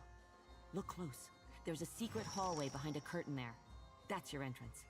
I'm sure I don't need to tell you this, but all the same, you'd best watch yourself in Delver's Row. The crooks there will kill you just as soon as cheat you out of everything you own. If Dario doesn't gut you first. Nod. Need something? I'd like to buy something. I've got just the thing for you, fresh face. Just the thing. Do you prefer spider free or spider full? Spider free? 2 stealth, 2 streetwise, 2 sleight of hand. Take a nap.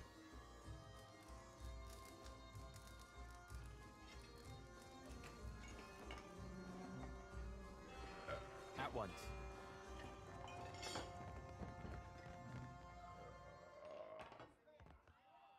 This Rawatayan sits ramrod straight. On the table near her are a half-empty liquor bottle, and a small porcelain cup. Both smell of anise. She looks like she's trying to blend in, but her unnatural stillness and her bright, spotless attire make her stand out like a reef fish against the rocks. Her eyes find you. Her eyes find yours. I am here, Seduzo Nui. Do we expect any foreign merchants today? Sedutsu keeps her eyes on you even as she speaks to the soldier. There is only a brief pause. We do not, Seduzo Nui. Captain shifts uncomfortably. Then state your business quickly. I want to avoid another surprise. She glances around quickly as if she expects someone to jump out of another corner of the tavern. What's your business in Nekitaka? Nearly done, I hope. I sold a consignment of iron and cultural coral, and will return to Rauatai with vorals, merkberries, and Andra stars. She shifts in her chair, tugging at her conspicuously clean and bright colors.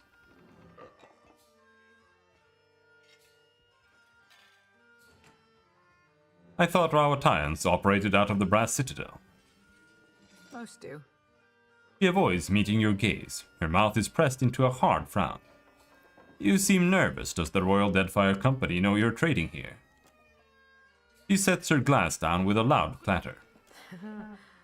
The Royal Deadfire Company would frown on business in this district, but there's no harm if they don't know. She laughs nervously. I see. What is your business with me? What's your business in Nekitaka? Why can I ask that again? Nearly done. Okay. I sold a consignment of iron and cultural coral. What is your business with me? I don't have any business with you.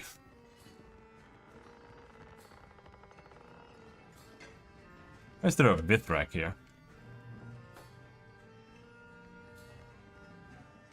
Beer is good, maybe? Is it? I don't know.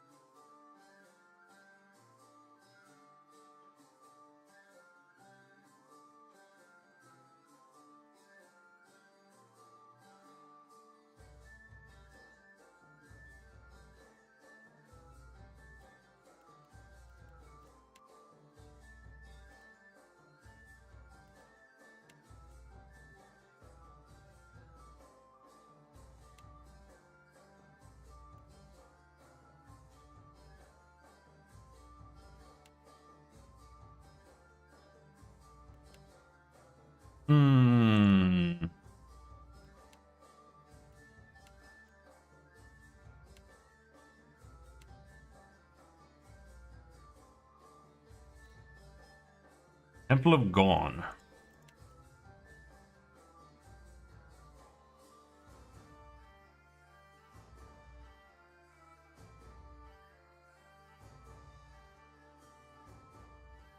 To do this via Prince Aruihi, we would probably have to do this via the, or fix the Delver's Row issue here.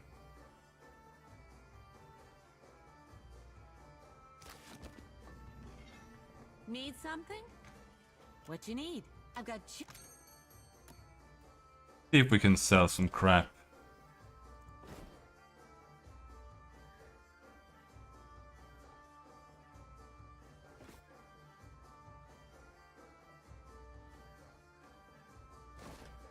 Spells. Likely. Traps.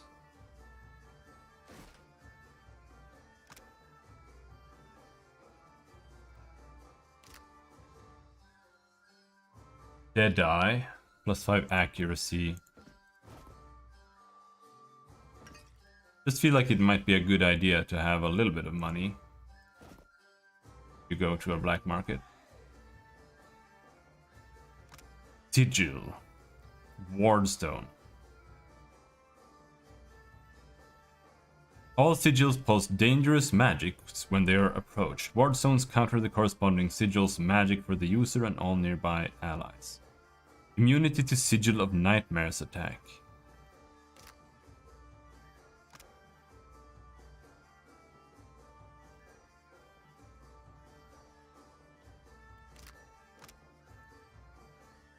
Summon 2 Brine Imps.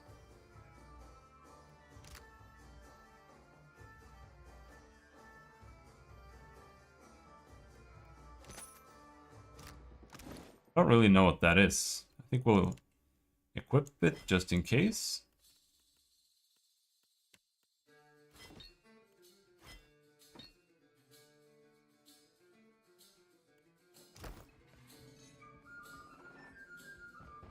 Did you just vomit in the hole?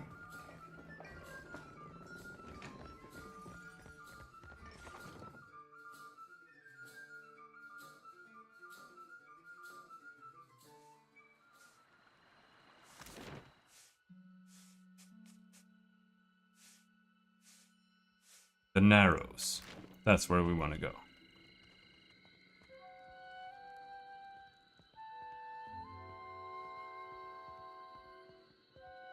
A man saunters over to you with a jagged smile.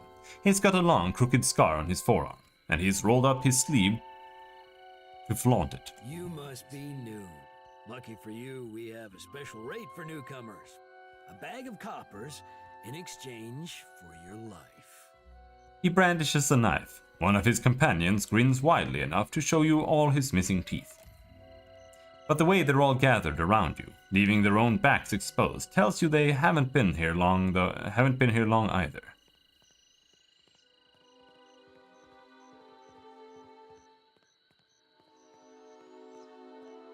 You're newer than I am, which means you're poaching on someone else's territory. Told you. One of the others punches the leader's shoulders.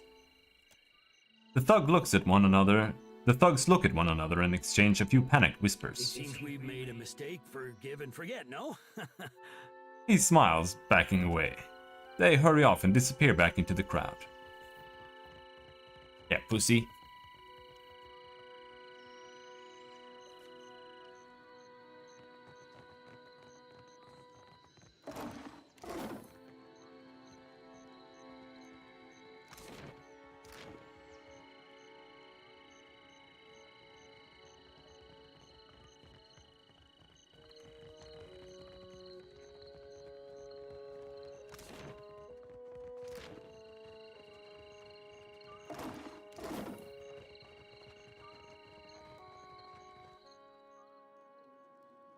You enter a dim alleyway that reeks of urine and torch smoke.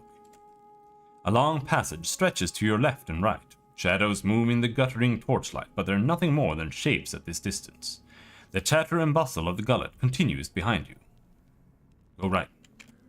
You trudge along the darkened passage and reach an intersection. The tunnel branches off to the right. You hear the distant murmurs of voices down the darkened path, but see no one. This doesn't match her description at all, does it? Or did I turn incorrect? She said go right, but maybe we should just keep going. Okay, we just kept going forward. On your left is an abandoned merchant stall, displaying cheap jewelry. The path continues ahead. Inspect the merchant stall. Laid out are various trinkets made from junk, necklaces strung with fish bones and shoe buckles, and bracelets made with shards of broken glass. But the curtain sways and flaps as if stirred by a draft. You twitch it aside and discover a secret passageway. On your left is an abandoned merchant stall displaying cheap jewelry. Yeah. Go through the curtain behind the merchant stall. You check the tunnel one more time to make sure no one is watching. Then you slip behind the curtain and into another passageway. You're walking along when several hooded figures materialize out of the darkness. Not so fast. You gotta pay a toll if you want to visit Delver's Row.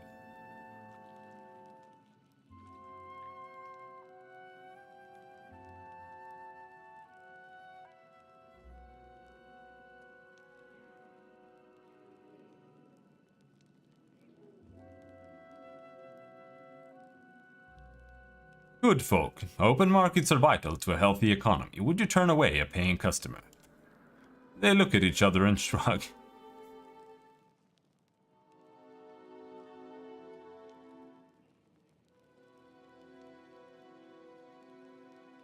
Just this once.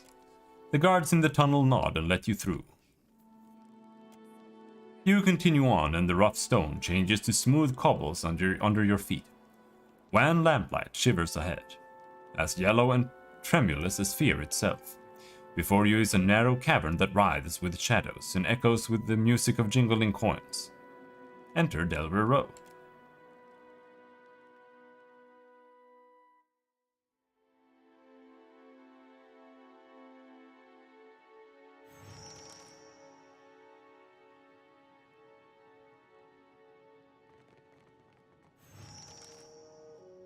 I'd be glad to. Hello, random fella. Street merchant. Hello, street merchant. Looking for something to sharpen the senses, to help you leave your sorrows behind? I got what you need. I don't think I need that. Oh yeah, we have a belt.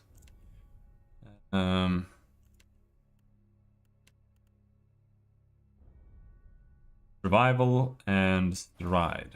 Sure.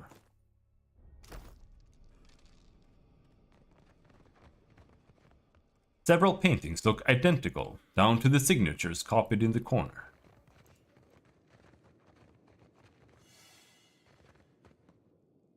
Well, I'm sure nobody's gonna be mad if I sneak in here, right? Look, there is something over there. Rubies. Fine leather armor. Pickaxe. Wherever you go, Watcher, it seems there are always locks to it. Party assist. Total mechanics 7. Lock difficulty 12. God damn.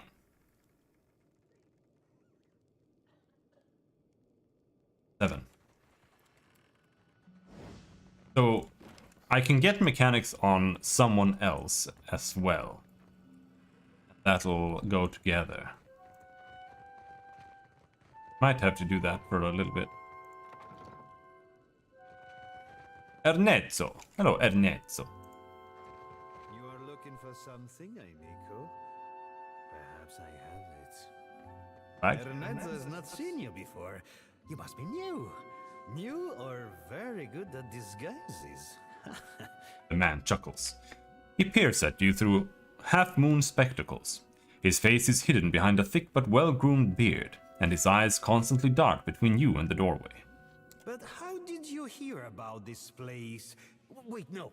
Do not tell me. Sometimes it is better not to know. There is something I can get for you, yes? Tell me quietly. I don't remember this medallion. Oh yeah, that's what he gave me. I need supplies. Of course. Only do not tell anyone where you got them. Grari Kuiras. Legendary.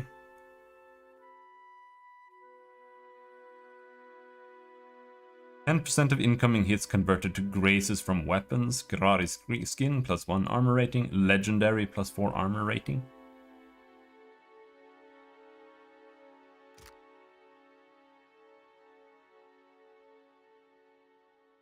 The Red Hand. An Arquebus.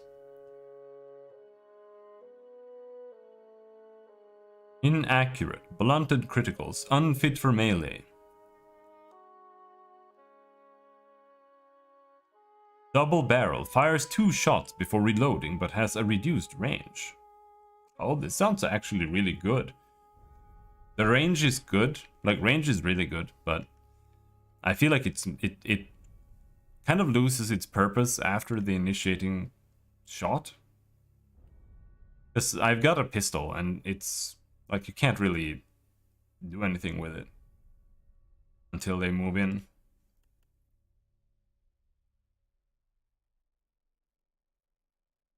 %1 damage dealt and received on kill. Received as well. Okay. Well.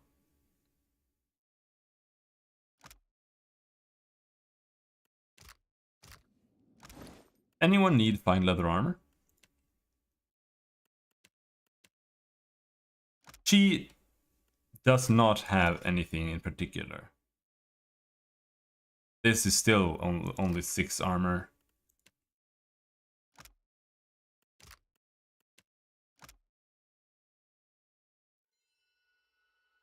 Like, clearly this armor is crap, but everything I want to do with my MC is already way too slow.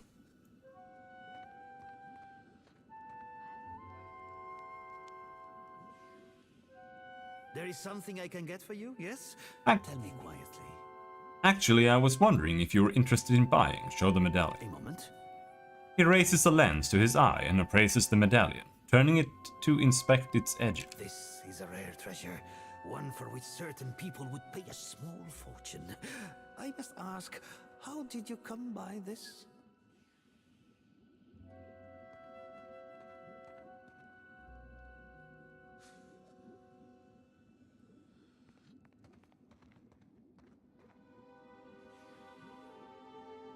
Relax, I know you're just the middleman. How about you point me to these certain people? He pauses, considering your suggestion. You might speak with Dereo the Lean. He would be interested to know that such goods are drifting. Where do I find him? To find him, leave Delver's Row. Go right out of the market stall, then left at the intersection, and left again.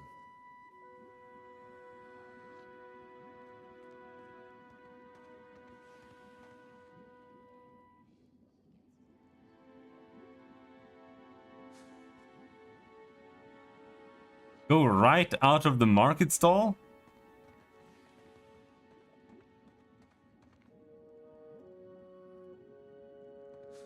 And then left?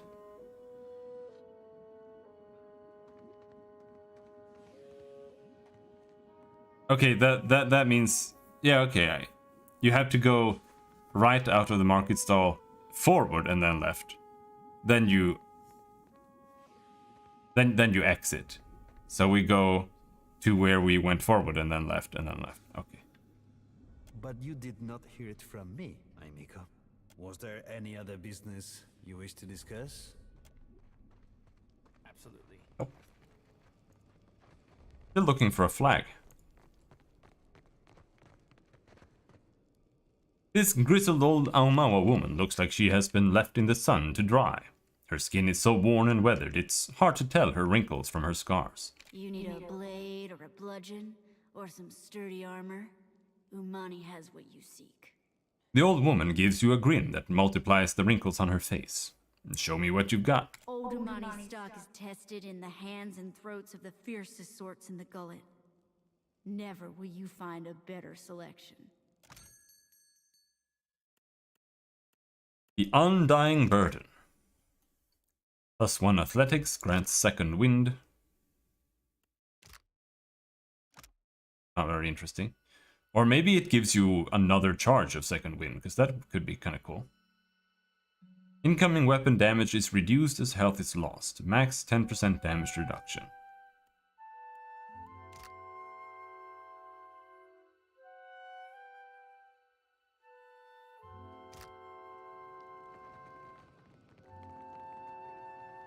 Stray dog. Oh, Algol.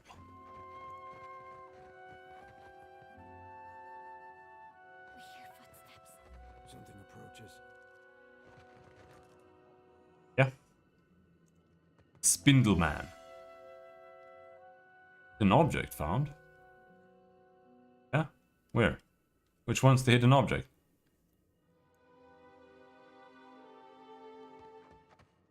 What is this Kith creature? A Vithrak cocks its head and focuses its many eyes on you. Its strange companions also stares at you with unnatural intensity. Alright, I'll go first. Is it true some of your kind are covered in soft fur that feels good to pet? One of the Vithrak's eyes shift towards the deer. After a moment, it shifts back to you. What secrets does it bring? You feel a gentle scratching in your head. Another voice speaks directly into your mind. Let us see. Let us see. Cypher, shield your mind. The Vithrak withdraws, grinding one of its mandibles peevishly. We wish to only see, to know, yet Kith hide and hoard their secrets. I don't trust this creature at all. He eyes the Vithrak and looks toward the exit. The creature's probing psyche traces a question in your mind. Its strange companions stand perfectly still, waiting. What are you doing in the gullet? We dig. There are many minds here with many secrets, many depths with even more. A city under a city. Another in the ruins. It teems with young secrets, rivalries and betrayals. We seek the older secrets, buried deeper and carved on weathered stone. I need supplies. Spindleman's Grimoire. Full of Eora.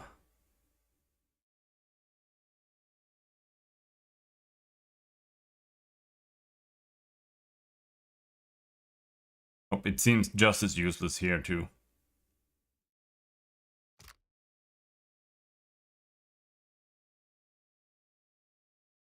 Gaze of the Adragon.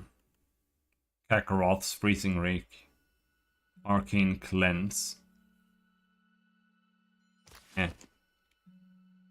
Zandithus' Dragon-Scaled Grimoire. That's a lot of fire spells, man. Zandithus' Draconic Fury. Plus 15% damage dealt as slash with melee weapons, plus 15% damage dealt as burn with melee weapons, chance to terrify when attacked with melee weapons.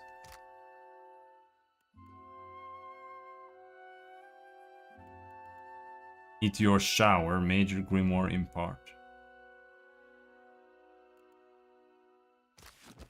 Yeah. The thing about this Grimoire system is, for me, right now, I don't really feel like I ever want to change else. Obsidian Lamp Figurine. Summon Shades. Ring of Regeneration. 1 health restored per 6 seconds. That's ass. Illusion power levels.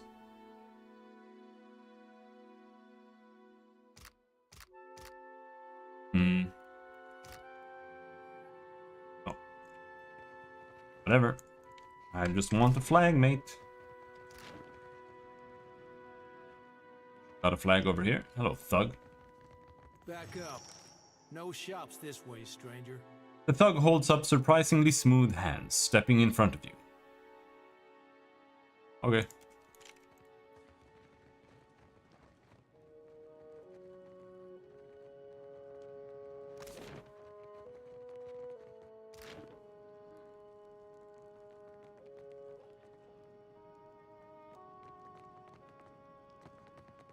Got a flag?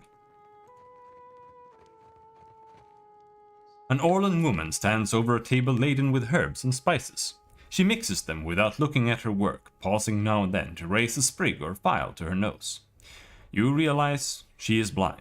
It's the smell of cardamom that drew you, no? Or perhaps the sting of fresh pepper. Or maybe you seek something with a stronger bite.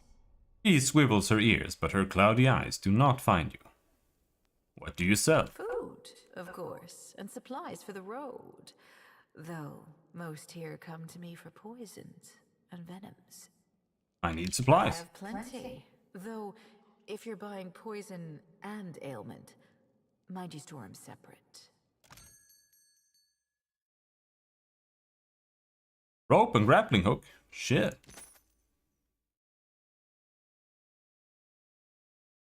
Flint and tinder? 5 bars? That.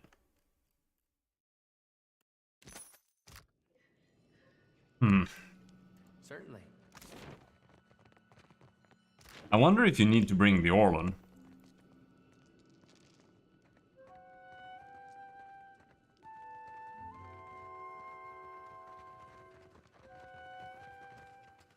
A figure in the shadows looks up at your approach, pursing his lips together in a crooked line. Think you made a wrong turn, Bilger. You don't belong in the row.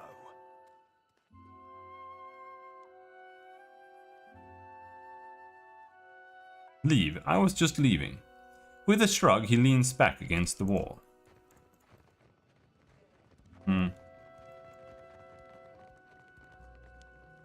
Nobody here has a flag. That's why either I'm thinking we need to have the Orlan guy, or explore the Narrows. You leave the hustle of Delver's Row behind you and fade into the alley. Go right.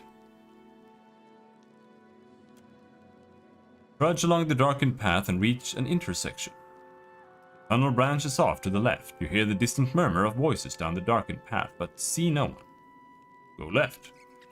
The tunnel branches to the left. The floor around the entrance is spattered with something as thick and dark as tar. It looks like sweat. Go left. A handful of guards emerge and block your way, crossing their thick arms over their chests. One of them spits a viscous black glob at your feet. He rolls a dark plug between his teeth. Better head back, friend. It's invitation only past here.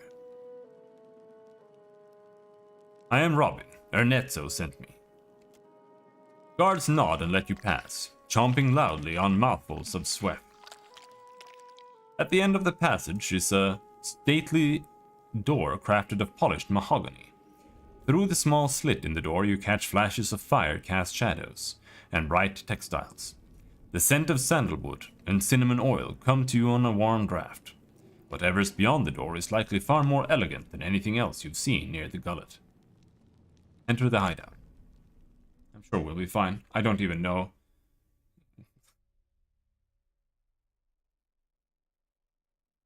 No, barely know what we're doing here. Hello, Dario. A thin, long-limbed man holds a handkerchief in one hand and a threaded needle on the other. As you approach, he sets his handiwork aside, and you see an elaborate goldwork pattern embroidered around the edge, the same pattern that adorns his brilliant tunic. You also notice a strange bulk beneath the thin fabric of his trouser legs that runs from hip to ankle. You fancy yourself an antiquarian, yes? I heard about the medallion you brought to Ernezzo. What I do not know are your reasons for doing so.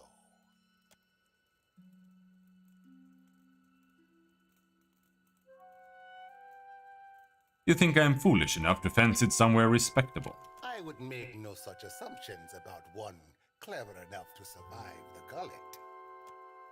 He rubbed the gold embroidery of his tunic between thumbs and forefingers. Many things of interest pass through the Undercroft. I could grant you leave to visit and see for yourself.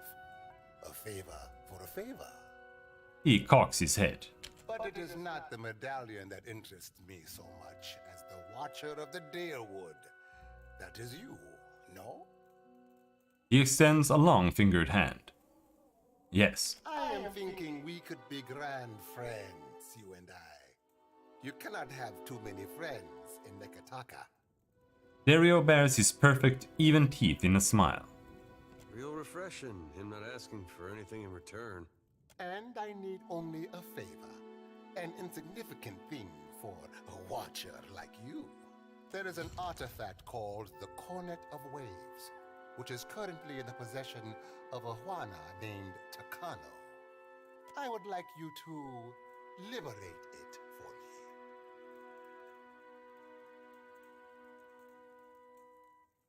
He flutters his slender hands in a way that resembles a bird taking flight. Why do you need a watcher? Watchers see what many cannot. Takano is a man of many vanities, as your special gifts will no doubt reveal. His villa is on the eastern edge of Serpent's Crown, just downwind of the palace. He pauses, tenting his fingers. The opportunist I first hired was too bold and found herself ejected from the district. With your unique talents, I am hoping you can avoid such complications and persuade Takano. After all, it would be best to avoid drawing the ire of our Mataru hosts. When you have the cornet, bring it to me. I will pay you well for it, and you will find my favor useful in this part of the city. What is the Cornet of Waves? It is an old Juana artifact. A musical instrument of sorts. One hand plays with the elaborate decoration at his sleeve. Ages ago, it was part of a pair. But its companion, the Cornet of Depths, was lost when the old city sank. Both are said to carry the voice of Andra herself. I do not believe in such superstition, of course. He frowns. Yet you see the tension in the way he pinches the fabric of his sleeve. He wants this artifact. Badly. You don't mean valuable in the monetary sense. He coughs into his hand to hide his fluster. I have told you all you need to know of the cornet. Now, I suggest you focus your sharp mind on retrieving it. Farewell. Very friendly fellow.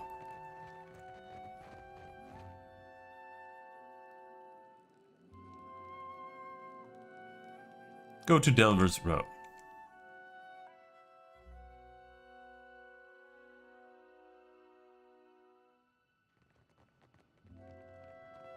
Oh.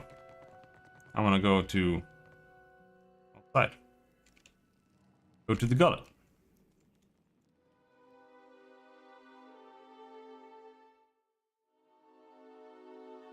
I'm a little bit interested in seeing... Can you change party members here? Do I have to go all the way back to my boat?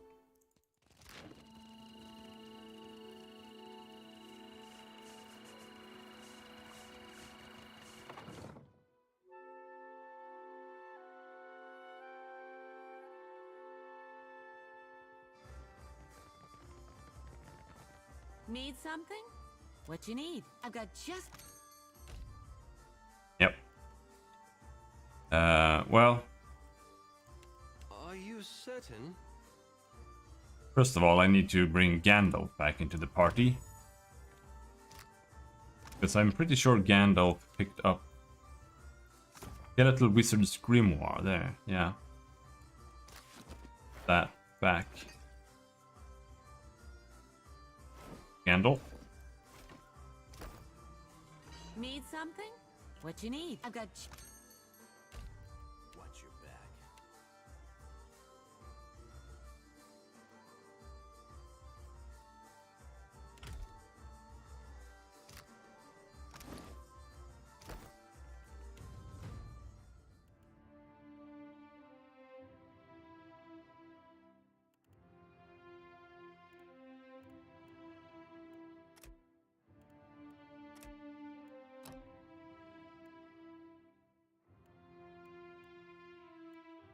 Where's dual wielding? We already have dual wielding.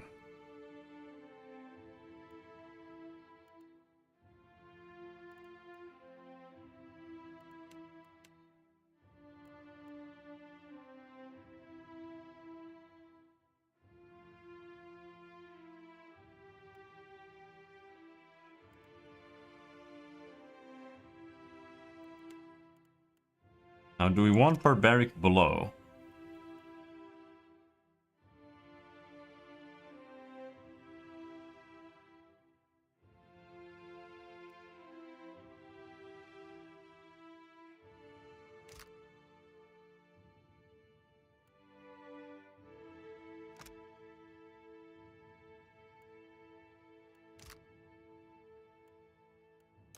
Yeah, I do.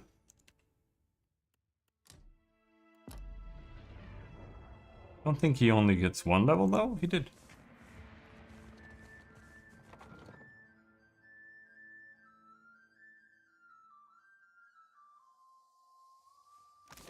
I think we'll only go and check this out and see if he has anything to say there.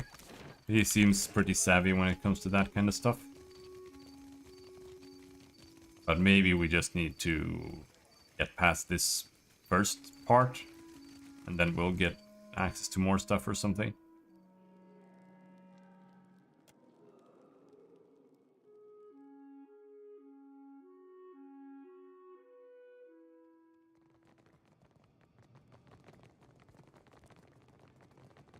Seem to be saying much. Looking for some in the shop.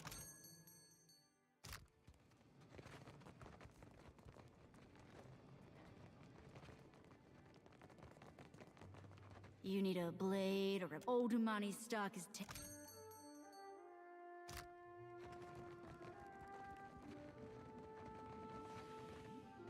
There is something I can get for you, yes? Tell me quietly. What do you know about the Spindle Man? Merla, it is a dangerous pest. Crosses his arms and shudders. When it dug its lair, it did not even ask permission of their... of the boss. Do varmints normally do that? Get permission from your boss? The boss, you mean Dario? If I do, I surely did not say such a thing. He runs his hands nervously over his beard. But this Spindle Man, they say it is a mind reader. At all? He shakes his head. They say it is a mind reader. We in Dalvesrow are simple folk, quiet folk. It does not do to have a mind reader nosing among us. You understand me, yes? He inclines his head toward you. To understand.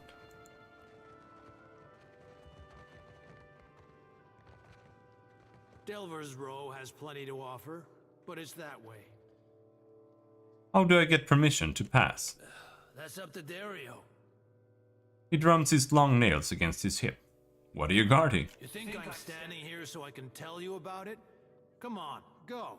He flicks his fingers in a shooing motion. His nails shine in the torchlight. Fine. Go. Yeah, it doesn't really seem like we can find what we're looking for here. Not easily, at least. However, if I hadn't replaced Palagina, we might have been able to open this thing.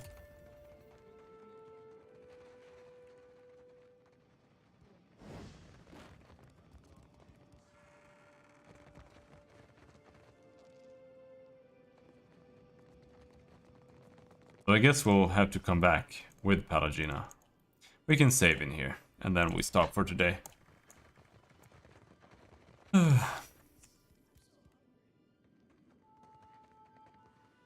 of in mechanics 9. Yeah, if assist is just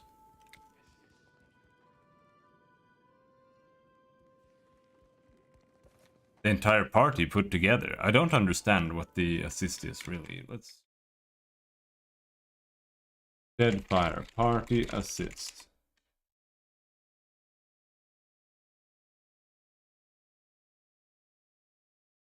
Add up all the points your companions have in a skill, +1 to your watcher skills at the following amounts. 1, 2, 4, 7, 11, 16, 12. What?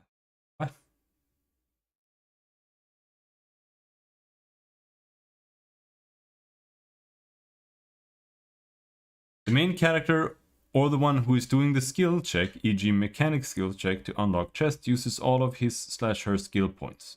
Then he/she adds a part of the points from the party. This works as follows.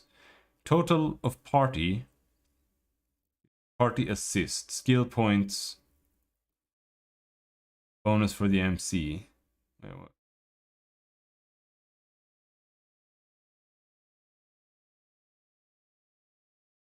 Okay, so if you have a total of 4 to 6 in mechanics in your party, except for whoever is doing it, you get +3.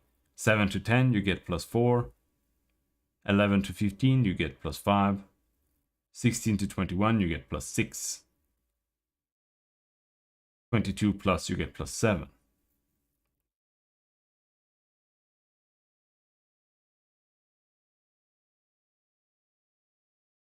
So if everybody gets 1 in everything, then you get...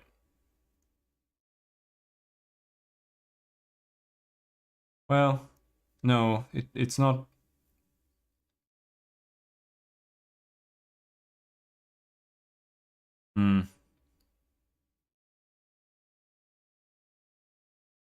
Well, if you give everybody 1 in everything, or no... Rather, I think...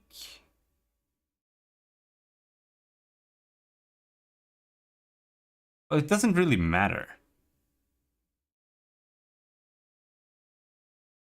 Because you have to spend points for others too. So it really only helps the MC in times when he's the only one who can do something and he gets assists, I guess. Otherwise, it doesn't really do much. I feel like the only thing the system really does is it kind of salvages your starting bonuses. Because like when you're playing a priest or you're a human or whatever, or like a drifter, you get +1 to certain things. And the only thing this really does is that it kind of salvages that, so it's not just wasted. Because otherwise, if you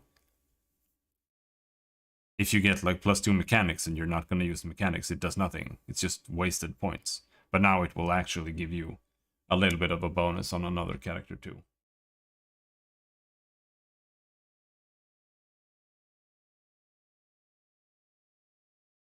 What can I do?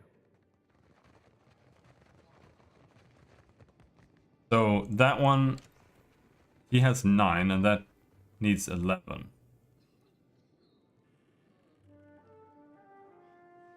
We might have been able to get another plus.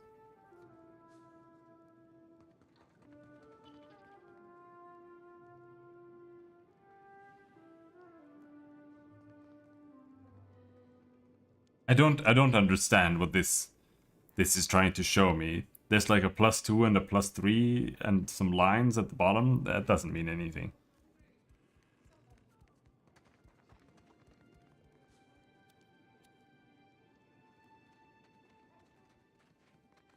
Are you saying that we're like halfway to +3 or we're not?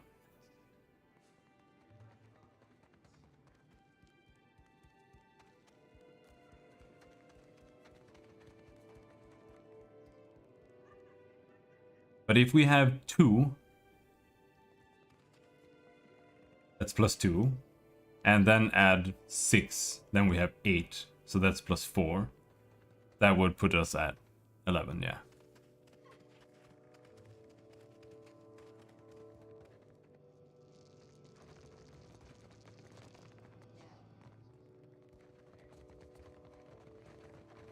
Anyway, let's stop there. We'll continue tomorrow. And, yeah. Gonna go watch Chinese cartoons.